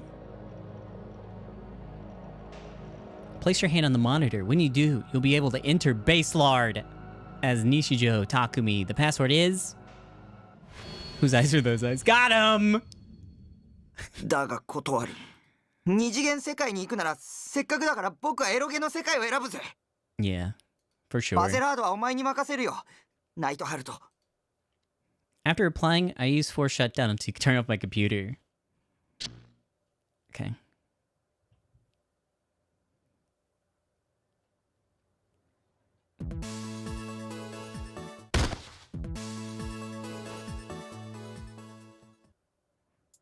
Alright, I think that's all the correct answers for chapter 2. So we're gonna save again.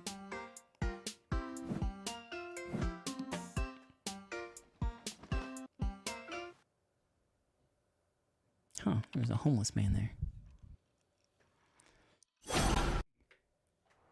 Chapter 3.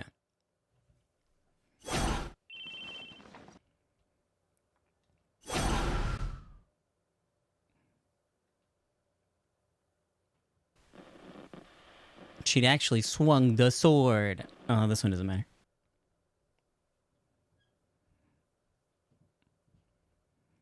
Please let me ogle you more. So we're selecting yes, right? By giving yes-only answers. And avoid the bad ending in chapter 6. Okay. Just have to remind myself. If it's with this girl, I'm willing to get down on my hands and knees and beg with all my heart and soul. Yeah. Sure. If given the choice, I prefer being stepped on.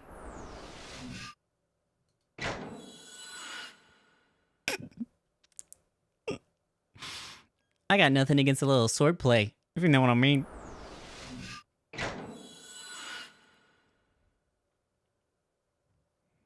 She's gonna kill me with that sword either way.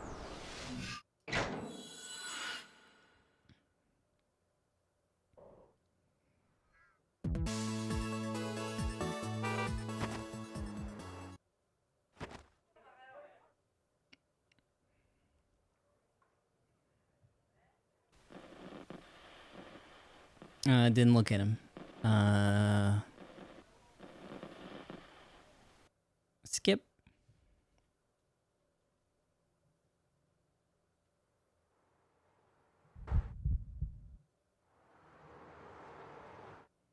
Wait, the guide says answer no to heroin-related questions. Doing all yes is fine as well. Okay. This, I might be on a different guide. I might be on a different guide than you. Damn it, this was not the time is a positive one.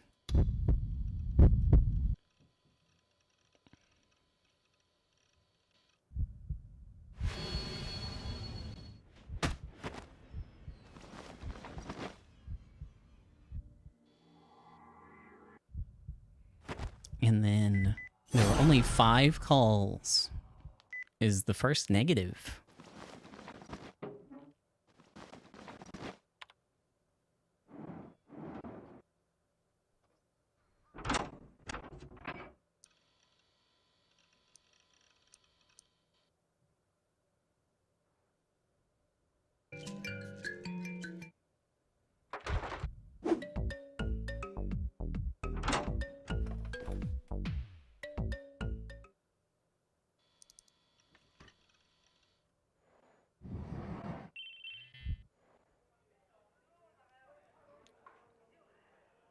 Probably not this one.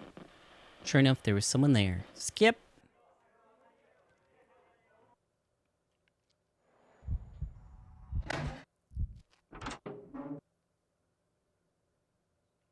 Okay, only 5 calls, negative.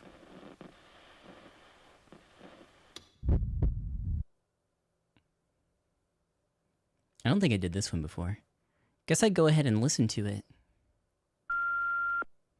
楠木優愛です。 Oh, yo! ごめんなさい。突然お電話しちゃって。ただ、どうしてもお話ししたいことがあって。Uh-huh. セイラちゃんの新しいフィギュア、私も買いました。 Whoa, for real? 西条くんのおかげです。ありがとうございました。とっても可愛いんですけど、ちょっとエッチですね。Yeah, a little bit. すごく恥ずかしくて。 You sure are yapping for me not saying anything back to you. そうそう。今週のブラチュー見ました？すごい展開でしたね。私見ながらずっとドキドキしちゃって。この多重人格者、あなたが殺したの。Murder says what? 真犯人。罪を償いなさい。逃がさないから。その目、誰の目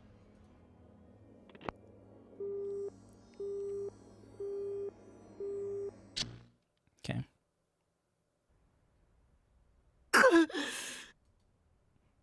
Even though it had been my own delusion, I was terrified. It was entirely possible for you to have gotten a hold of my cell phone number from somewhere and called me after all. I didn't want to listen to the voice messages anymore if I could help it. But since I'd already simulated the worst possible outcome in my delusions, I should have been able to handle it as long as I had to listen to nothing else. Shaking off my depression, I set the message to playback. Then after checking multiple times to make sure the demon girl wasn't there, I put the phone to my ear. Meow. Finally, some good characters. Oh, let's save again real quick.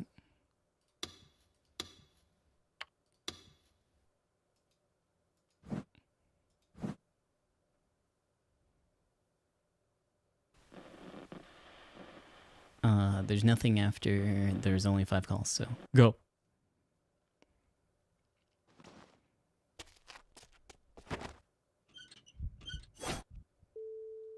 God, remember this a year ago? Holy shit.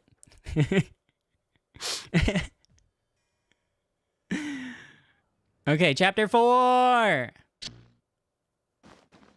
We're almost caught up to where I gave up.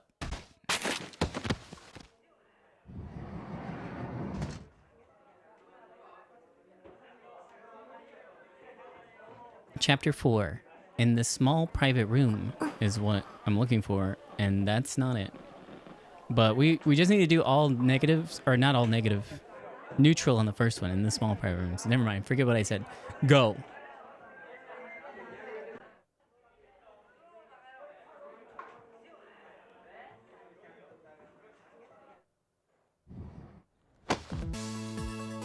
Bum, bum, bum.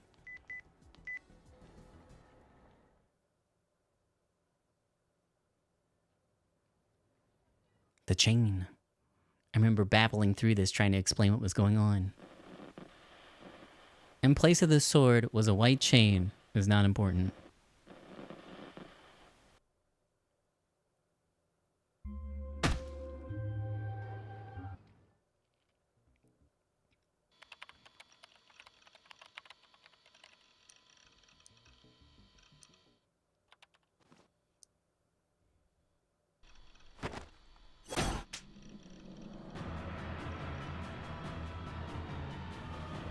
In this small private room, the only way out was blocked by Yua.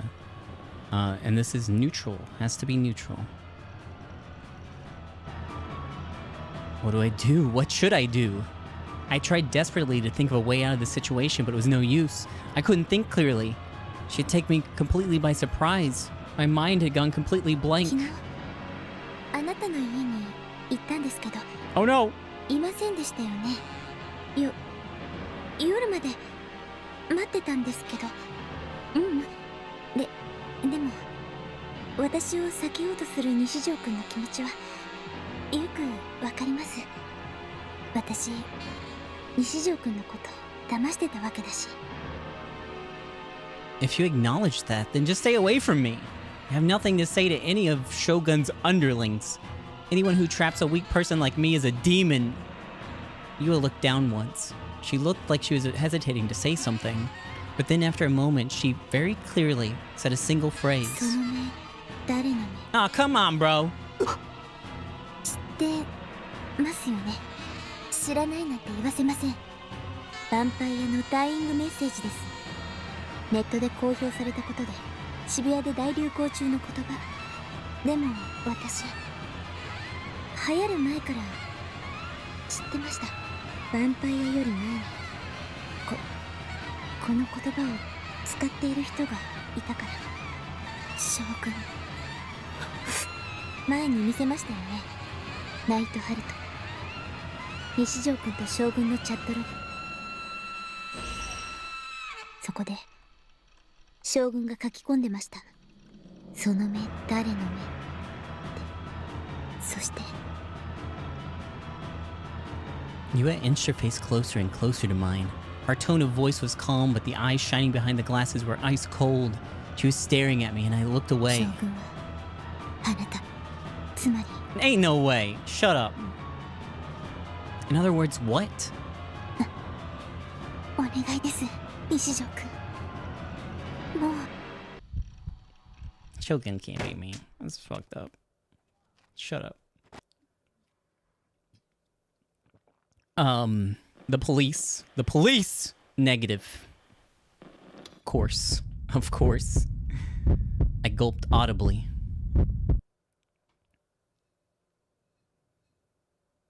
Terrifying thoughts ran through my head. I sat up and looked around the park once again. The great king of terror has come to the city. Or come upon this. I can't. In this. Coming has come. The man who had been sitting on a bench while staring at a cell phone was taking quick glances at me, or at least that's what it felt like. Right then, a man with a stern face entered the park and sat down on the pipish fence, opened a newspaper, and started reading. Has chosen the city. Okay. A man, seemingly a businessman who had been walking quickly through the park, was now standing at the edge of the overpass, gazing down at the street below. The policeman who had been talking to the homeless man was now looking at me while contacting someone on his police radio. I feel like I might have did this one on the Switch. No. Were these guys cops? Maybe they were tailing me. I think this was around the point where I was like, I don't want any more horny things. We'll pick the negative ones. Yua had already made up her mind and decided that I was a murderer, and then based on her delusion, she'd probably gone and reported it to the police. ふざけんな。 I couldn't help but mutter that out loud, albeit at a low volume so that no one could hear me. Yeah, I played this on the Switch. They had like the double pack for like $14 on Amazon, so I got it. I didn't kill anyone. Why should I? A coward who couldn't talk to people worth shit, be treated like a murderer and then subsequently chased by the police. Why'd I have to get caught up in Yua's insane delusional bullshit? Regardless, I couldn't stay here. My chest still hadn't stopped pounding and it hurt to breathe, but I still had to get out of here. I made my way over to the overpass, trying best to look as natural as possible. I go down it, escape using the road. As I reached the middle of the overpass, a new figure appeared on the stairs. It was a woman, judging by the suit, an office worker. She was holding a cell phone in her ear and talking with a blank expression on her face. Could she be a detective too? その目誰の目 Ah! っていう T シャツが流行ってるわよ。今度の日曜日に買いに行くわ。原宿の竹下通りに売っているから。I felt really uncomfortable. Her speaking style was really awkward. It felt strangely theatrical. Who the hell was she talking to anyways? Who was on the other end of the phone? Who was phone? But in the end, the woman took no actions against me. I finally made it to the stairs, and it was with relative ease. Upon reaching them, I looked back towards the park. The cop wasn't following me. He was standing in the same place as before, still talking to his police radio. One of the homeless people who had been sitting on the ground was starting to get up, but none of the other homeless people were moving. But then before I knew it, the man on the bench and the man reading the newspaper both got up and started walking towards me. The two men then glanced at each other, exchanging looks, or at least it seemed like it. I then turned my gaze to the office worker again.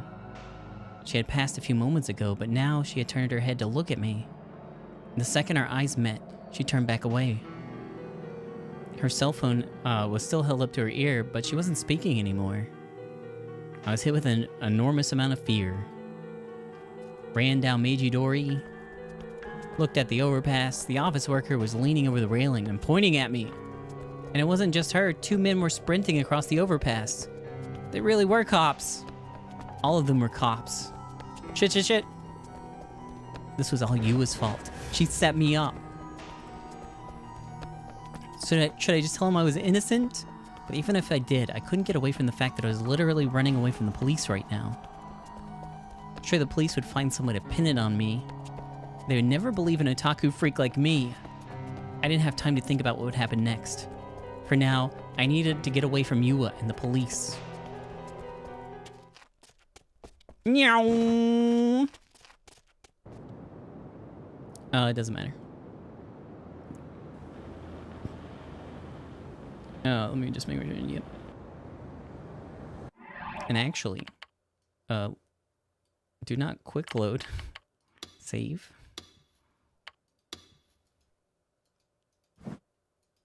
Okay, go. She was tall and had a great body. She looked like a model. This one just stopped me.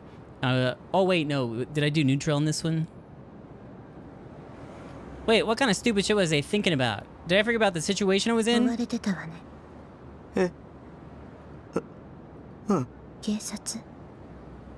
I nodded in response. It wasn't just the police. Yua was following me too, but I was too exhausted to tell her that. Huh? What was that supposed to mean? 私が書いた歌詞となんとかって呼ばれてる事件との関係についてだってしつこく聞かれたわ。 Nujin. The lyrics that Fess had written about. That's why all her sheep wouldn't shut up about all the rumors. They've been saying that she was a prophet. 私疑われてるみたい。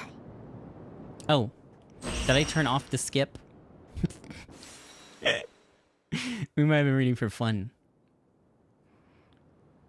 Wearing your school uniform.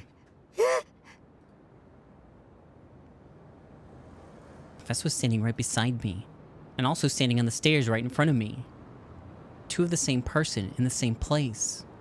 Completely and utterly flustered, I relentlessly snapped back and forth between the two Fesses over and over. They're exactly the same, right down to the facial features, height, and hairstyles. The only differences were their clothes, and whether or not they were carrying a sword. They weren't twins or anything like that, and they didn't just look alike. They were one and the same. これも君の妄想よ。 The two Fesses said the exact same, or at the exact same time. My head started to hurt. What kind of insane phenomenon was this shit? What the hell was happening? Okay.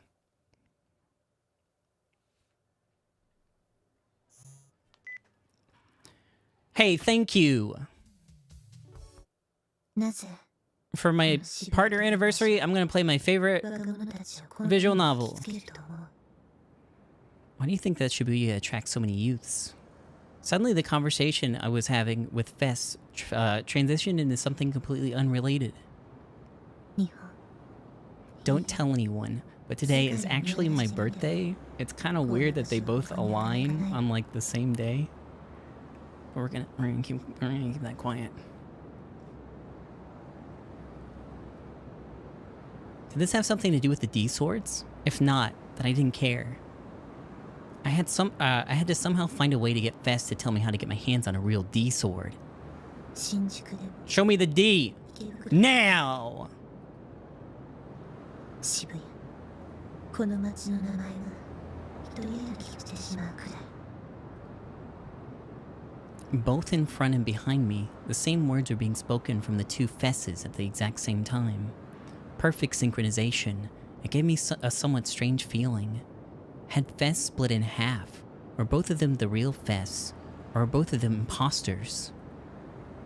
日本中の人たちに刻まれている若者の街という記号がなぜかしら。 Why? Well, that has absolutely nothing to do with me. ファッションの街だから。お店がたくさんあるから、流行の発信者だからよくテレビに映るから、交通の便がいいから。違うわ、どれ。 The two fesses paused for a moment. Being watched from both in front and behind started to make me feel uncomfortable. 大いなる意志よ。 So, this scene before, I think I picked green and she was just nude. One of them was nude. 工事存在。もっとわかりやすく言えば、神による意志なの。 This is bad. My rational side warned me. Could this be... Maybe she was trying to recruit me into some sketchy religious cult. Began to feel uneasy. Man, maybe I should just get the heck out of here. But upon hearing the next thing Fess said to me, I realized I no longer had that option. 理想度もまだその意志による導きよ。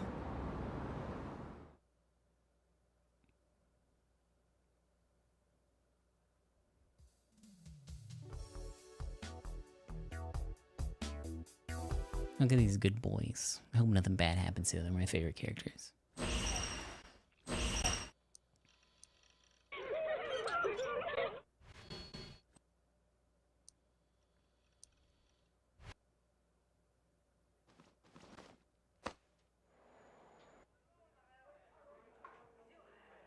I blinked. Are we in another chapter yet? Here's another example. Yeah, we're in chapter 5. Okay, hold on.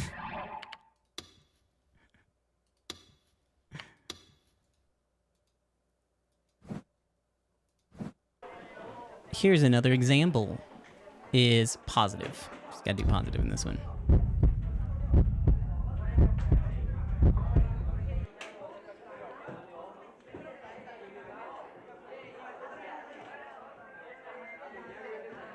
Sorry, I just had to look again.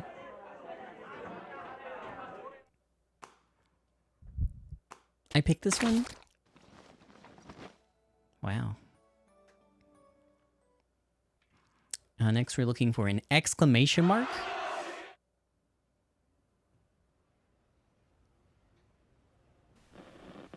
Put her hands on my shoulders. Nope, skip. Don't care.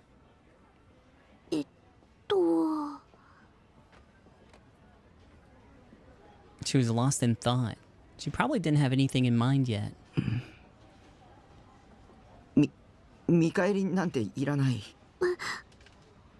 それって貸してくれないっていうこと？ Rimi's shoulders drooped in disappointment. そっか、残念。いや違うよ。見返りなんて必要ないってこと。普通に貸すよ。タク、ありがとう。 A big smile shot onto her face. She looked incredibly happy. She looks like she was halfway ready to glomp me. Yeah, definitely got that. Definitely about to get glomped. I was glad I was brave enough to say it. 利子、じゃあ見返りなしで借ります。となれば善は急げ。タクの家にレッツゴー。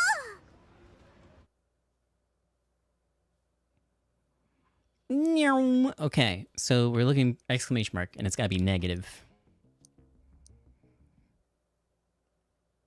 Back then,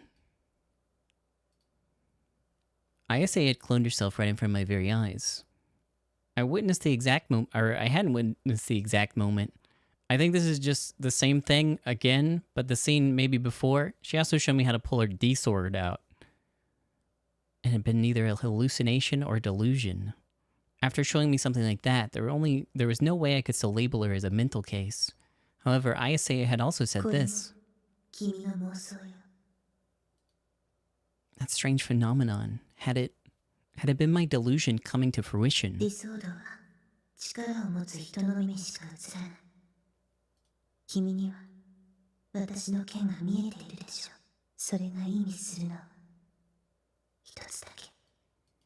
Once again, same scene. I think she was naked before.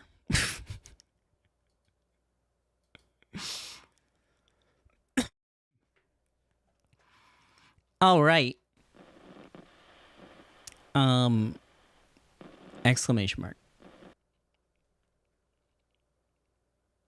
I picked up the toy D-sword sitting on the corner of my room, went to stand in the center of my room, and brought my sword to eye level like I was an ESO character.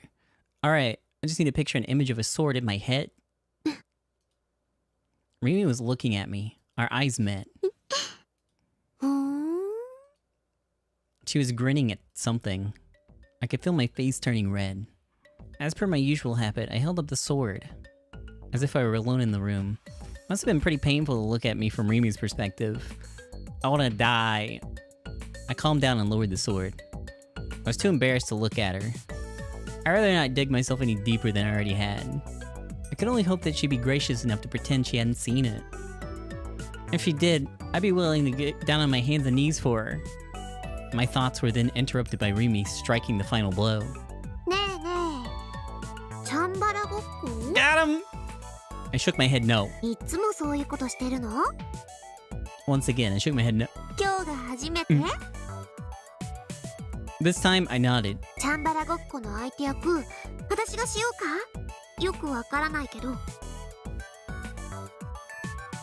I shook my head vehemently.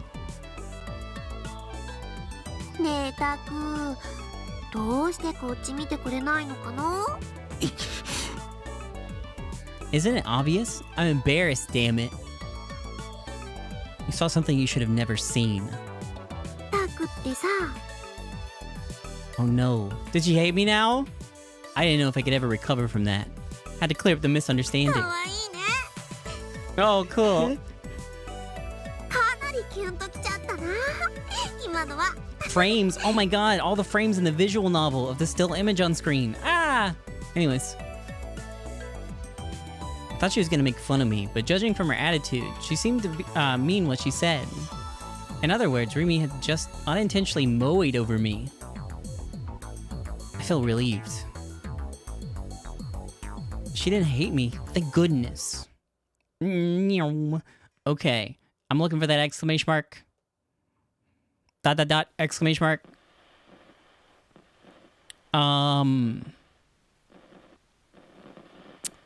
Hold on.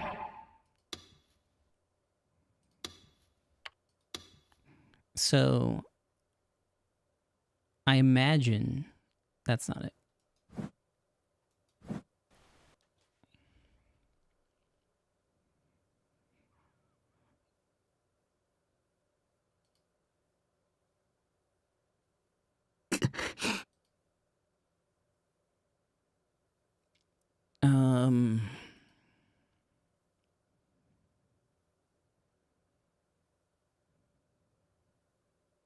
Well, she's clearly wearing a miniskirt. She was also holding her knees as she sat, so I can see her panties, Sakihara-san. Actually, depending on the angle, it almost looked like she was completely commando. Oh. Against my better judgment, my eyes directed themselves to the home of her thighs, the V-zone. I desperately called forth my rational side to suppress my lust. The way she was sitting, it reminded me of the cover of a classic moe eroge titled Free Sister. In the limited edition of its anime adaptation, there's an illustration with the heroine sitting exactly as Rimi was now. Think one of those boxes labeled Free Kittens. That illustration was irresistibly moe. I'd even have it as my PC wallpaper for a while. Oh god, I was acting suspicious, wasn't I? That'll be fair. A 3D girl was hugging her knees and tilting her head as she looked right at me. What was I supposed to do? If she kept acting so cute, I was gonna die of moe overdose, even though she wasn't even 2D. In contrast to my blatantly libido-fueled thoughts, the words Rimi spoke were... Taku wa... 自分の未来を考えたことある? Huh? Huh? 例えば、人を含めて全ての生き物は生きてるだけで何かを傷つけてるんだよ。She looked very deep in thought. Was she trying to say something here? わかる？だから？だからね。無理しないでいいからね。Did Did she mean I didn't need to force myself to go to school? That I should stop playing ESO beyond what was reasonable, stop being a total addict, and try to live a healthier lifestyle? Or is she implying that I shouldn't hold back whenever I was struck with lust, and to let my instincts take hold? Well, I doubt it was the last one. Foo hee hee hee.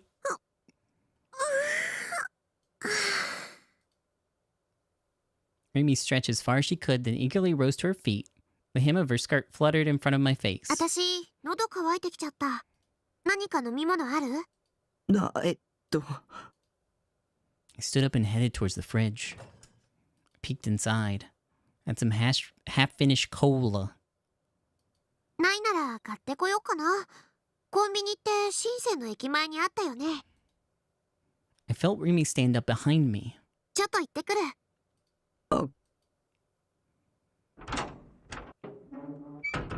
She gave me a big smile, then left without waiting for my response. Phew, being alone with a girl really did make me nervous. Especially with how Remy sometimes did things that made my heart skip a beat, whether she was aware of it or not, though in all honesty, she probably wasn't. I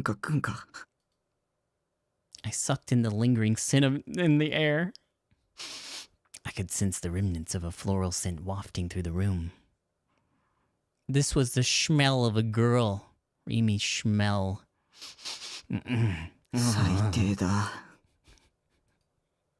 I sat in my chair, dejected at how low I'd sunk, unable to do anything but cringe at my vulgar deed. I should be terrified of Shogun and Yua, but here I was soaking in complete ecstasy. Are we good? Are we good? Is the scene done? Okay, thank God. So I don't know if that... I'm almost worried that that was the delusion that I needed to select.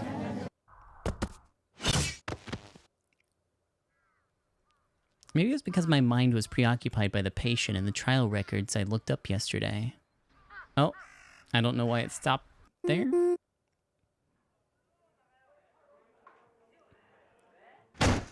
I imagine that this guide from the site that does the retranslation is using the text from the retranslation.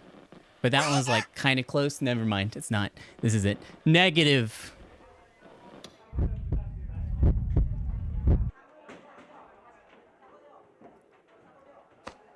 My vision suddenly went pitch black. I felt something push against my eyes. What the hell? No fucking way. Could this be the legendary Who Is It game? The legend states that only exists within the world of 2D, yet she said the classic line. Could it be? Could it well and truly be? I never thought I'd experience it in my lifetime. As of right now, I'd basically won the game of life. Of course, I immediately knew the answer. After all, I was trained in the art of working out the voice actor just by hearing an anime character talk. But saying it's obviously you, Remy, would be embarrassing. How should I answer? What was that? どう？答えわからない？ There was someone there. I could sense the presence of someone other than Remy. Since my vision was obscured, my hearing was practically sensitive, or particularly sensitive. In the location where we were now, someone other than Remy and I was there. And there was the sound of the creaking metal. Oh God. My body suddenly, instantly seized by fear. I tried to shake off Remy, but she held it firmly. ちょっと。ちゃんと答え言ってよ。ずるしちゃダメなんだから。This was weird. Something was very, very wrong here. Why was she acting so carefree? Hadn't she noticed it? Or was she just pretending not to? I couldn't stand the fear of not being able to see what was going on, so I grabbed the delicate hands covering my eyes and ripped them away. タク？ Remy fought back even harder. As a result, we ended up wrestling a bit with each other, and Remy collided with my back. I felt the soft sensation of her bulging chest. But now wasn't the time to rejoice in that fact. I somehow managed to shove Remy's hands aside and jump away. どこだ？将軍はどこに？ The only thing I saw was Remy standing there with a bewildered look on her. I looked around the area, trying to find a wheelchair, but there was nothing. Absolutely nothing. そんな。 I couldn't see him anywhere. タク、ごめん。びっくりさせちゃった。Remy looked very apologetic. It didn't seem like an act either. 今、いなかった。何が？車椅子の老人が。 Remy tilted her head. いないよ。私は見てない。その人と一緒だったの？違う。そうじゃなくて。そうじゃなくて。 I became less and less confident in my assumption. Sound of the wheelchair creaking, Shogun's chuckle. It's like he was mocking me. And whose eyes are those eyes? Had I hallucinated it? That's probably it. I'm just gonna like skim these. 大丈夫だよ。私が一緒に帰ってあげるから。怖がらないで。ね。 Relief flooded into me from her words.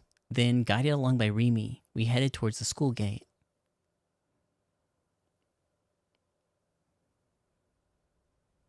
We're looking for chapter 6 now.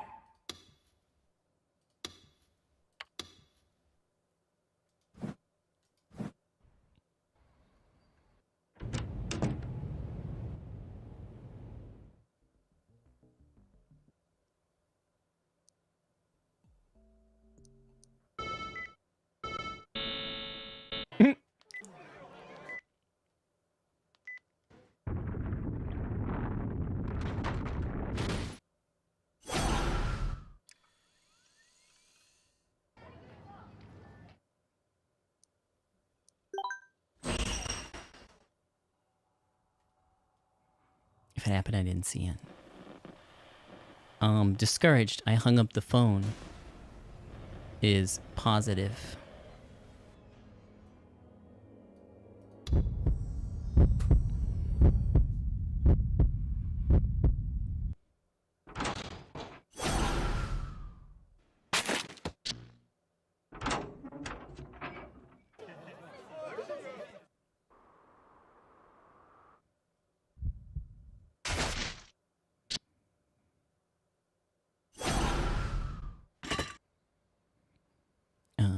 It's weird that it played the sound. お前だな。 Nope. The next one I need is neutral anyways. I could feel Santa's breath on my cheeks. She was so close. She could rip out my throat with her teeth just like that. Why was this girl so violent and terrifying? Save me, somebody save お me. 前は天聖振興会と関係があるのか？ The そ cosmic の what? 力を誰から教わった？ Sana's voice was unusually tense, but I had no idea what she was talking about, so I just kept shaking my head over and あんな over. のありえない。理想度なしでエラーを現実にするなんて。お前はその力のことを誰に教わったんだ？誰からだ？答えろ！ No one had taught me anything. あやせ。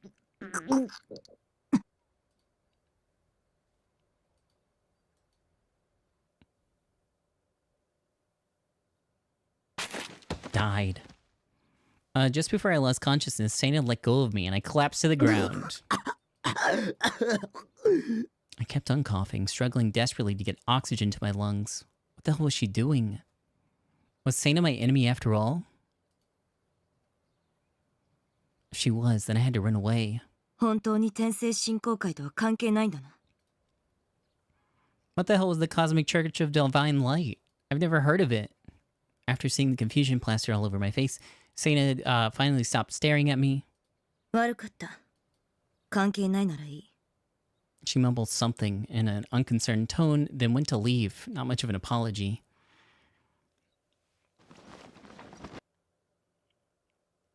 Suwa and Hazuki suddenly went silent, then looked up at the ceiling. They then looked back down and stared at each other. After Suwa's sighed, Hazuki's perplexed expression suddenly changed. 見られていたな。その目誰の目？ね。Yeah. Suddenly, an air of familiarity was injected into the words the two exchanged. The sense that the two could not be anything other than old friends was loaded into their every word. 西条匠のオリジナルは見つかったか？いいえ、この病院内にいることは分かっているの。これ、カルテよ。彼は無遊病だわ。Somnambulism. In sharp contrast to how resistant she had been to hand it over before, Hazuki readily passed the medical record to Suwa. She had already had it in her possession, as if she had somehow predicted that Suwa would pay her a visit. 助かる。じゃあ予定通りにオーフロントにやつを Alrighty 誘 then. 導して覚醒させるか。接触するの？ああ、顔は隠すけどな。Darth Spider! With a mischievous smile, Suwa placed a gentle kiss on Hazuki's lips. コスプレしてパーティーに出発だ。Damn.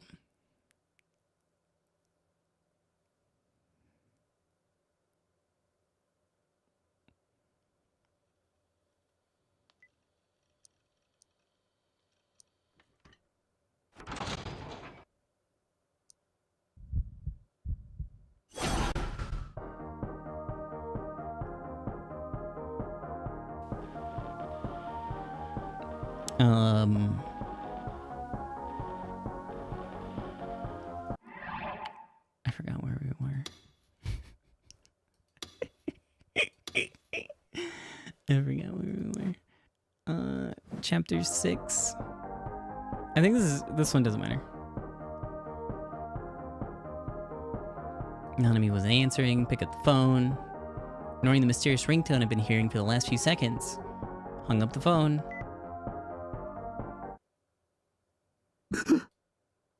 It stopped. The mysterious ringtone stopped. The room suddenly grew quiet. It wasn't completely exact, but I was sure of one thing. That this scene already happened in the other one. And I'm just gonna click through it. Becoming more and more confused. Making myself dizzy. Calling Nanami. Maybe this time the ringtone won't play and Nanami will answer.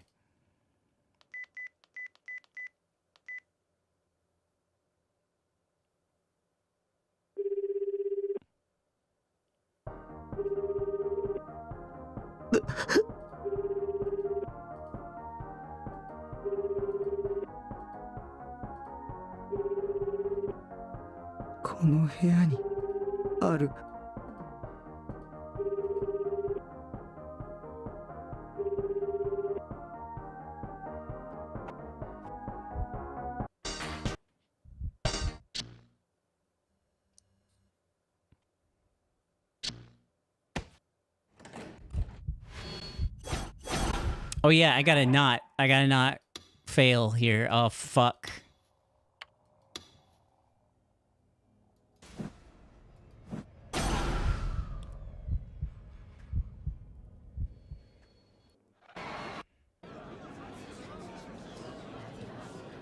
Okay, why are they fixated on me?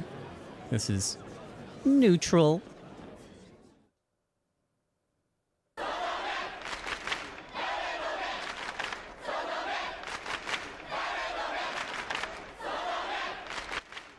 Sound like fans cheering from the bleachers at a soccer game or maybe a volleyball game.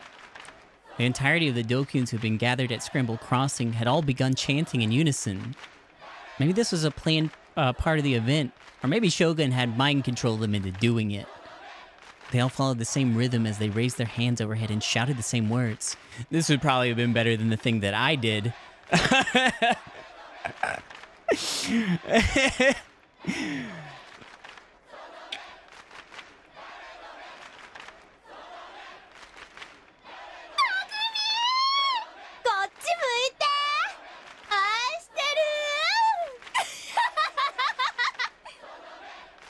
As I listened closely, I noticed one thing they had in common. They were all making fun of me.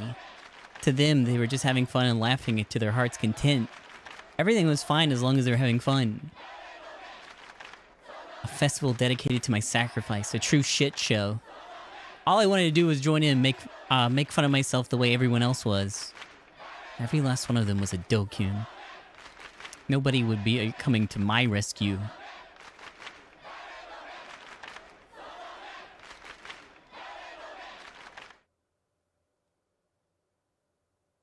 Okay, I gotta not fuck this part up. I'm gonna save again.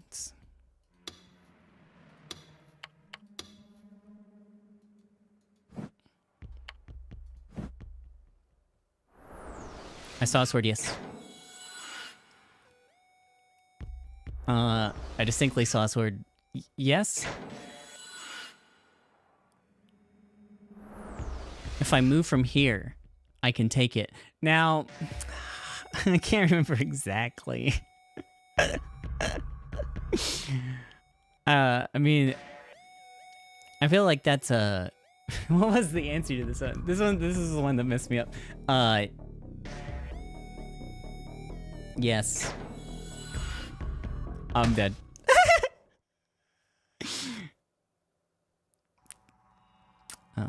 So, anyways.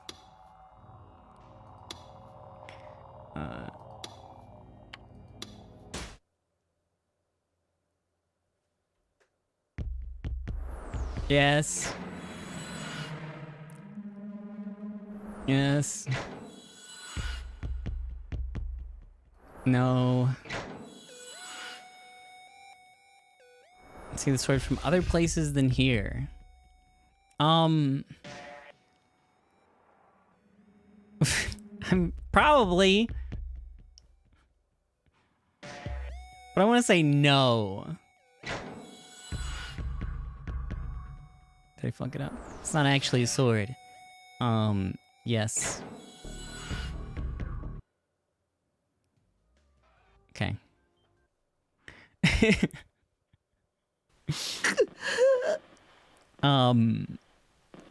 We're all done in this chapter. But Nanami. どうせ生意気なナナミッチのことだからさ。ここでタッキーが頑張って助けたって感謝してくれなさそうじゃん。Seraton's words got straight to the point, caught me off guard. It's true that if I saved her life, Nanami would probably say something like, お兄のせいでこんな目にあったんだからね。バカ。insult me. Like, a lot of this is very similar. Oh well. I'm not reading that out loud. タッキー、自分のことだけ考えよう。私はさ、タッキーに死んでほしくないの。こうしてずっとタッキーの脳内で二人きりでお話し続けたいんよ。Yeah, I think it was shit about Nanami. Nanami's nothing. Whatever.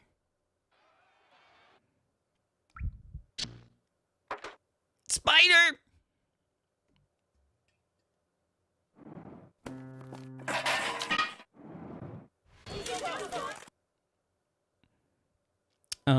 Here's wait, regardless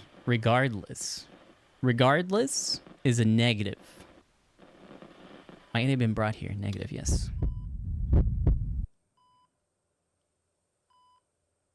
警察の人が後でお話を聞きたいそうです。Okay, police are 妹さん here. を殺すなんてひどい人ですね。 Oh no, they think I あなた killed の家で見 Nanami? つか死体。 Oh shoot. 妹さんの手首を切り落として持ち歩いていたなん Hey, I て think you ま do. ともじゃ Yeah, な a い little bit. 僕は殺してない。 I've already been through the pain once. I don't want to say those words again. そう主張しているらしいですね。意味不明なことばかり。心神喪失で無罪。 Insanity. でもみんな思ってますよ。 You know あ what? なたが I'll let it go. 殺したんだって。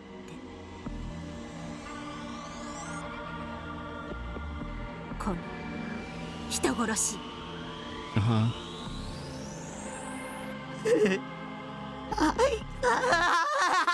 Okay, cool. Suddenly I realized I was sitting in the same bed in the same hospital room. Didn't kill him. あ西条さん、 So you've 目が覚め woken た up, んですね。 Nishijo-san? Okay. お体の調子はどうですか？ Hazuki-san held out a thermometer. Yep. 体温を Same as 測 before. ってくださいね。 The way these are cut are a little weird because some of this is like exactly the same. But maybe something later changes a little bit. Reach for the thermometer in my underarm. Sure, I put the thermometer in there a minute ago. Nothing there. Okay.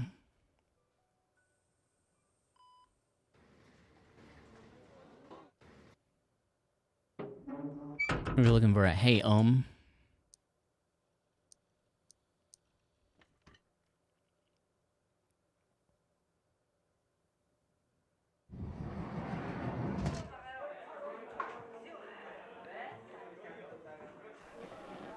Had no reason to come to school anymore. Okay.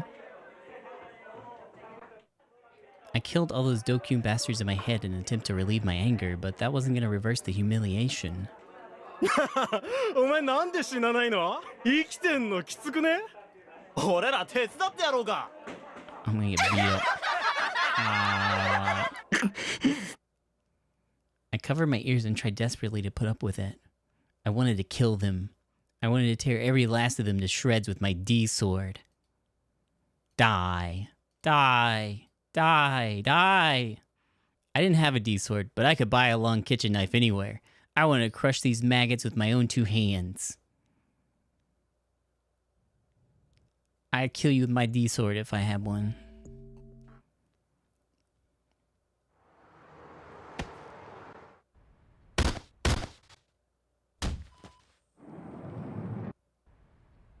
Kazupi!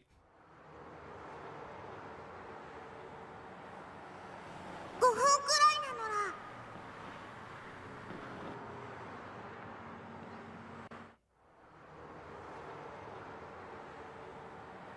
ら。 Maybe I got so overwhelmed lately I'd create new personality inside my head so I could cope with everything. Or is you right? Do I have multiple personalities? はちゃんと西条くんとは違う人だよ。 Don't understand how the negative and positive selection things work. So, for the most part, it just shows you a different scene. It shows you a delusion. That's it. Now, for this ending, there's a very specific number of scenes that you have to see. It's the only one like that for some reason. He's getting really fed up with his voice. I'm gonna kill Kozupi too.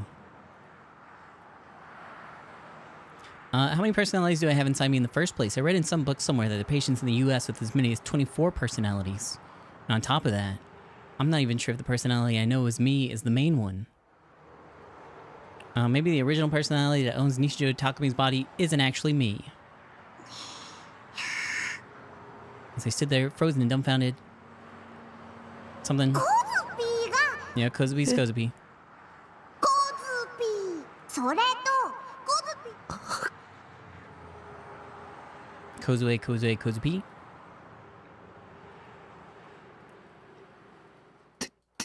Telepathy. 仕組みはでもできるの。 Okay.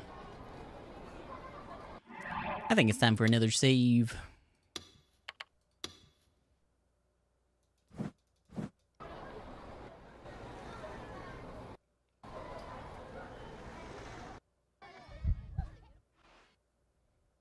I don't know if they're like meaningful choices either.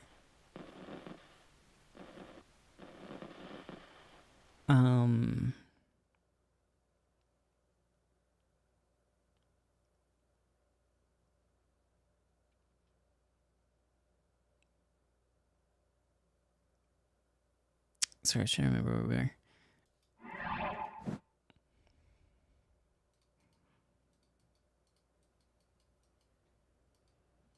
これがコズピーの剣。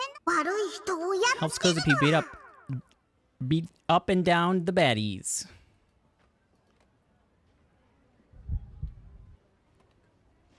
Okay. A lot of the neutral ones are just like tacked on to the end of the positive or negative ones.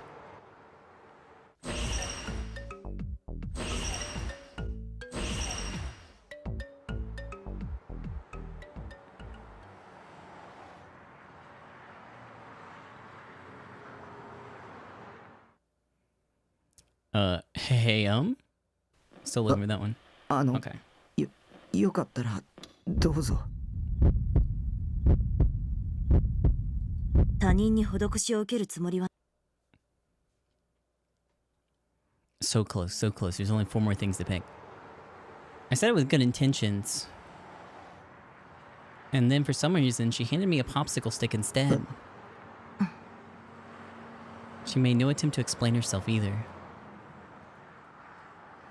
She was silently ordering me to toss it in the trash can near the convenience store or something.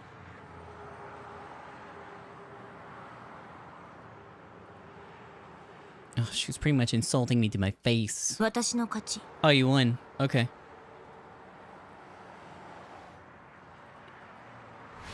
Ah! Got him. 先週出た渋谷限ただの当たりより価値がある。だから私の勝ち。 What the hell kind of competition had she won? Besides, I didn't want anything to do with these winning sticks, especially with in how poor taste they were. Okay, anyways.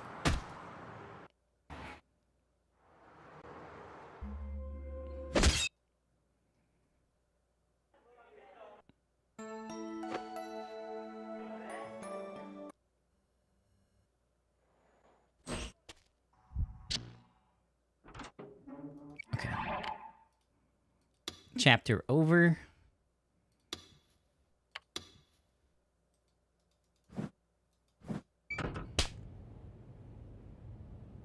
It's like the game, yeah.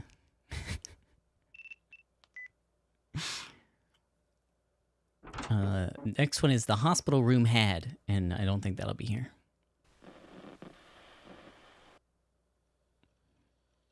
おーっと、ここまで行ったのになおも無視しますか。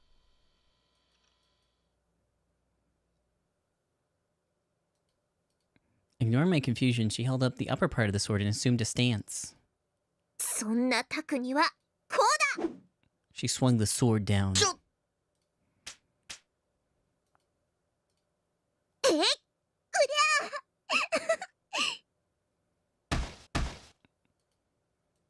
ねえねえ、もっと楽しじゃないと本気でき。楽しいことって。じゃあゲームとか。ほらタクは得意でしょ。対戦ゲームしようよ。私そういうのやったことないからいろいろ教えてほしいな。無理だよ。ソフトがなくて。I grabbed the tip of the sword and pushed it aside. だってせっかく久しぶりに会えたのに。 Yeah. メールだよ。ボケなす。Oh. あ、いや。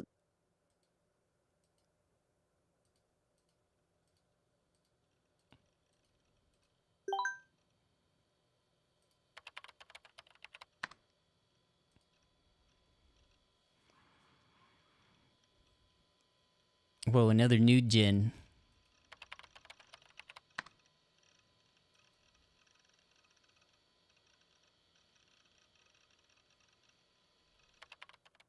Oh, turned off my skip for some reason. Okay.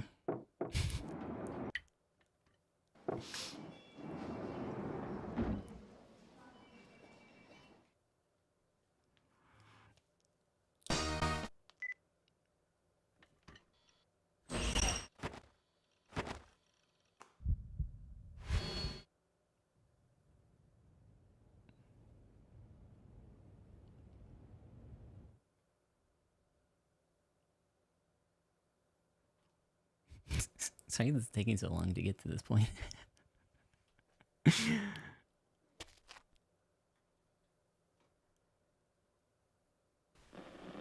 The hospital room had an area of around 10 square meters.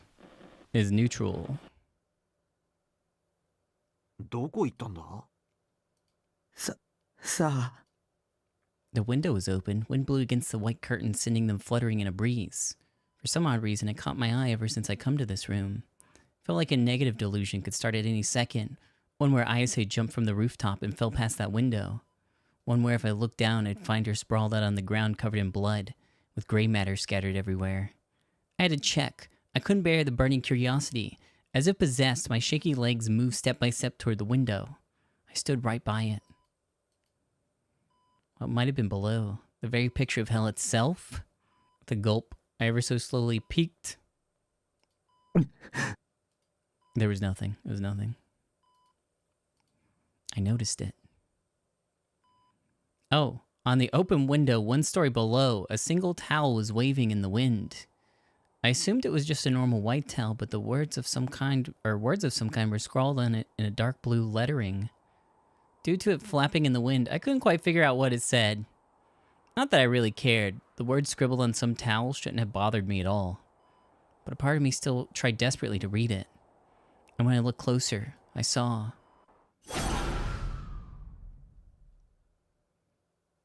Whose eyes are those eyes? I was speechless. I couldn't look away. And right after... the towel suddenly pulled back through the window. Almost as if they'd known I'd been looking at the towel at that very moment. No one... No, that couldn't be possible.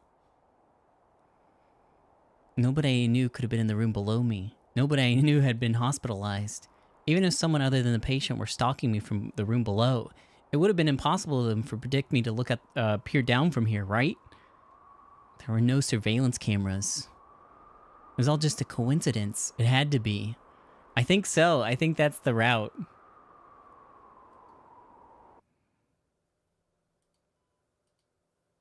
I immediately pulled myself away from the window, feeling incredibly uneasy. Try as hard as you can not to. There's a coincidence. Or, yeah, this was a coincidence. 見ろよ、タク。変な本があるぞ。I'm just gonna point out the books. Okay. Gladiole negative.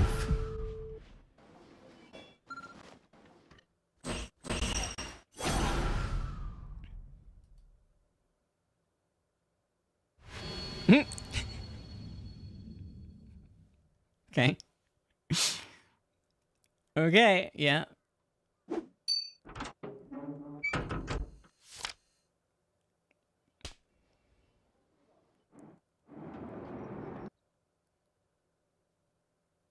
Okay. Gladiole.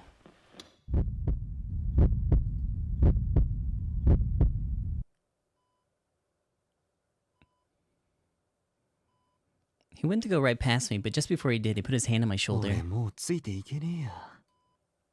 With a sigh of exasperation, he made to leave the room.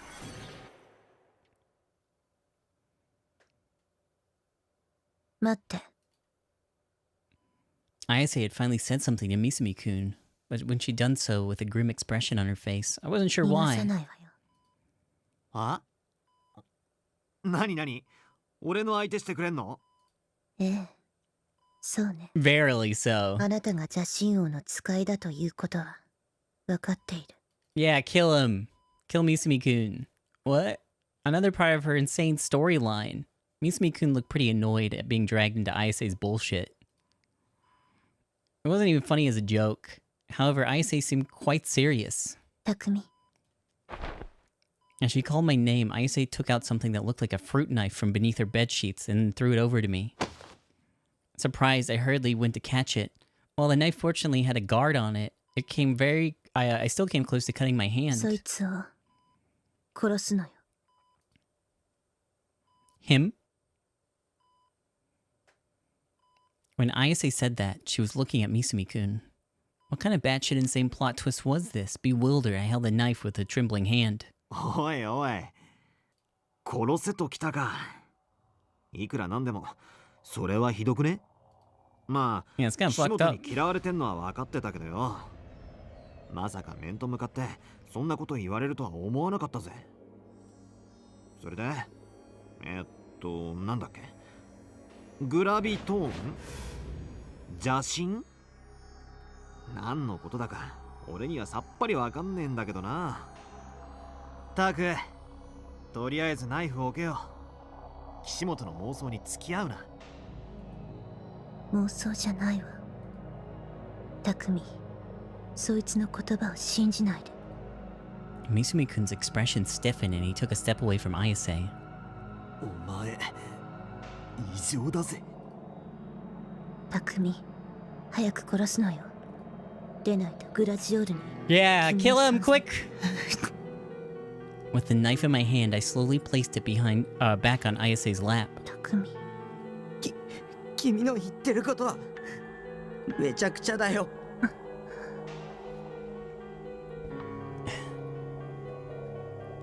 She looked up at me with sad eyes. Doesn't matter how you look at me. How the hell do you expect me to kill Misumi-kun? Killing someone would make me a criminal, and that's not gonna happen. Simple as that. Simple as that. Okay? お前なら俺を選ぶって信じてたぜ、タク。 Misumi-kun clapped his hand on my shoulder. And then casually as could be, without a care in the world, he grasped the knife on Ayase's lap. じゃあな、電波女。 And then without stopping even once, he removed the guard from the knife before immediately slashing outward. Ah! Blood spurted from her neck with blistering speed. Some splashed against my face. It was very, very hot. Ayase's eyes were wide with shock. She was looking straight at me. Her body then slowly collapsed upon the bed.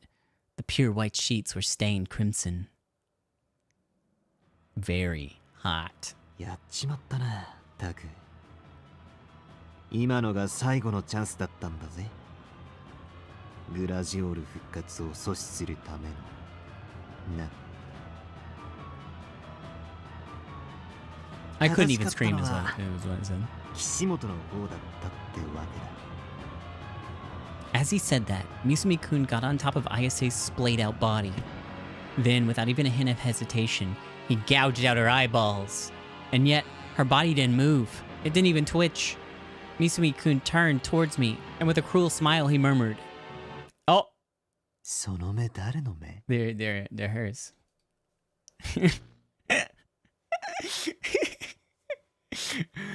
When I came to, Ayase, who should have been covered in blood, was simply sitting on the bed. Was that a delusion? Okay. Anyways, one chapter left.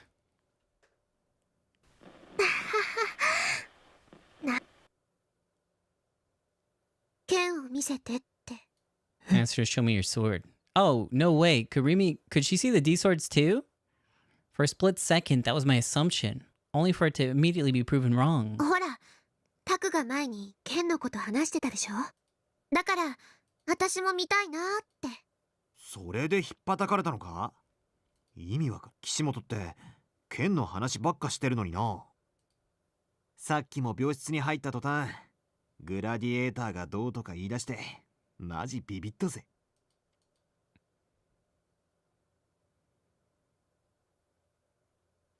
Okay. I'm out of slots. Dang it.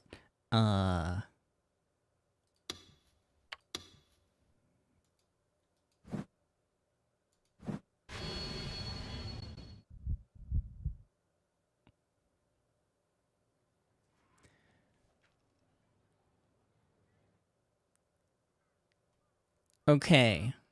Did the chapter change? I don't think it did. No. それって。 Rumi fell deep in thought, her expression looking troubled about something. もしかして、ご両親に紹介するみたいな流れ。は？だとしたら、心の準備が。Damn. 違う。そうじゃなくて。Suddenly, a high-pitched sound pierced my ears. One sounds like a woman's scream. Whoa!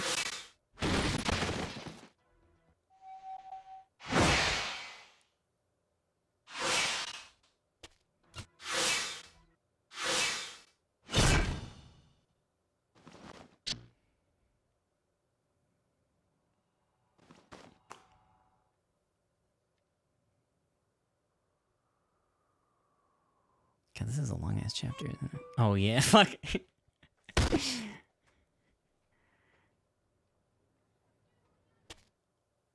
All right, you're a delusion. All right, chapter 9.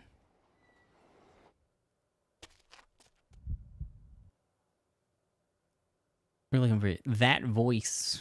少なくともあの時あの場所では4つの妄想がシンクロしてた。妄想はしないで。 Okay, I won't. She spoke in a quiet yet serious imperative tone. Yeah, this is the Bond lives route. I just checked. I checked the ending. He's fine.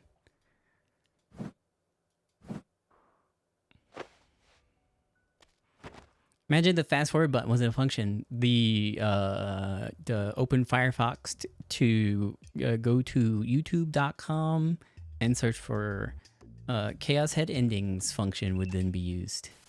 I think. That voice? Maybe it was the best that I died. Yeah, die. Doofus.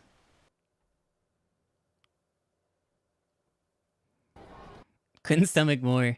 Okay, so it looks like the first ending is very complicated and you have to play through like the whole game doing some very specific stuff. It doesn't look like that's the case for the other endings. There's like one very specific thing that you have to do. Remy had left me. Oh wait, hold on. Wait. She was all I had left. Okay, that's not one of the things I need, right? That voice for revenge. Bomb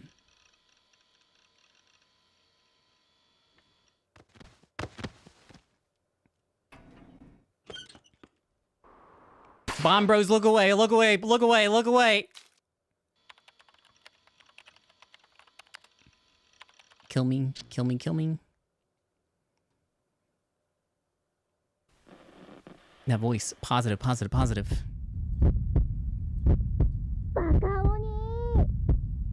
There's no way.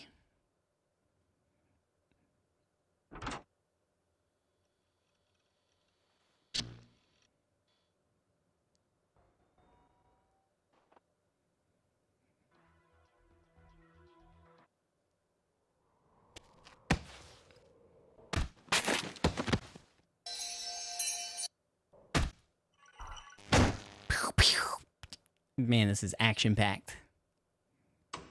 No, it's Darth Spider. Okay, they're different.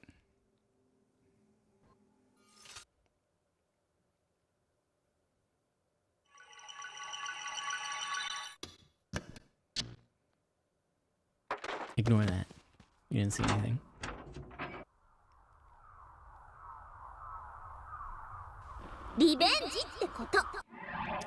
Save. God, I hope I've done this right or I'm gonna lose it. Alright. Neutral. Where's the person who's gonna kill me, Sarah?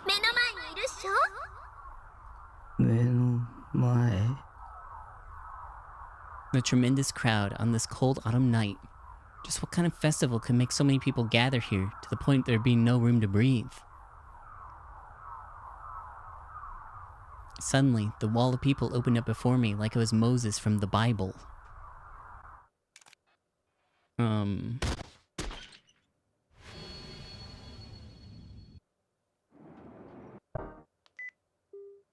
So now what?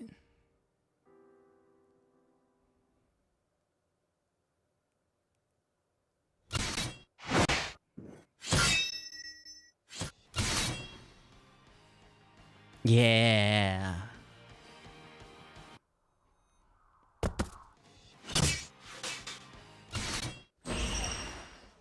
I get to look.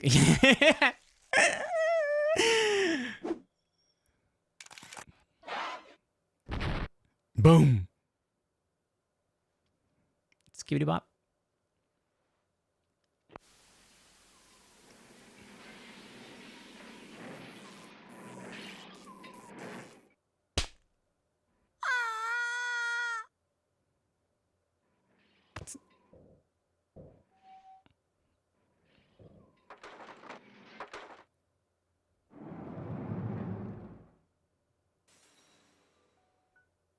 So this is everything from tonight. Only 4 more hours to go. Shinsen Station of the Inokashira line was one stop from Shibuya, with it taking only about a minute to arrive there by train.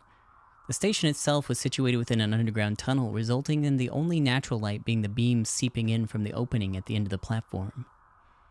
Due to the earthquake, all the lights had gone out, enveloping the area in a far thicker darkness than usual. Carrying Orihara Kozue's body on her back, Aoi Sena set foot on the platform. There had been no need to buy a ticket. Not a single staff member was present in the vicinity, and none of the ticket machines were in service. Only a glance was necessary to understand how horribly warped the railway tracks had become. It was no wonder that the trains had been suspended or had suspended operation the day before. Kozue's breathing had turned laborious at times, but she was far from conscious. Dried blood was caked on her forehead. During the earthquake, she had been caught in the wake of a collapsing building and had not regained consciousness since. Gigalomaniacs are unable to use their powers to heal wounds. To the brain, pain is an inescapable reminder of reality. Thus, Gigalomaniacs cannot form any sort of mutual recognition to the effect of, "I'm not wounded." The human instinct would never allow it. Moreover, one cannot establish mutual recognition with someone who is unconscious. These reasons render Sena unable to assist Kozue. When they at last reached a deserted platform, Sena lowered Kozue from her back and gently laid her against the wall. Sena's expression was stiff. With only a single glance toward Kozue, she shifted her gaze back to the station premises. Glaring motionlessly at a certain point in the distance, she gritted her teeth.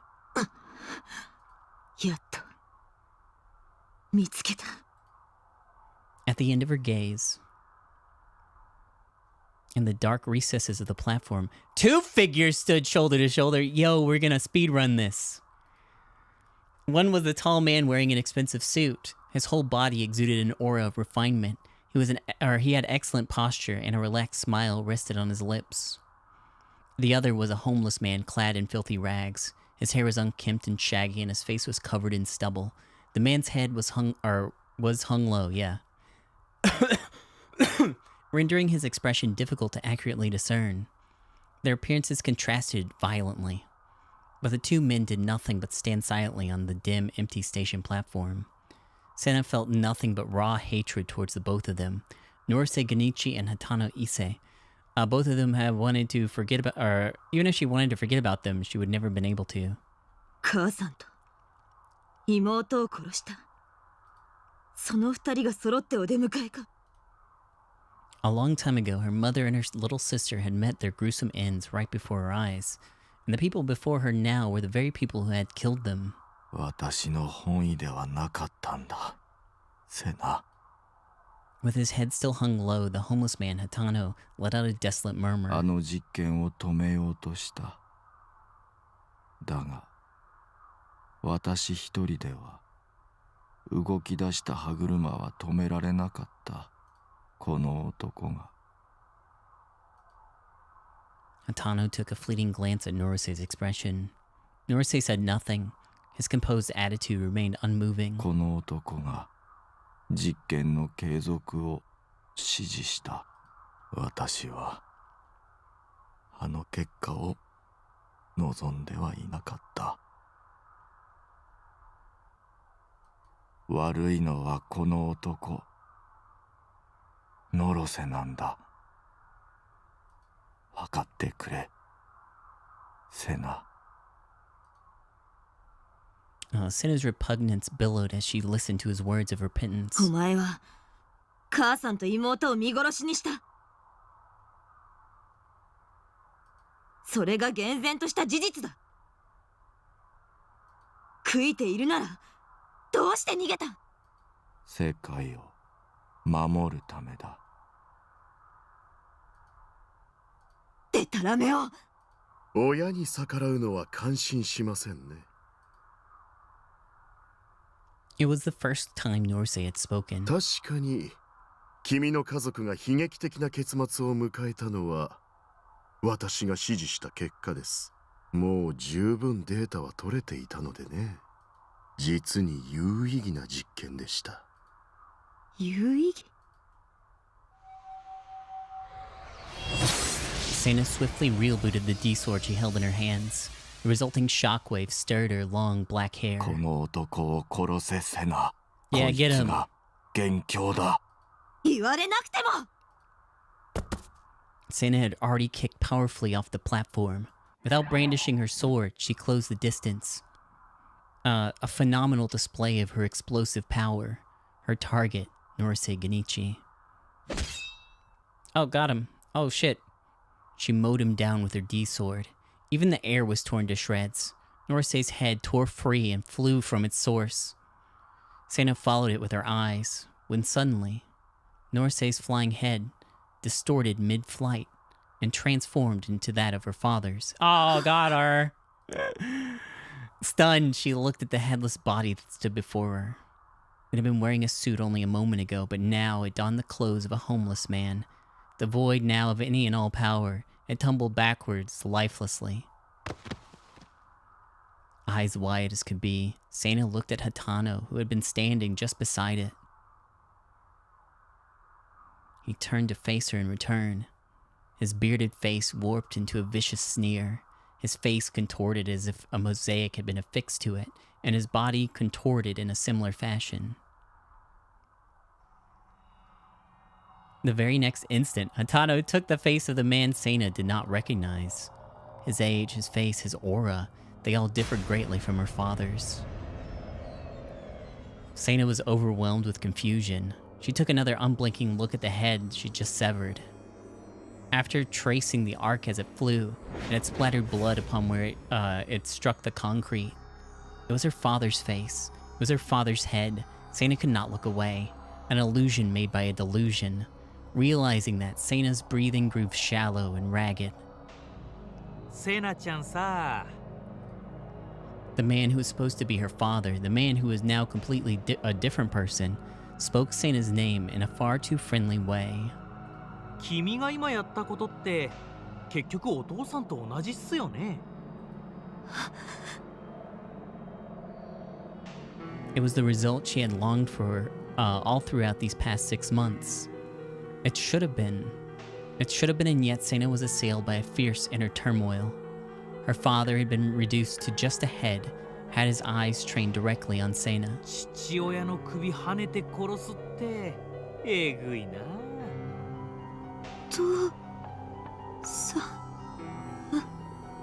Still not comprehending why she was experiencing such psychological shock, Sena heard something tear deep inside her ears.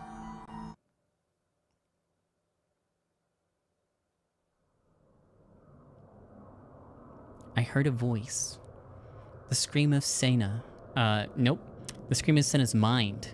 The scream which cursed reality. A scream which emulated madness. I followed that cry all the way to Shinsen Station. But by the time I got there, it was already too late. When I set foot onto the dim platform, the faint smell of blood hung in the air. Kozupi was lying against the wall unconscious, and there on the platform was Sena, sunk to the ground with her back facing me. Her head was pointed down, her long hair was covering her face. I couldn't see her expression. Right beside her was a headless body. It then occurred to me that the round object lying a few meters away was the head of that had once been attached to... It was Hatano. こいつはラッキーっすね。 A man was standing on the tracks. Contrasting heavily with the suit he was wearing, he had a rucksack on his back. A harsh mechanical noise was emanating from it. Suwa Mamoru, a detective from Yep. It wasn't the first time I run into him, and I knew exactly what he'd done. もともとは目障りな畑の親子を処分しに来たんすけどね。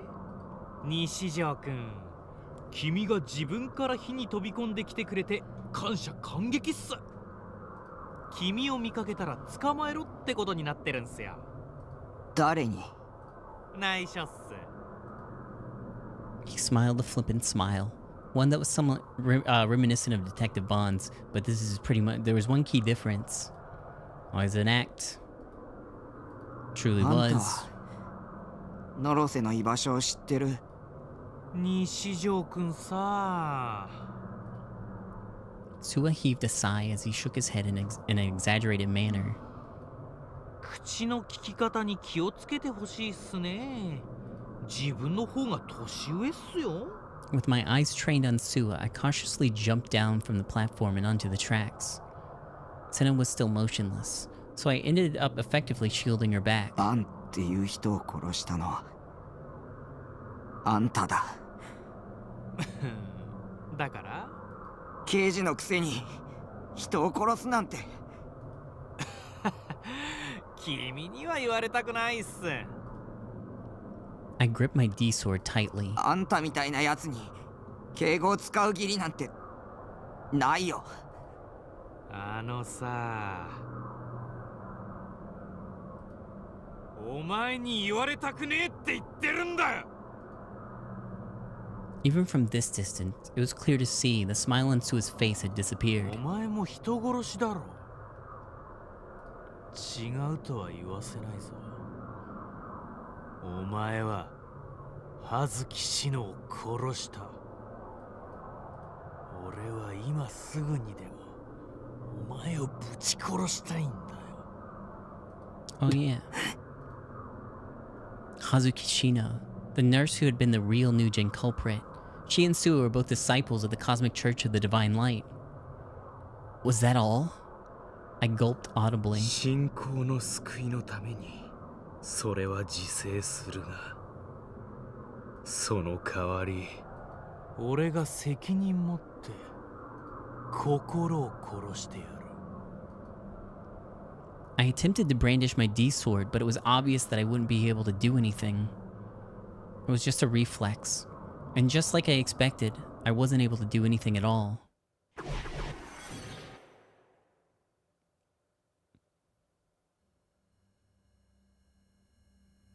I found myself in a dimly lit room.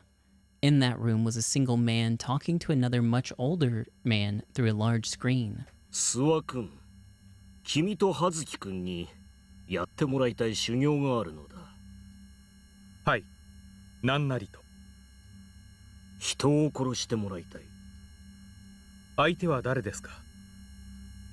相手が何者かに意味はない。と申しますと？特に決まりはないと言っておこう。殺す対象、殺し方はこちらで指示する。我らが進めているプロジェクトノアを完成させるため、西条匠という少年に心理的揺さぶりをかける必要があるのだ。揺さぶりですか？恐怖を与えるのだ。しかしその少年の秘めた力は強大だ。直接的な行動はこちらの身に危険を及ぼしかねん。故に連続猟奇殺人事件を起こす。たったそれだけのために殺人を。不満かね？シノもその修行に参加しなければなりませんか？当然だ。これは信仰の理想郷を築くためであり、同時に君たちに信仰の救いをもたらすだろう。そういうことであれば。時に葉月君はお腹に君の子を授かっていたな。予定日はいつかね？あと2ヶ月ほどです。その子供、信仰の救いのために捧げたまえ。Offer him up. 殺せとおっしゃいますか？聖なる犠牲だよ。子を捧げれば、君と葉月君には大いなる信仰の救いがもたらされるだろう。大いなる信仰の救い。かしこまりました。すべて教祖様の仰せのままに。きっとシノも喜びます。信仰の救いあれ。It's really cool that there's like answers for some of this stuff that went left unsaid. I don't know if I needed to play through the whole fucking game again.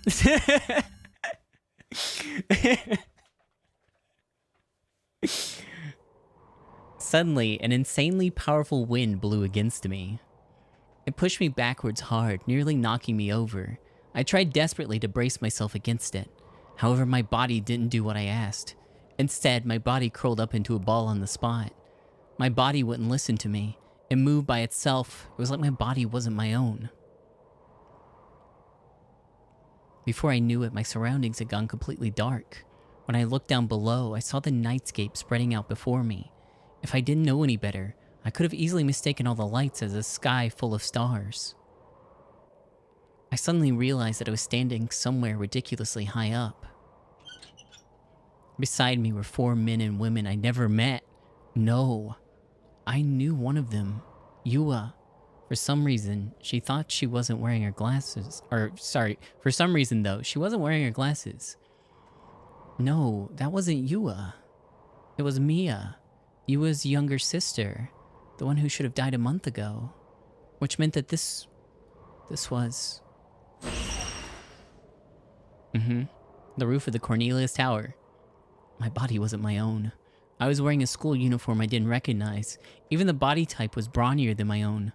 And when I saw that there were 4 other people huddled together on the ground, wailing loudly as tears poured down their faces, it led me to guess what exactly was happening.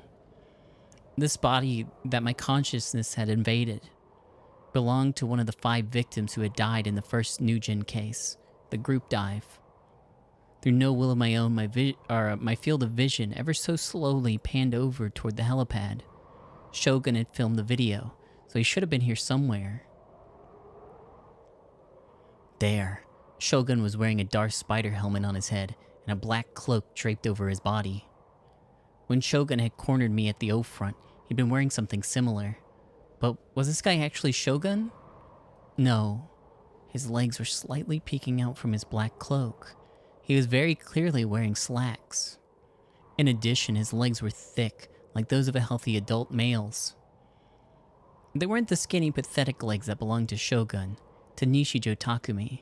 No bones protruded from them. And when I looked closely, I realized that even his sitting height was completely different. The cloak kept them hidden, but his shoulders looked faintly broad. I understand now, like, all the decisions you made to get up to this point. I get that. And it's a lot. It's just a lot to do. There's a lot to do. And he wasn't carrying a video camera. Suddenly, from that darkness spreading out behind the fake Shogun, I heard footsteps, dragging footsteps, and not just one set of them. It wasn't a hallucination. The strange footsteps belonged to many, many people. They had to be several dozen unknown entities lurking in the darkness. The footsteps hadn't been in the video that had been uploaded on YouTube. Not to mention there shouldn't have been any way for this many people to have gained access to the helipad. Then, what the hell was the sound? The 4 others beside me continued to wail in grief. Though through no will of my own, my body similarly let out a cry, and then began to tremble.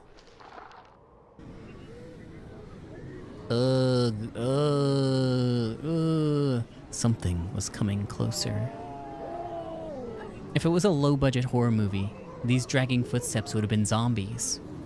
Zombies with both arms hanging down limply in front of them, their decaying bodies slowly swaying as they walked.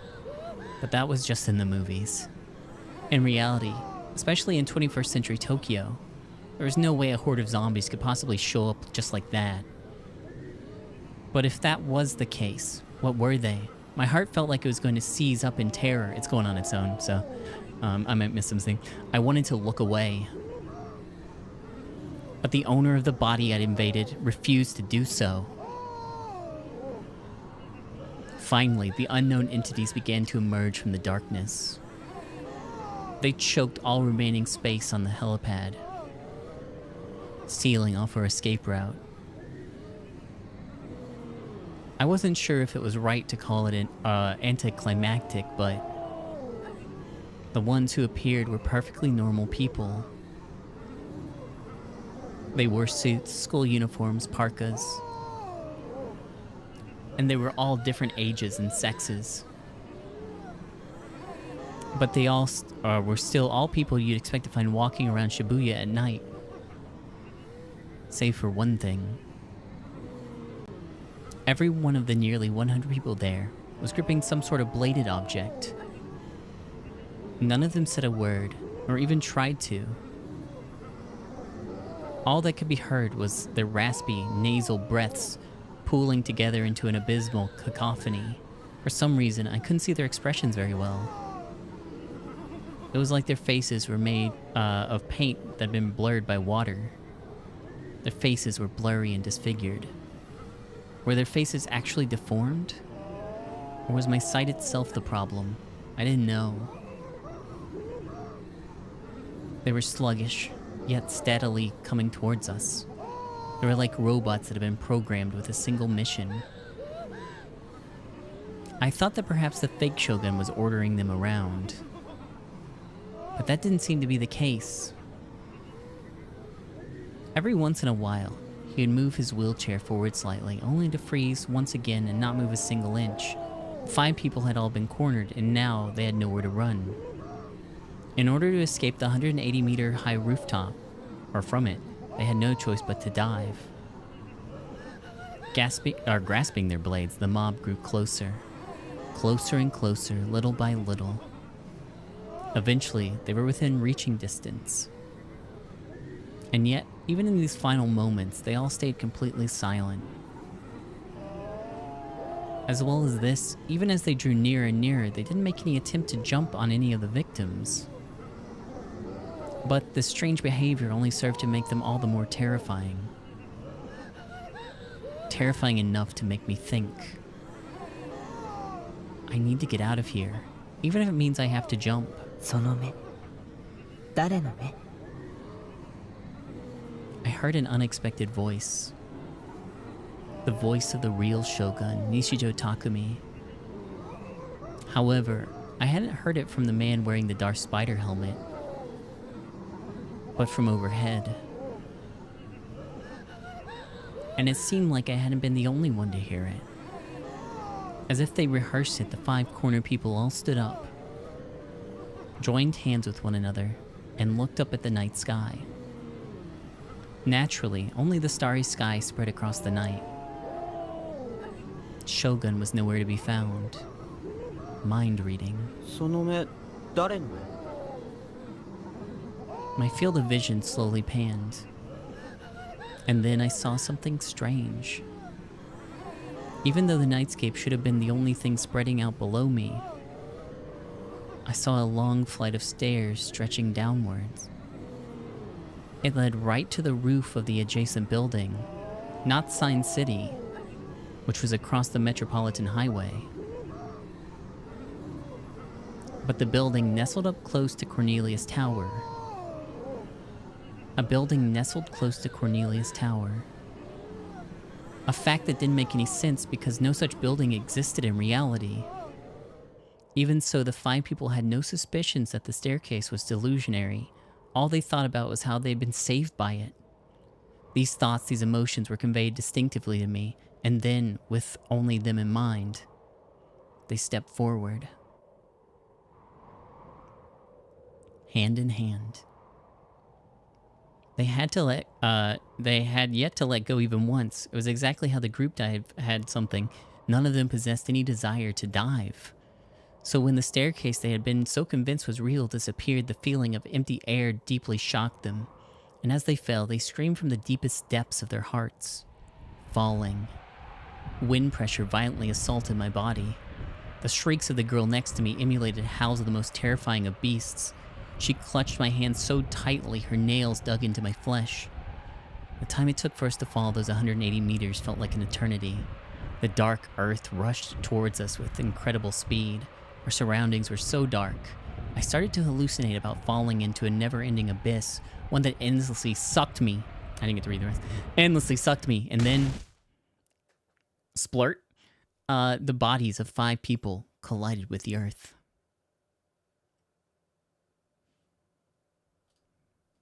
With a sickening crunch. They were pulverized. The pain struck without me expecting it. A single blow that led straight to death. The impact felt like my entire body had exploded and then been ground into a fine powder from the inside out. I felt the sensations of my heart violently contracting from the shock. And then my consciousness was severed.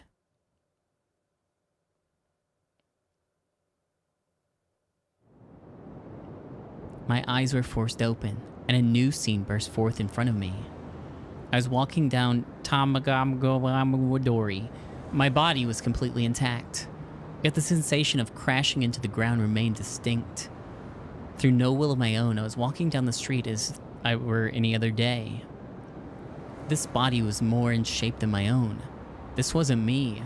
I had a terrible feeling about this.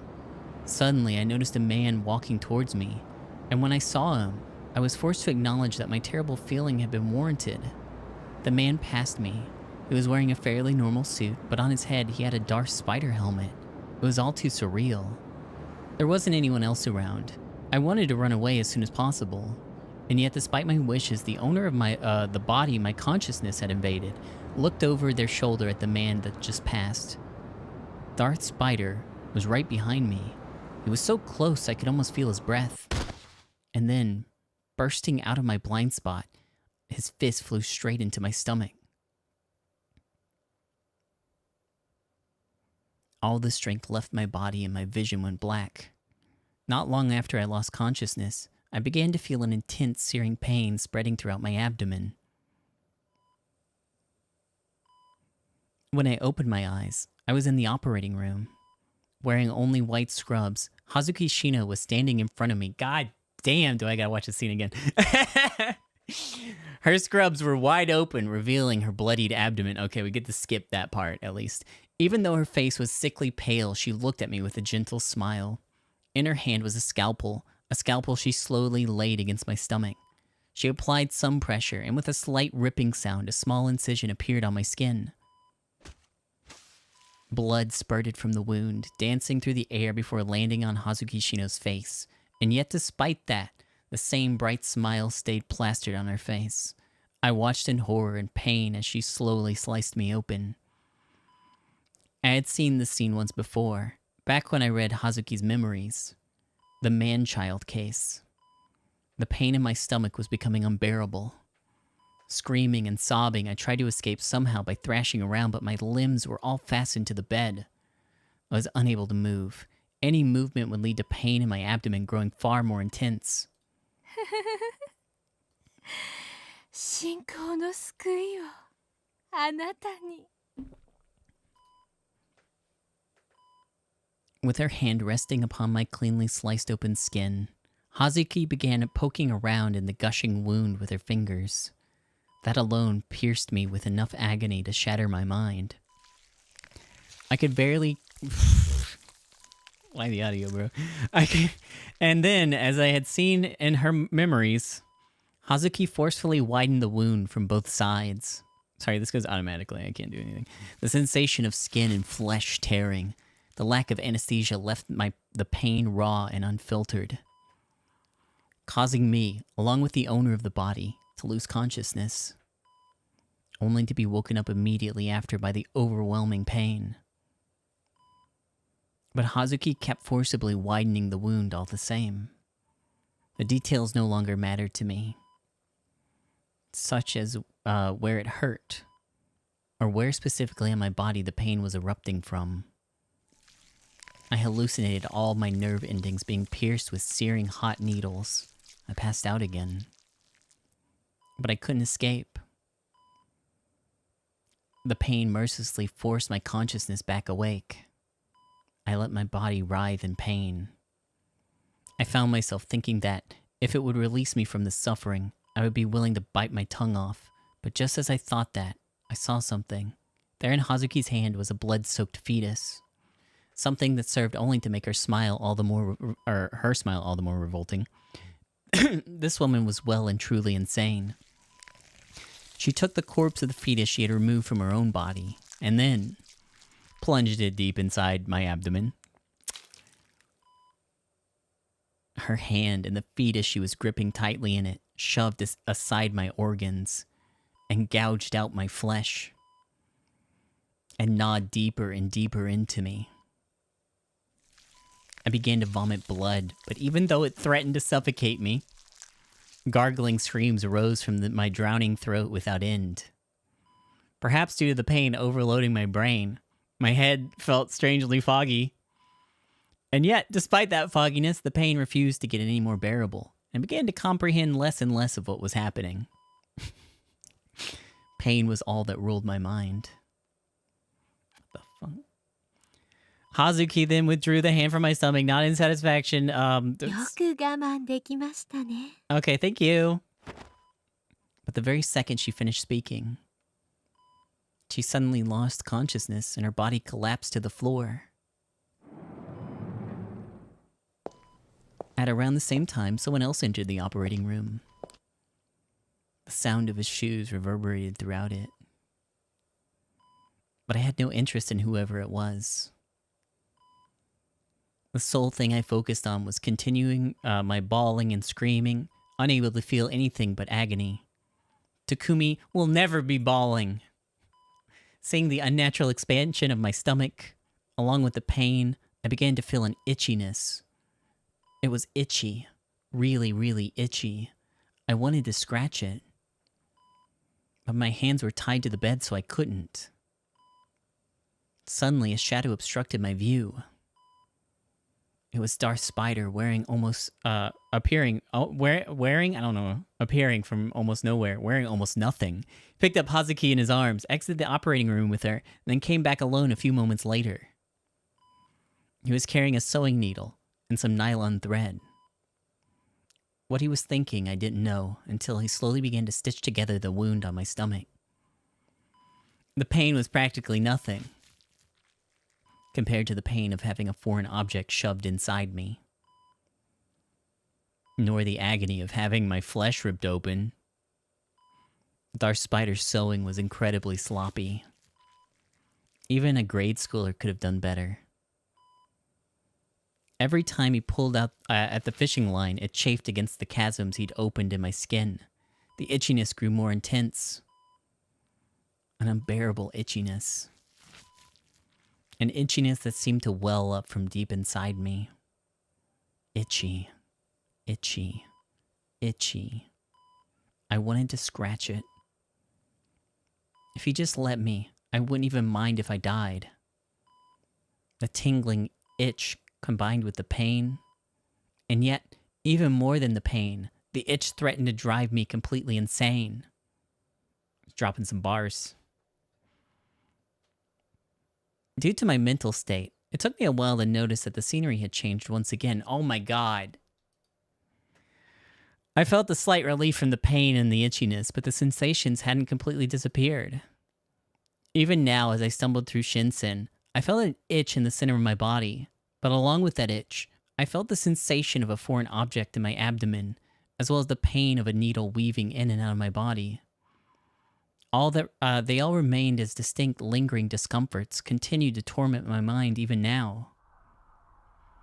I was on an unlit, rarely used road. As I walked down it, I saw a figure coming towards me. The road was so narrow, we would have had to turn sideways in order to pass each other.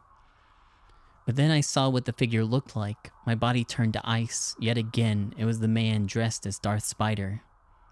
We passed each other. Darth Spider didn't give any kind of reaction. My heart was beating out of my chest, and then something surfaced in my mind. An incredibly compulsive urge, one that made no sense for me to feel. A crusty old fuck had been hitting on my girl. It pissed me off like you wouldn't believe. I wanted to kill him. That extremely abrupt feeling drove me forward. The face of my girl was foggy in my memories. I couldn't remember her very well, to the point where I wasn't sure if she even existed in the first place. And yet, the crusty old fuck who'd been hitting on my girl was crystal clear in my mind. I'd seen his face before. He was the victim of the crucifixion case. My memory launched forward, placing me in a dark, narrow alley. An alley I knew all too well, the scene of the crucifixion. Right in front of me was the victim of that case. He was a middle-aged man, and my hands were wrapped tightly around his neck. His body convulsed violently, bubbles frothed from his mouth, and his eyes rolled into the back of his head. Upon learning what it felt like to have someone's life disappear in my hands, I went slightly cold. Eventually, the man stopped moving. When Komeda, the perpetrator of the case, confirmed he was dead, I released my hands from his neck and let him collapse to the ground.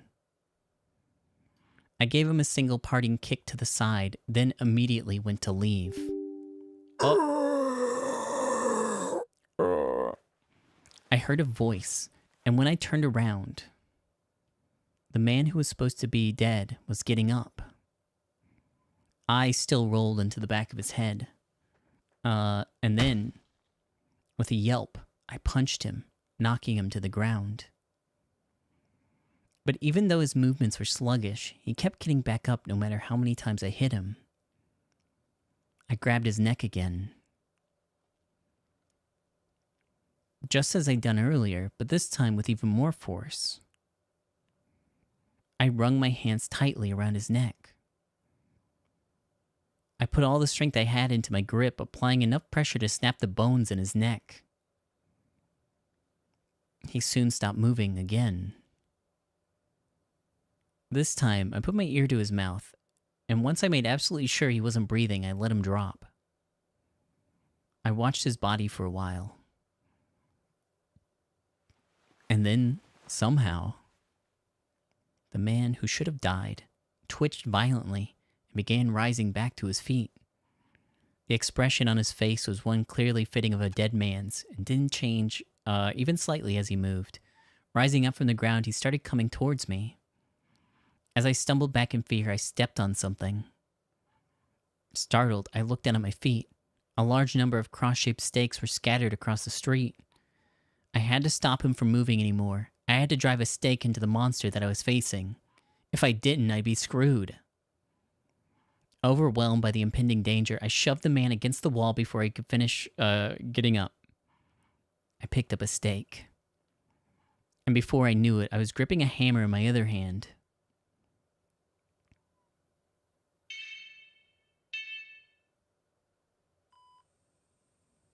Once again, I found myself in an operating room, but it wasn't the man-child case again.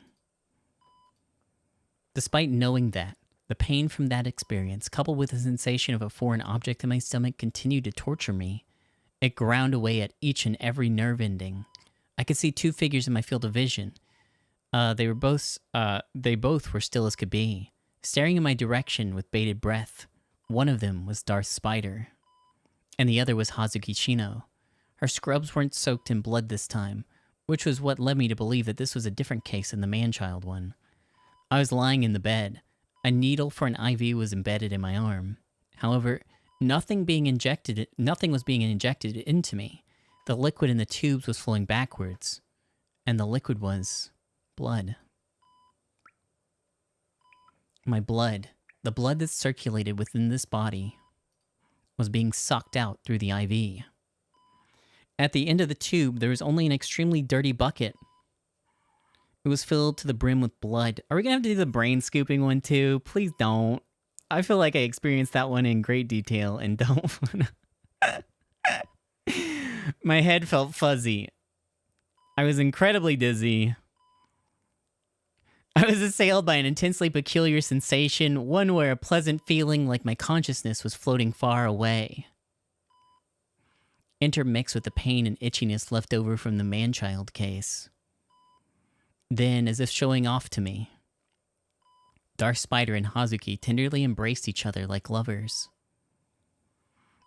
As the two supported one another, Hazuki's face couldn't have looked happier. I couldn't understand how she could make a face like that while in the middle of creating a dried-up corpse from the vampire case. But before I could think about why I couldn't understand it, the pain grew far more intense. My throat was sapped of all moisture, my vision gradually darkened, my consciousness slowly grew thinner and thinner, until eventually it evaporated completely. Holy fuck. I then realized this was a vicarious experience. I was being forced to experience this series of Nugent murders vicariously. I was facing the pain of each case, the fear, one by one. If that was true, and there were still 3 remaining, realizing that, my despair pulled me down even deeper.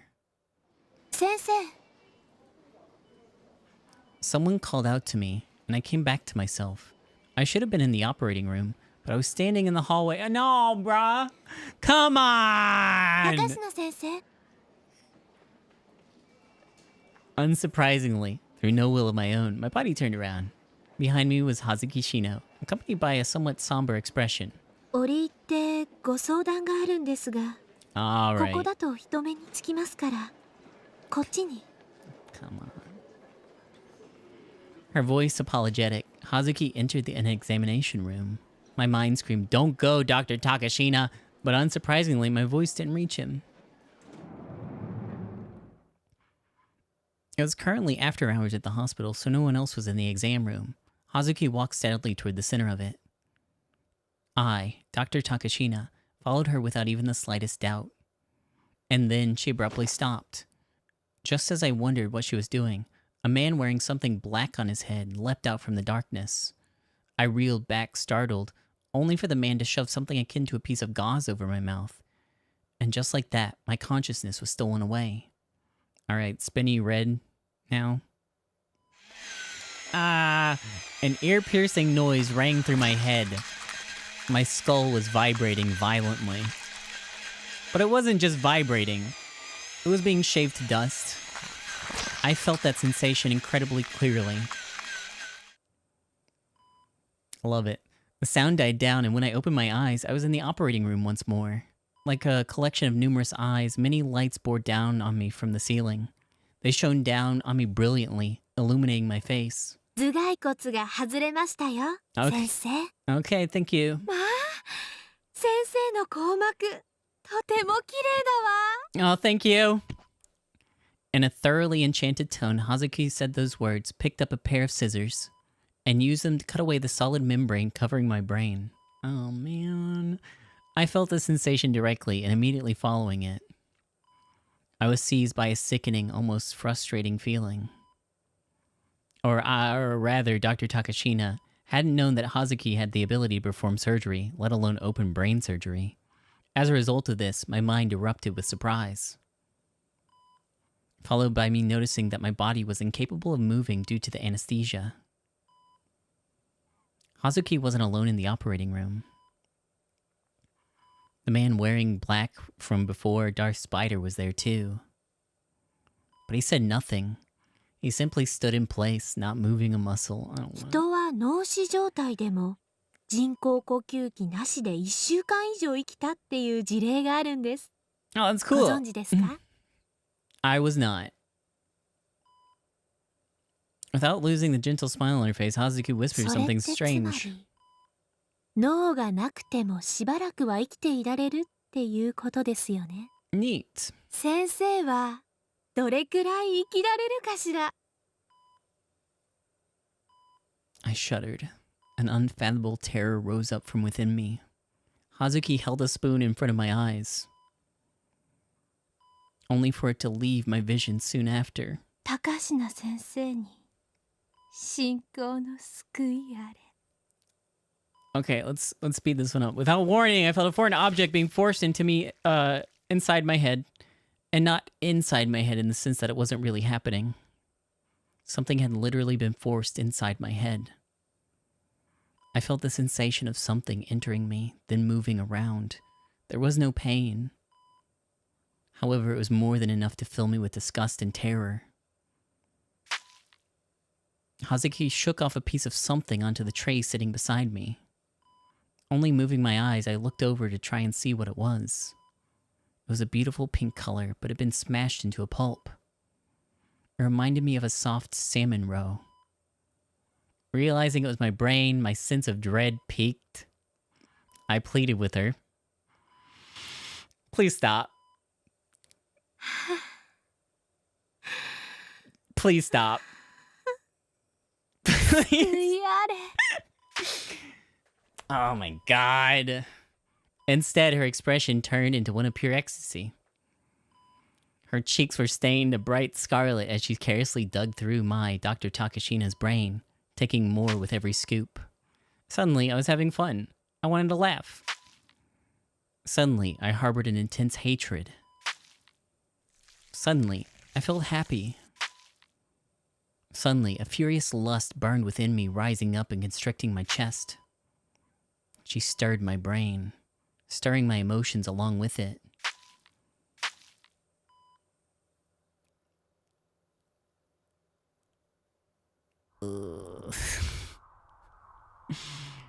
Emotions different to what I myself felt boiled up with. That wasn't as bad as it originally was. Didn't like it though. Because of these emotions, my mind, heart, and soul were drifting away from the consciousness known as me, forcing me to confront the ambiguity of my own existence. As the mental that sought to deny my own existence tore my mind to shreds, I found myself walking under a railway overpass. If I went off the case order this time, it would be the finger food case. I don't actually remember the finger food case. I expect it would happen. My body was now a woman's. I was incredibly hungry. Perhaps the victim had been on a diet or something. Oh yeah. I crossed paths with the man in the Darth Spider costume once again. Everywhere I went, he would show up. Considering how much his appearances stood out, why hadn't the police or mass media gotten anything at all on him? It was the first time Darth Spider had said anything. He pointed at the right hand, or at my right hand as he spoke. It was a surreal spectacle. You know what? Yeah, I think they do look good. For some reason, I was holding 5 bare chicken skewers, each one sticking out from the gaps between my fingers. Warm-looking steam rose from them, as did the juicy aroma of cooked meat. Both things further stimulated my appetite. Saliva overflowed from my mouth. Unable to wait another second, I took a bite. Crunch. A sharp pain shot through my finger, but I couldn't stop chewing. I had never had such an incredible, delicious chicken in my life. Tons of juices escaped from the meat, dribbling down onto the pavement below. It was delectable. It was to die for. In the blink of an eye, I had cleaned the skewers completely. Before I knew it, Darth Spider had disappeared. But it didn't matter much to me. I didn't even care about that strange man at all. I wanted to keep eating. My stomach cried out for more food. The fingers on my right hand throbbed with pain, but my hunger easily overrode it. Once again, I looked at my right hand, and that's when I realized. Got another one, right? I hadn't just been holding chicken skewers. I'd also been carrying a large slab of meat. The glorious protein was still fastened to the bone. With its dripping juices staining the sleeves of my blouse a dark shade of red, when I had gotten my hands on it, how long... That question, too, quickly became unimportant when faced with my overwhelming hunger. I sank my teeth into the meat with all the strength I could muster. Excruciating pain. I ripped a chunk off. Chewed it. Tasted it. Then gulped it down. The meat was tender, and it carried a fair amount of fat. I bit deeper. Both my hands and the area around my mouth were greasy with fat, but I didn't care. I never experienced such incredible flavor before. I tore the meat off the bone. Fat melted and gushed throughout my mouth, leaving a unique aftertaste. It hurt. For some reason, it hurt so bad I thought I would die. But I kept chewing. Compared to how large the bone was, there wasn't a lot of meat on it. It didn't take long for me to eat it all up. Finally, I licked off the remaining tiny scraps of flesh that were clinging to the bone. Every piece I set free, I suckled on, savoring the taste of meat and bone. The 5 slender bones protruding from the ends weren't too hard. If I wanted to, I could bite. I gnawed on the bones. A fierce pain ripped through me, pain so intense I nearly collapsed on the spot. Tears streaming down my face, I gleefully slurped all the remaining juices that were oozing from inside the bones. I tore free one of the bones. The intense stimulus led me to crumple to the ground, rolling the bone around in my mouth as I did. Chomp, crunch, crunch munch. When I went to swallow it, the bone got stuck in my throat and I could no longer breathe and I died, now instantly on the spot. My legs swung around uncontrollably, kicking every which way. But before I knew it, a string had been wrapped around my ankles, stopping them in place. I could no longer move freely. Darth Spider was standing in front of me. Writhing in agony, the exposed bones of my right hand struck the ground. The impact sent violent, rippling waves of pain throughout my entire body, and I immediately pissed myself. And I would never open my eyes again. The end. The end? The end. Oh my god. I opened my eyes in a dim back alley. The scenery was, you know, I kind of liked the first ending. Didn't think I needed the torture porn ending. Didn't think I needed it. I opened my eyes in the dim back alley. The scenery was a little different from before. My god. I was walking down the alley while leaning on a male Dokyun's shoulder. His face was horribly beaten and he looked like he was about to cry. 3 of them, including me, were in awful condition. Their clothes were soaked with blood, their faces were ridiculously swollen, and they had a number of chipped teeth. The person who'd done this was probably me. It was the 3 Dokyuns that beat me up, and after that happened, they had their torsos torn apart and died. Once again, the man in the Dark Spider costume was there, standing at the end where they were walking. The guy who was lending me his shoulder shouted at Darth Spider, but with his face as it was, any impact it could have had was pretty much halved.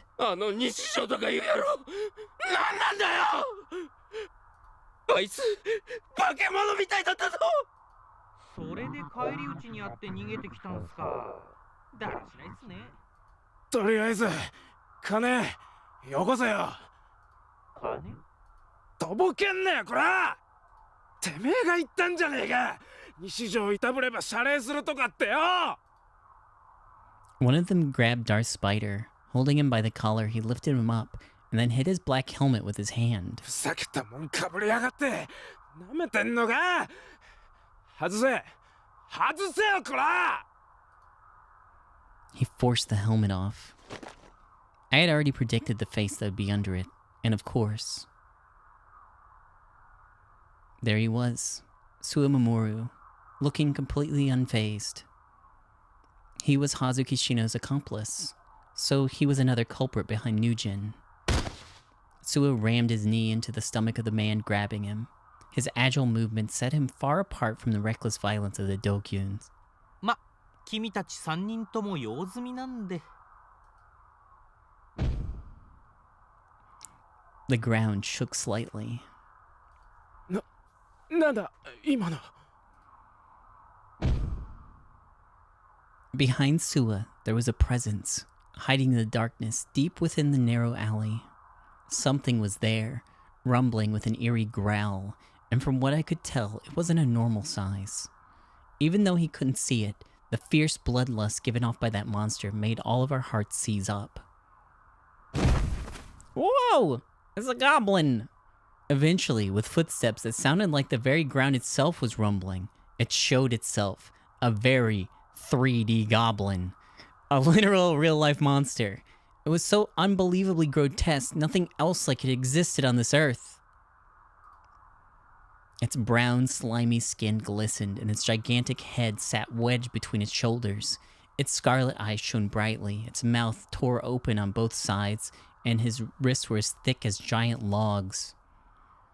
The bipedal monster came up beside Sua and opened its gaping maw wide as could be. Its rows of sharp fangs glinted, reflecting the burning glare of the streetlights. Its roar was like a low, dull growl, and yet it was more terrifying than anything I had ever heard. No beast could have ever hoped to compare.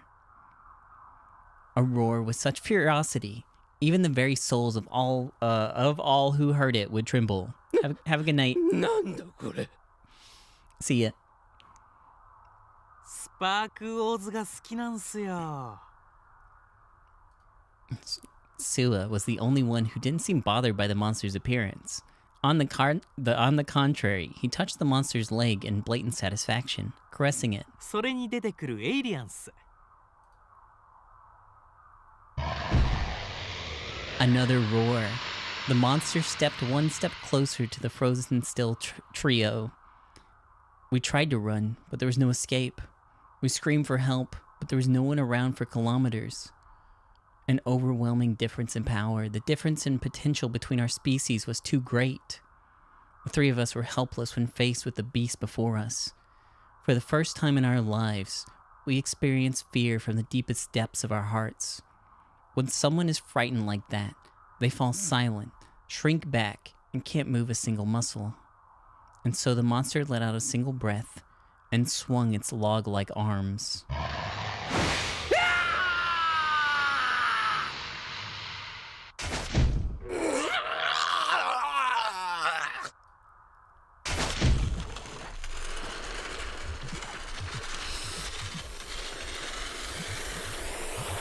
In an instant, as if they were mere ragdolls, the two of them were torn to shreds. Blood and viscera splattered across the alley, steam rising from the remains.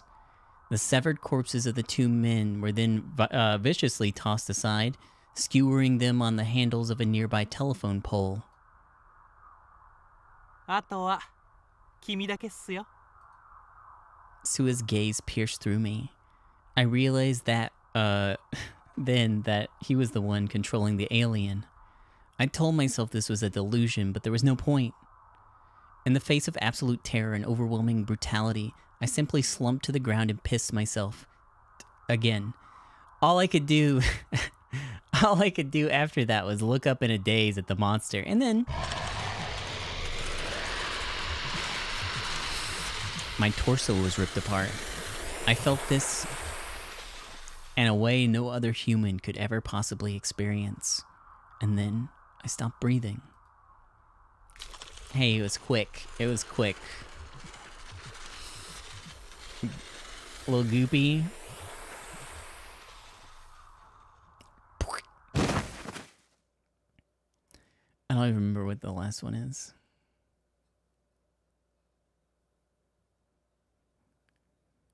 How many times had I died vicariously? 3 times? 1 time? 7 times? 4 times? 2 times? 5 times? Human flesh tasted amazing. It hurt. No more. Darth Spider's outfit was surreal. It had to be a joke. I'm sorry, did I... Human flesh tasted amazing. Okay, just... So wait, how many times had I died? Wait, who died? Not me. I wasn't dead. That monster was seriously straight out of a horror movie. But the monster was from, Sue said it was from Spark Wars. So what? Human flesh tasted amazing. The bones, too. Why was Darth Spider black? Why was Darth Spider black? Can't ask that, bro. Hazuki Shino was sexy, but she was scary. She was crazy, but that's what made her sexy. If Darth Spider was made of bones, what was human flesh? How many times had I died in this prank? Or was it a prank? No, I wasn't dead. I was dead. Death. Dead. Dead. It was surreal. No more. There were bones.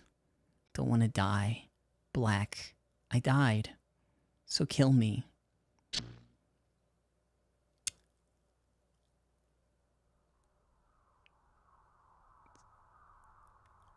Inside the rucksack Sua wore on his back, the port let out a strange mechanical sound. Sua had long since grown accustomed to hearing it. And because of that sound, he had been able to murder the heart and mind of the geeklomaniac Nishijo Takumi. He lifted up a heartfelt prayer in gratitude. No matter what, Sua would never let Nishijo Takumi get away with what he had done, for the boy had driven Hazuki to suicide. Hazuki to suicide? No. Hazuki was Sua's childhood friend, whom he had lived with ever since he was born. Sua recalled that she had told him several years ago, back when he had decided to aspire to become a detective, and she to be a nurse. 私、守の子供を産みたい。 Both of their parents were disciples of the Cosmic Church of Divine Light, and God and the glorious founder had been in their lives since birth. Sua and Hazuki had both been raised as children of the Divine Light, and their betrothal was the will of the glorious founder as well. And so the two of them dutifully obeyed the teachings of the Divine Light, going so far as to offer their life of their child within Hazuki's womb. Even when Hazuki had given her life as a martyr, she had still believed she was doing the right thing. The 7 incidents, colloquially known as the New Generation. Sorry, I've been reading for like 6 hours straight, okay? Suwa and Hazuki had caused them together. Partway through the incidents, Suwa had grown quite flustered with his senior, Ban Yasuji, pointed out all the inconsistencies in the group dive video. The video Suwa had uploaded to YouTube had been recorded by projecting his memories. However, it had been a few days since the incident at the time of the recording. His memories had grown far less clear. He had not remembered the exact details of the scene, but since the video would not have been realistic without them, he had expressly gone to Cornelius Tower to review the photos hanging in the lobby. As a result, the video indeed had been made more realistic, but he had failed to choose the correct picture. He had no reason to suspect that something would look so strikingly different between the tower's completion and the present. However, thanks to the political influence of the glorious founder, all of that had been suppressed. It would have been unwise to underestimate the power of the Cosmic Church of Divine Light's glorious founder. He had many connections within the government, and he had even managed to weave several of his followers into management positions at the Metropolitan Police. No matter how much those Bond cried out for justice, the natural conclusion to come to was that they would never be able to do a thing to harm him. Suwa's position as a detective, Hazuki's position as a nurse. The support coming from the pressure of the glorious founder placed on the police and the media, the NOAA system terminals provided by Nozomi Technology. Utilizing all of these tools, Suwa and Hazuki had focused solely on killing. As for the reasons they had gone to such lengths to continue killing people, it had all been for the sake of breaking Nishijo Takumi. After they forced him to awaken as a Giglomaniac, they would kidnap him and harvest his code sample. Alternatively, by breaking the delusionary Nishijo Takumi, they would lure out the real Nishijo Takumi, capture him, and harvest his code sample. As long as it was Nishijo Takumi, it made no difference if he was real or a copy. That was why Suwa had acted as Nishijo Takumi, using a wheelchair in his impersonation attempt. It had all been foretold by a divine prophecy bestowed upon Suwa and Hazuki, one they had to fulfill no matter what sacrifices they would have to make during its course. And now, after sacrificing Hazuki, they had at last been able to overcome the trials given to them by God. The face of the woman who had loved him, and the one whom he had loved in return, rose in Suwa's mind. He gritted his teeth in intense sadness, bearing the utmost grief. As he bathed in sorrow, Suwa approached Nishijo Takumi, whose mind he had just slaughtered.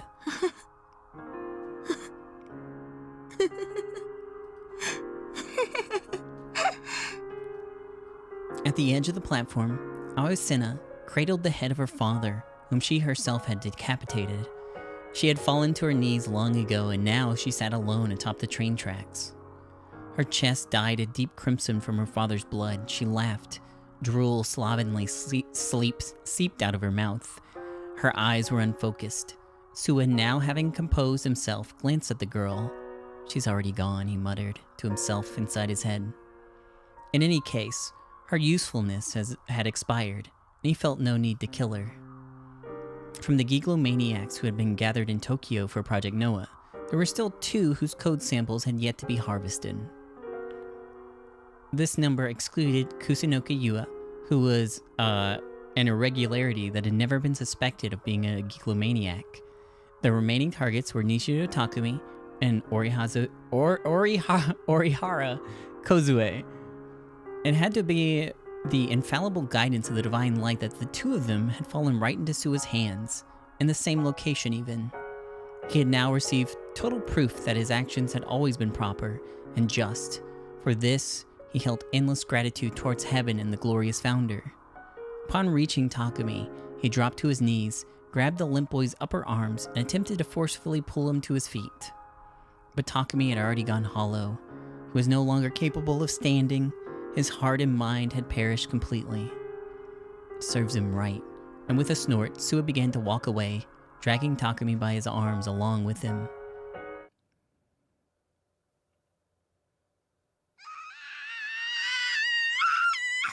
Uh-huh.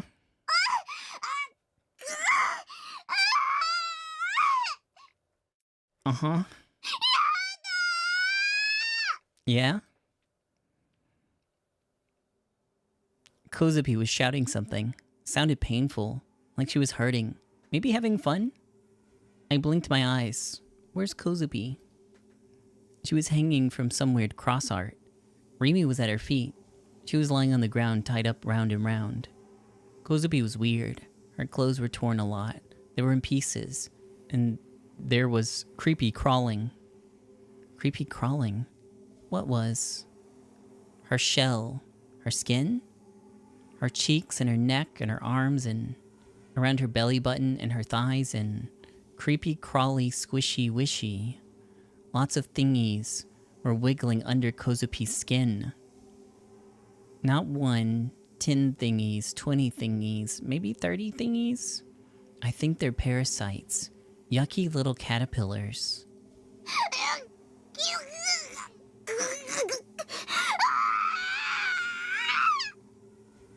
Kozupi shakes her head around. Her eyes went everywhere. Lots of drool dribbly drips dribble. Her face looked super stupid. Looked funny. She was also wearing a thingy on her head. And lots of cords coming out of it. Like a toy. Like a super duper Power Rangers toy set or something.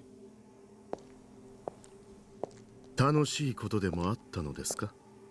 西條匠。Sig? Yes.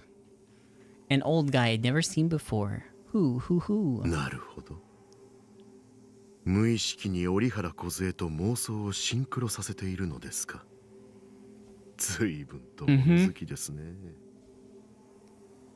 そんなに焦らずとも、彼女の次は君にたっぷりとあの拷問を受けさせてあげますよ。Who's next? Me? I didn't want that. Who's next? Me? No, I didn't want that. Who's next? Me? No, I don't want that. I didn't want any suffering. I didn't want any pain. タク、あなたなら止められる。今なら止められる。あなたなら。My wrist should have been tied behind my back, but suddenly, as if the will of it, if it had a will of its own, the cord loosened and fell to the floor. Tied up, lying on the ground, Rimi turned just to gaze to me. Just her gaze to me. Her eyes pleaded with me. A gigantic device sat in the center of the dome-shaped room, giving off an eerie hum. That's Noah 2. Destroy it. Rimi's eyes asked this of me. A tall, intellectual-looking man, Norosei, had his back turned to me and was watching Kozupi's torture with an earnest look on his face. He hadn't noticed me moving. There was no one else around, not even Sua. I could do it now. I was the only one who could. But I was scared. What if Norosei caught me? What if I failed? When I thought these things, my body began to tremble. There was something seriously wrong with this game, forcing the fate of the world onto someone like me. But I had to do it. That realization and resolve came to me with surprising ease. Maybe I'd grown stronger. Yeah, that was it. I was strong. I was super strong now. I stood up slowly. Norosei still hadn't noticed. For final boss, he was a total dumbass. Was it that fun watching Kozupi suffering? Raw disgust flowed through me. I gritted my teeth. Come forth, D-Sword! Ripples appeared in the open air, and a blue light burst forth. I grasped it. I felt it. Neither cold nor hot, neither hard nor soft. I drew it from the Dirac Sea, and a long, grand sword settled in my hand. Nani? Nani? He finally noticed me, but it was too late. I rebooted my D-Sword. I sent particles flying into everyone's dead spots. I'd done it completely unconsciously. The method that I used, or how it worked, didn't matter to me. I just had a delusion, and it come to be. I gripped the hilt of my D-Sword with both hands. Its glow transformed from blue to red. 心殺されたはず。 Yeah, I thought we... Norase stared at me in disbelief. He was shrinking back. I'd won. I'd win. I grinned from ear to ear, raised my sword, and formed a delusion. This was a sword of light. It possessed incredible power to cut through the very air itself. If I called forth all of its power and swung the blade, I could reduce anything on the earth to rubble. くらえ。これが。 I couldn't come up with a name for my special attack right off the spot, so I just gave up on shouting something out. Besides, this wasn't some shonen manga. Ah! I took the power I'd stored in my D-sword through my delusions, and unleashed it all towards Noah 2.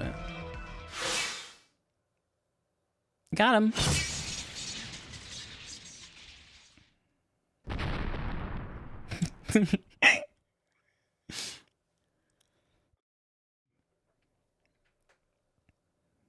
Two months later. What?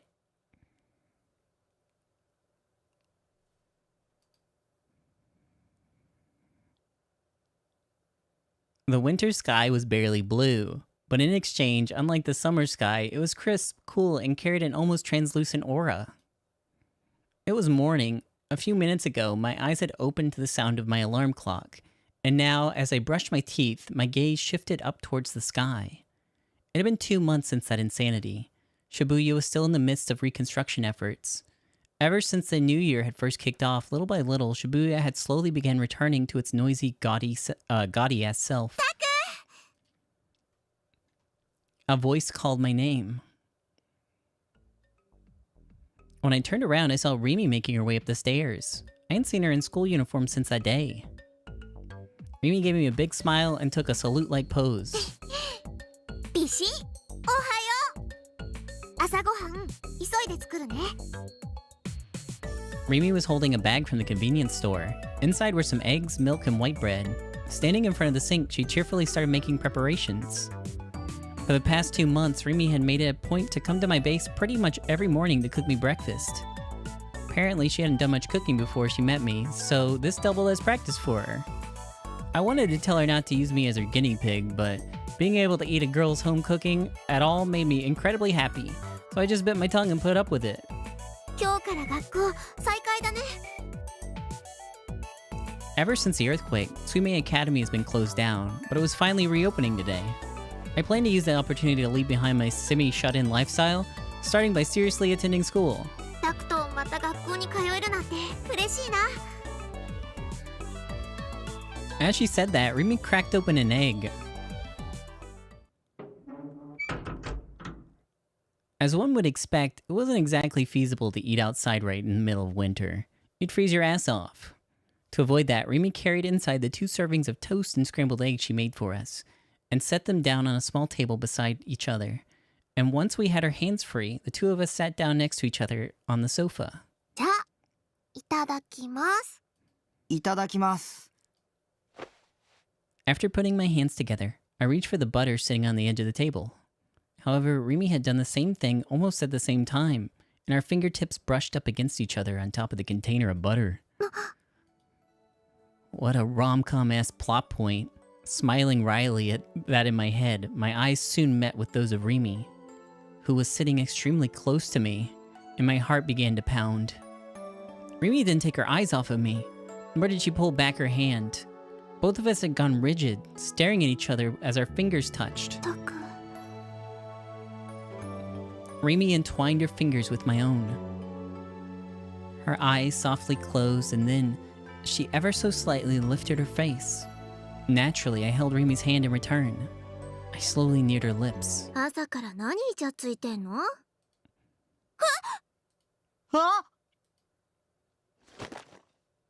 Flustered, I jumped away from Rimi.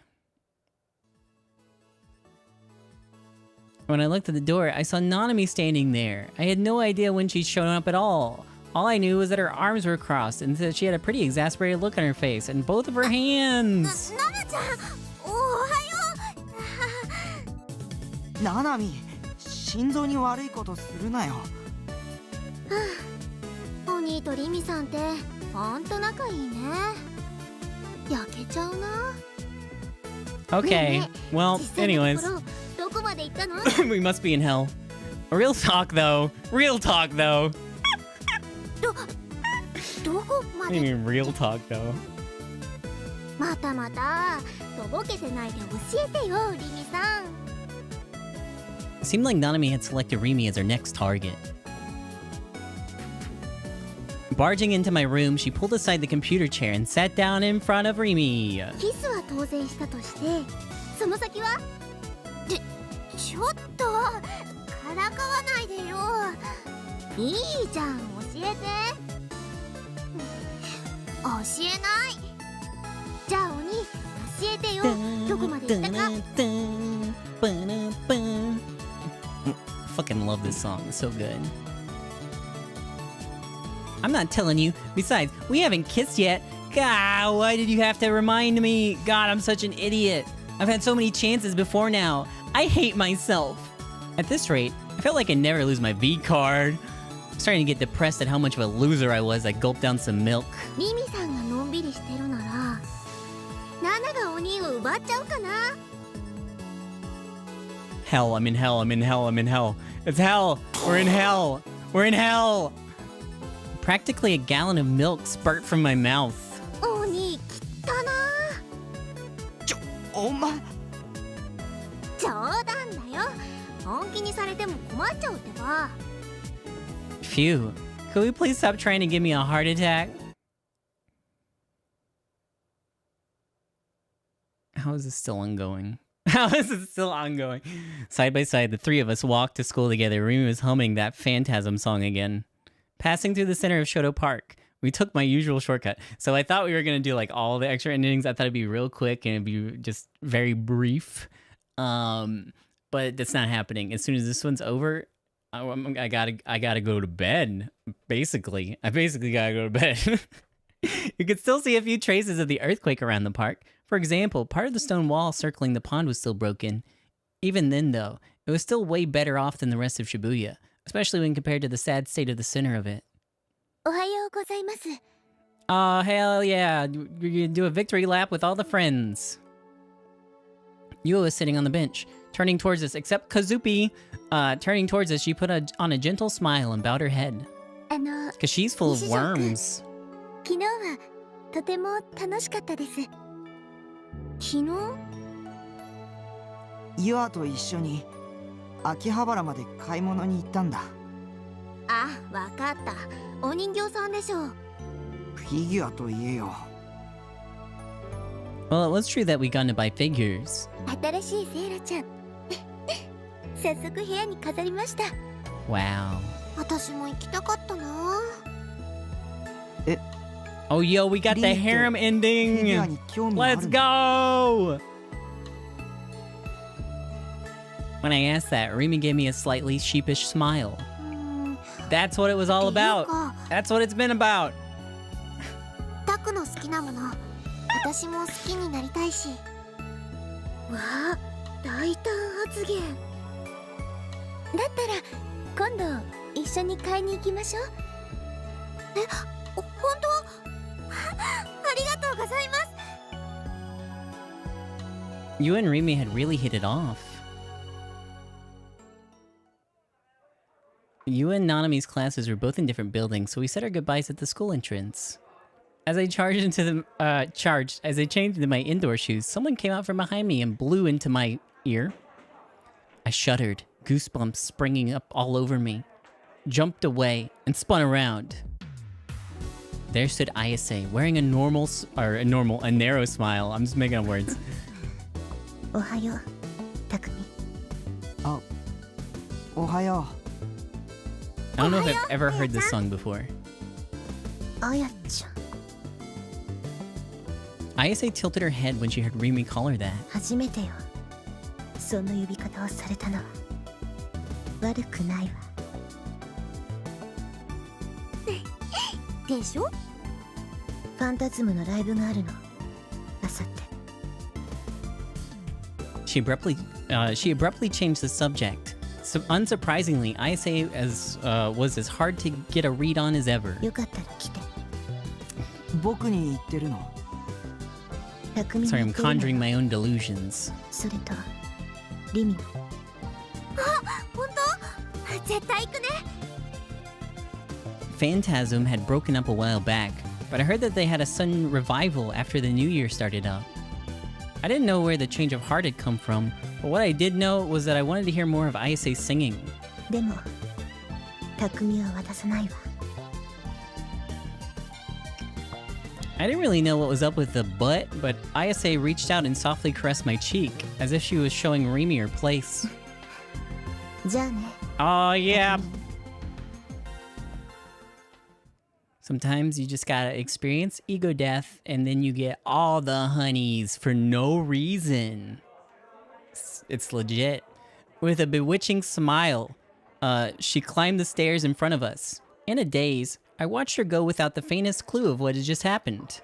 たく、鼻の下伸びてる。え？あ、 I quickly shot a hand up to my mouth. 冗談。 When we reached the outside of her classroom... Oh god. Kazupi came racing down the hallway. I called her Kazupi by accident. Her smile stretching from ear to ear. Oh, you look good? Oh, no. But before she could make it to us, she suddenly crashed into a boy coming out of the classroom, landing flat on her butt. Her eyes swimming with tears, she apologized to the boy, then finally managed to get over to us. 怪我はない？廊下を走っちゃダメだよ、コズピ。 Yeah, Kazupi. Kozupi started fidgeting. She then looked up at me from below. たくみさんに早く教えたかったのら。 Oh yeah? What is it? ね。 What do you got? Kazupi pointed in the direction she had just come running from. When I looked closer, I saw Sana standing there, leaning against the wall. Oh, your brain's better? That's good. Her arms were crossed, and she had a fairly sullen expression plastered on her face. セナさん、退院したんだ。 Sana had been hospitalized over the past 2 months. Sua's psychological attack had put her out of commission for a long time. Huh, okay. She got over it. Sana raised her head, then slowly began making her way towards us. She was just as scary as ever. She always carried a certain aura, one that gave off the impression that she would suddenly slap you if you even hadn't done anything wrong. I'd gone to visit Sana in the hospital twice a week, but no matter how many times I tried to make conversation, she'd never say as much as a single word. The awkwardness had been torture. Could it be that she just hated me that much? I didn't really know how to handle her. A fierce tension hung in the air between us. Then again, it would have been more accurate to say that only I was freaked out. She was fine. というわけで、今日は学校が終わったら退院のお祝いをしよう。 Let's a go-go. Kozubi was the only one showing any sort of enthusiasm. Well, I mean, a party with this kind of atmosphere would be kind of shitty. おい、西条。 That was when Sana finally opened her mouth. I shrank back, refusing to meet her eyes. これを。 Sana held out something out to me. It was a small stick with the word "win" written on it. あ、ガルガリ君の。 Oh my god! Bewildered, I accepted it. Sana quickly looked the other way. お前に言いたいことがある。 Yeah? なんでしょう。 Was it my imagination, or had Sana's cheeks turned pink? お前のことが好きだ。 Yeah, get in line, lady.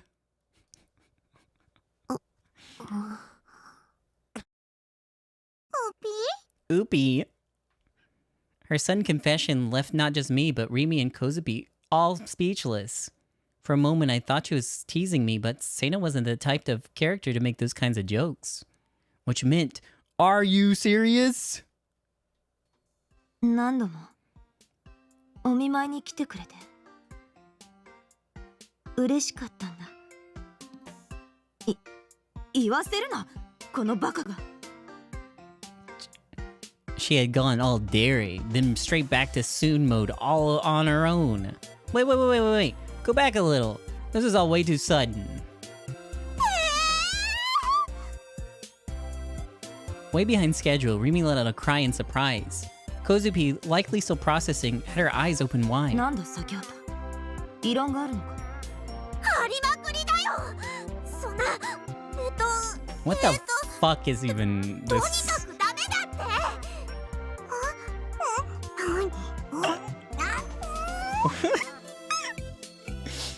Without any idea of how the hell I was supposed to react, I gazed up at the clear sky sitting outside the window. Somehow, even though the semester had only just started, it was already quite the eventful day. I wondered, will every day be like this from now on? Will these fun, peaceful times go on forever? I sure hope so. I wished for it from the bottom of my heart. Suddenly, I saw the reflection of my face in the window. And the reflection I saw wasn't me, because it was covered in wrinkles.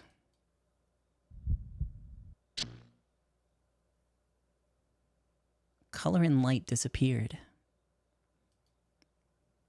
Wait, what's going on back here? What's going on back here? Why are you showing this? I was hugging my knees close to me in a space dyed pitch black. In front of my eyes was the only light source around. It was like a monitor. It was like a window. It was like a picture frame. Inside it, Rimi, Sena, Kozupi were chatting happily about something, but I couldn't hear their voices. I stared at it. My emotions were completely inactive. Or maybe my heart was simply dead. I then realized I'd been watching my own delusions. A 2D world where I had escaped into. A perfect illusion. How long had it been a delusion? 最初からですよ。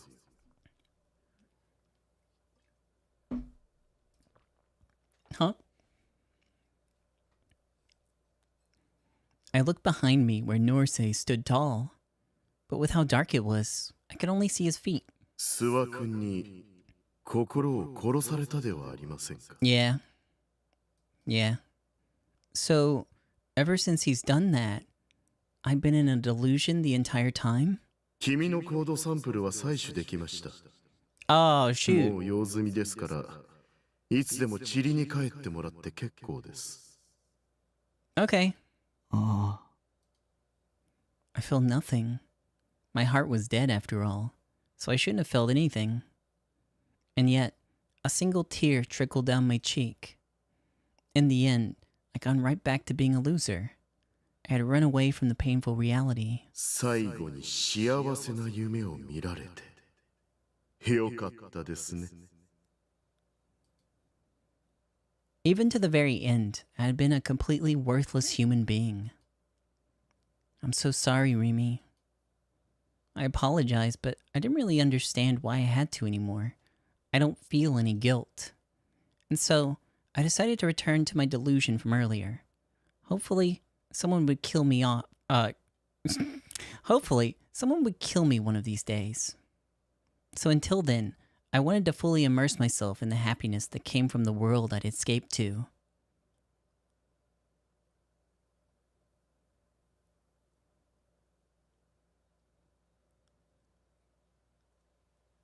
Cool. Great misery porn ending. Thank you.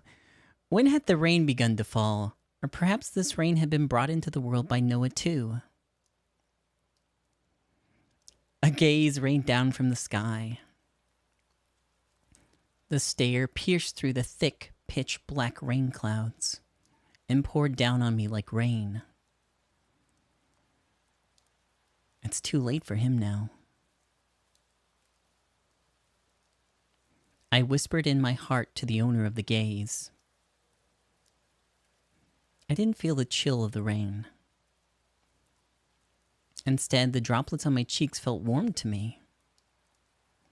It was the first time I'd ever thought of rain as being warm. Perhaps it was the fault of the spine-chilling cold enveloping the dome where Noah 2 was. Reflected in my eyes was a ruined city. Reflected in my eyes was despair.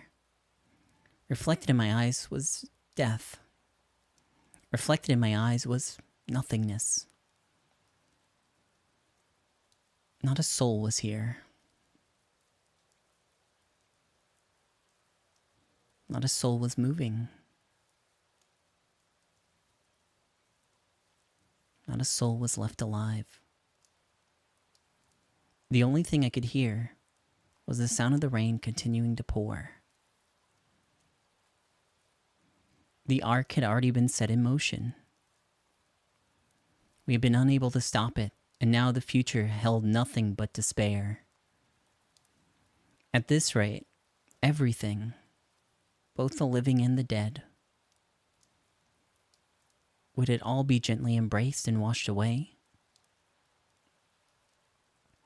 I heard him whisper all of this inside his heart. His heart. It's so beautiful. I walked to the figure lying limp in the rubble.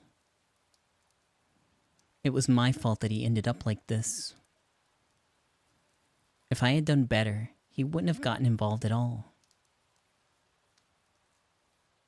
Feelings of guilt tortured me. I blamed myself. Forgive me. I'll give you peace now.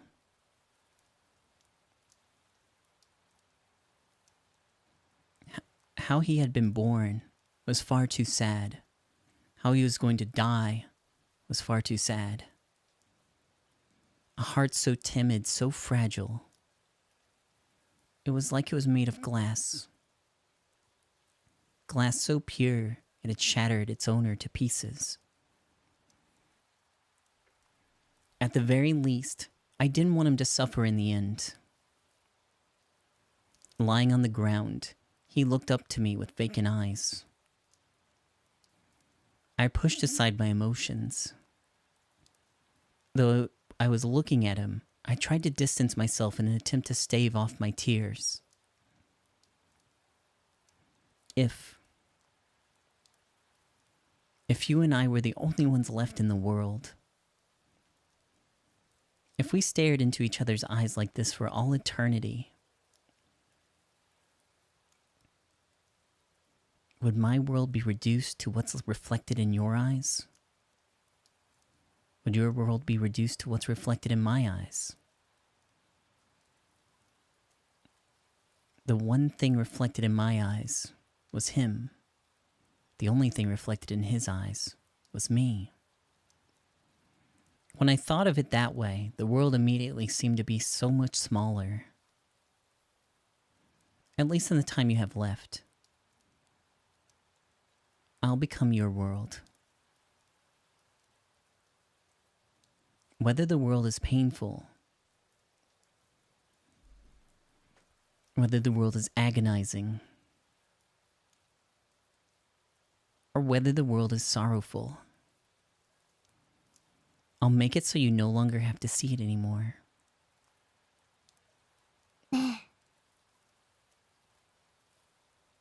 Gathering my resolve, I let out a whisper. Lowering my head, I spread my arms wide. Almost as if I were preparing to take off, to soar above the rain clouds. As if I was trying to catch the falling rain. あなたを見つめる妄想。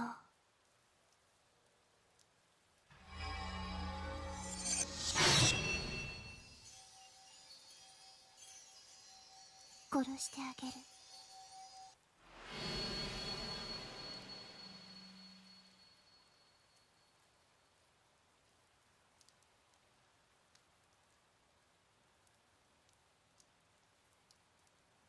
Feathers of light dance about. They served as a gift handed down from the sky, a gift for his funeral.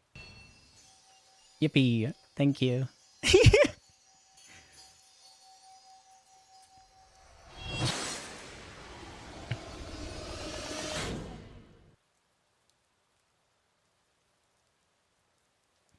slowly knelt down to the ground right before his collapsed body. I'll cry if I see your eyes. I'm sorry. I can't look at them. I softly embraced his head in my arms. His body was devoid of all strength, as if it was fully prepared for death. 辛いよね。ごめん。ごめんね。今、楽にしてあげるからね。His demeanor told me that I wasn't just doing this for my own sake. He has a very peaceful smile on his face. But that smile was so sad. Even though I held it in all this time, tears began to well up. I'd held them back because I didn't ever want him to see those tears. He'd finally found peace, I guess. And I didn't want to worry him any further.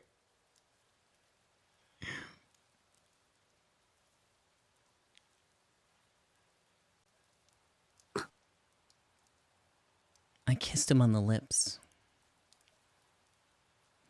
They were cold, desiccated, and laden with seemingly endless sorrow. And yet when I kissed him, his trembling ceased. I was overjoyed to know that my warmth was of some use to him. If I drew back from his lips, he would see my teary face. If I drew back from his lips, I would want to kiss him again. If I drew back from his lips,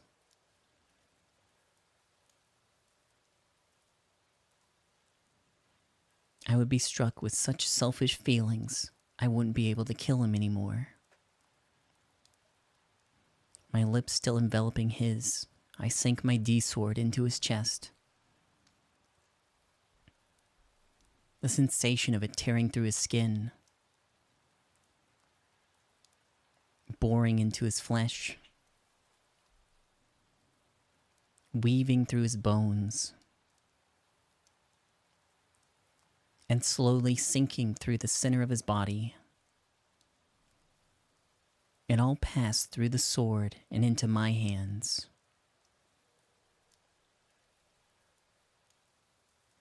I'm so sorry. You can sleep for as long as you want to now. Goodbye.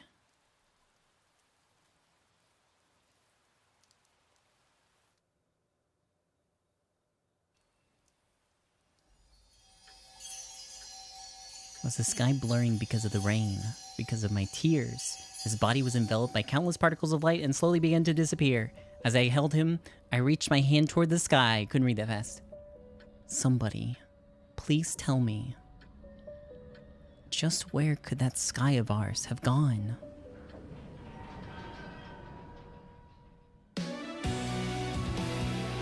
Cool. Great.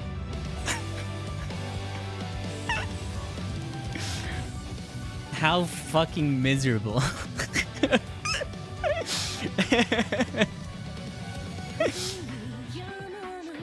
What the hell, bro?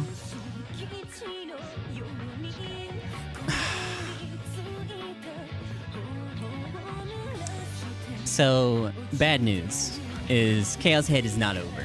Or good news, maybe, if you're really into Chaos Head. There are still 1, 2, 3, 4, 5, 6, 7 routes. There's 7 routes to go.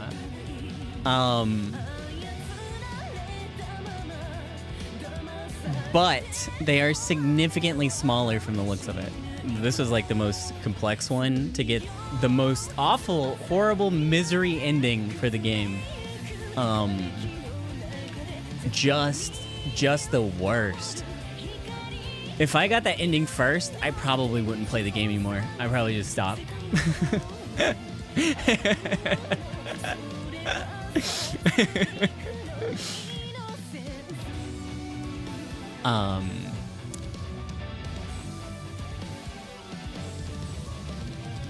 But there is a true ending, I think, that we have to clear all the other endings for before it can be seen.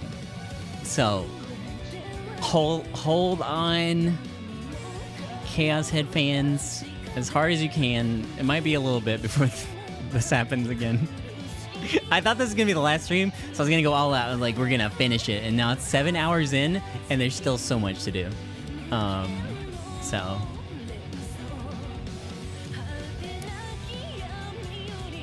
yeah.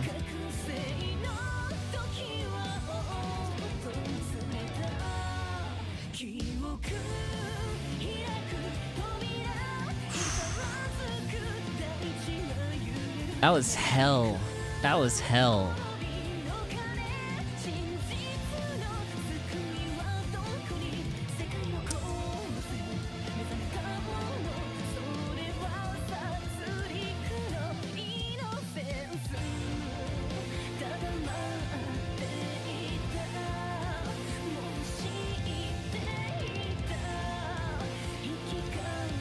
Free bonus hours, yeah.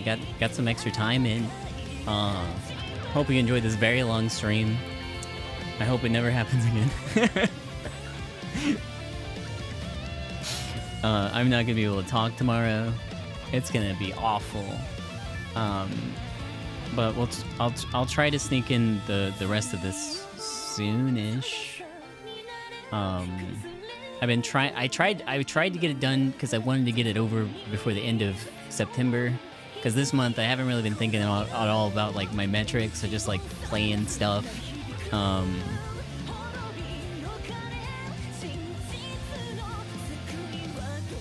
That I want to.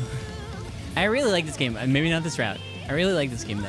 It resonates with me a lot. Someone said this during the last stream that Chaos Head is a game about broken people for broken people, and I feel it. I feel it. I think it's a really good game. I don't know how I feel about the last 3 hours of pure misery.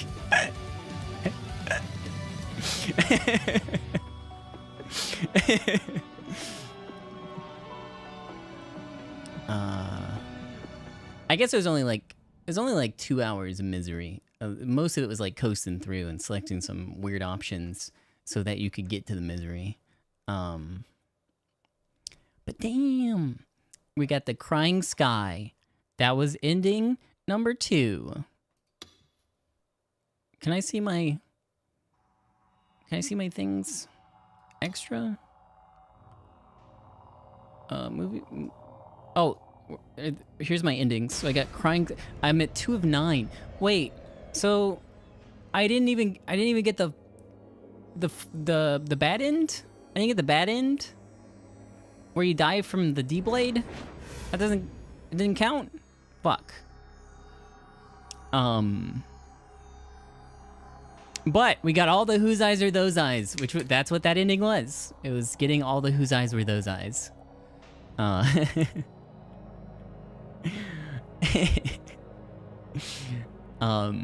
think all of these are just like little goofball endings, but the right at the bottom there is the big prize. So we got a couple things to get through. Apparently, like all the girls have their own specific route that you can finish. Looking at the guide, it's like very specifically in chapter 2, do this one thing. And then you'll get a bunch of like ISA intermissions or whatever. But I don't know how it ends. I don't know. I'm kind of scared. I'm kind of scared now. I'm kind of scared. I have 22 total hours of playtime in just the PC version. I gotta go. I can't scare myself out of finishing it. I can't scare myself out of finishing it. Close.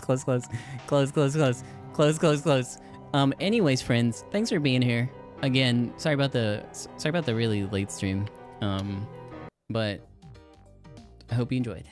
A big thank you to the Ko-fi supporters. Thank you guys so much for everything you do. If you enjoyed the stream, consider checking out my Ko-fi, !Ko-fi. We'll get you a link to it. Like I said, today is technically my birthday. And I might do some stuff tomorrow that might, I don't know, interfere with like the...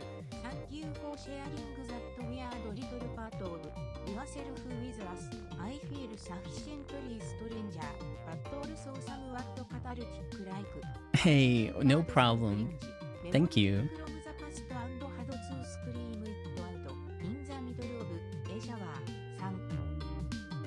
Thank you so much. What was I saying? I forgot what I was saying. Thank you. Today's my birthday. Yeah, that's what it's my birthday. I might be gone for like some amount of the video, the stream. I'll probably be here though. Like, I'll probably be here, but it might be late. Anyways, thanks for being here. Ko-fi, !Ko-fi. Archive, !Archive.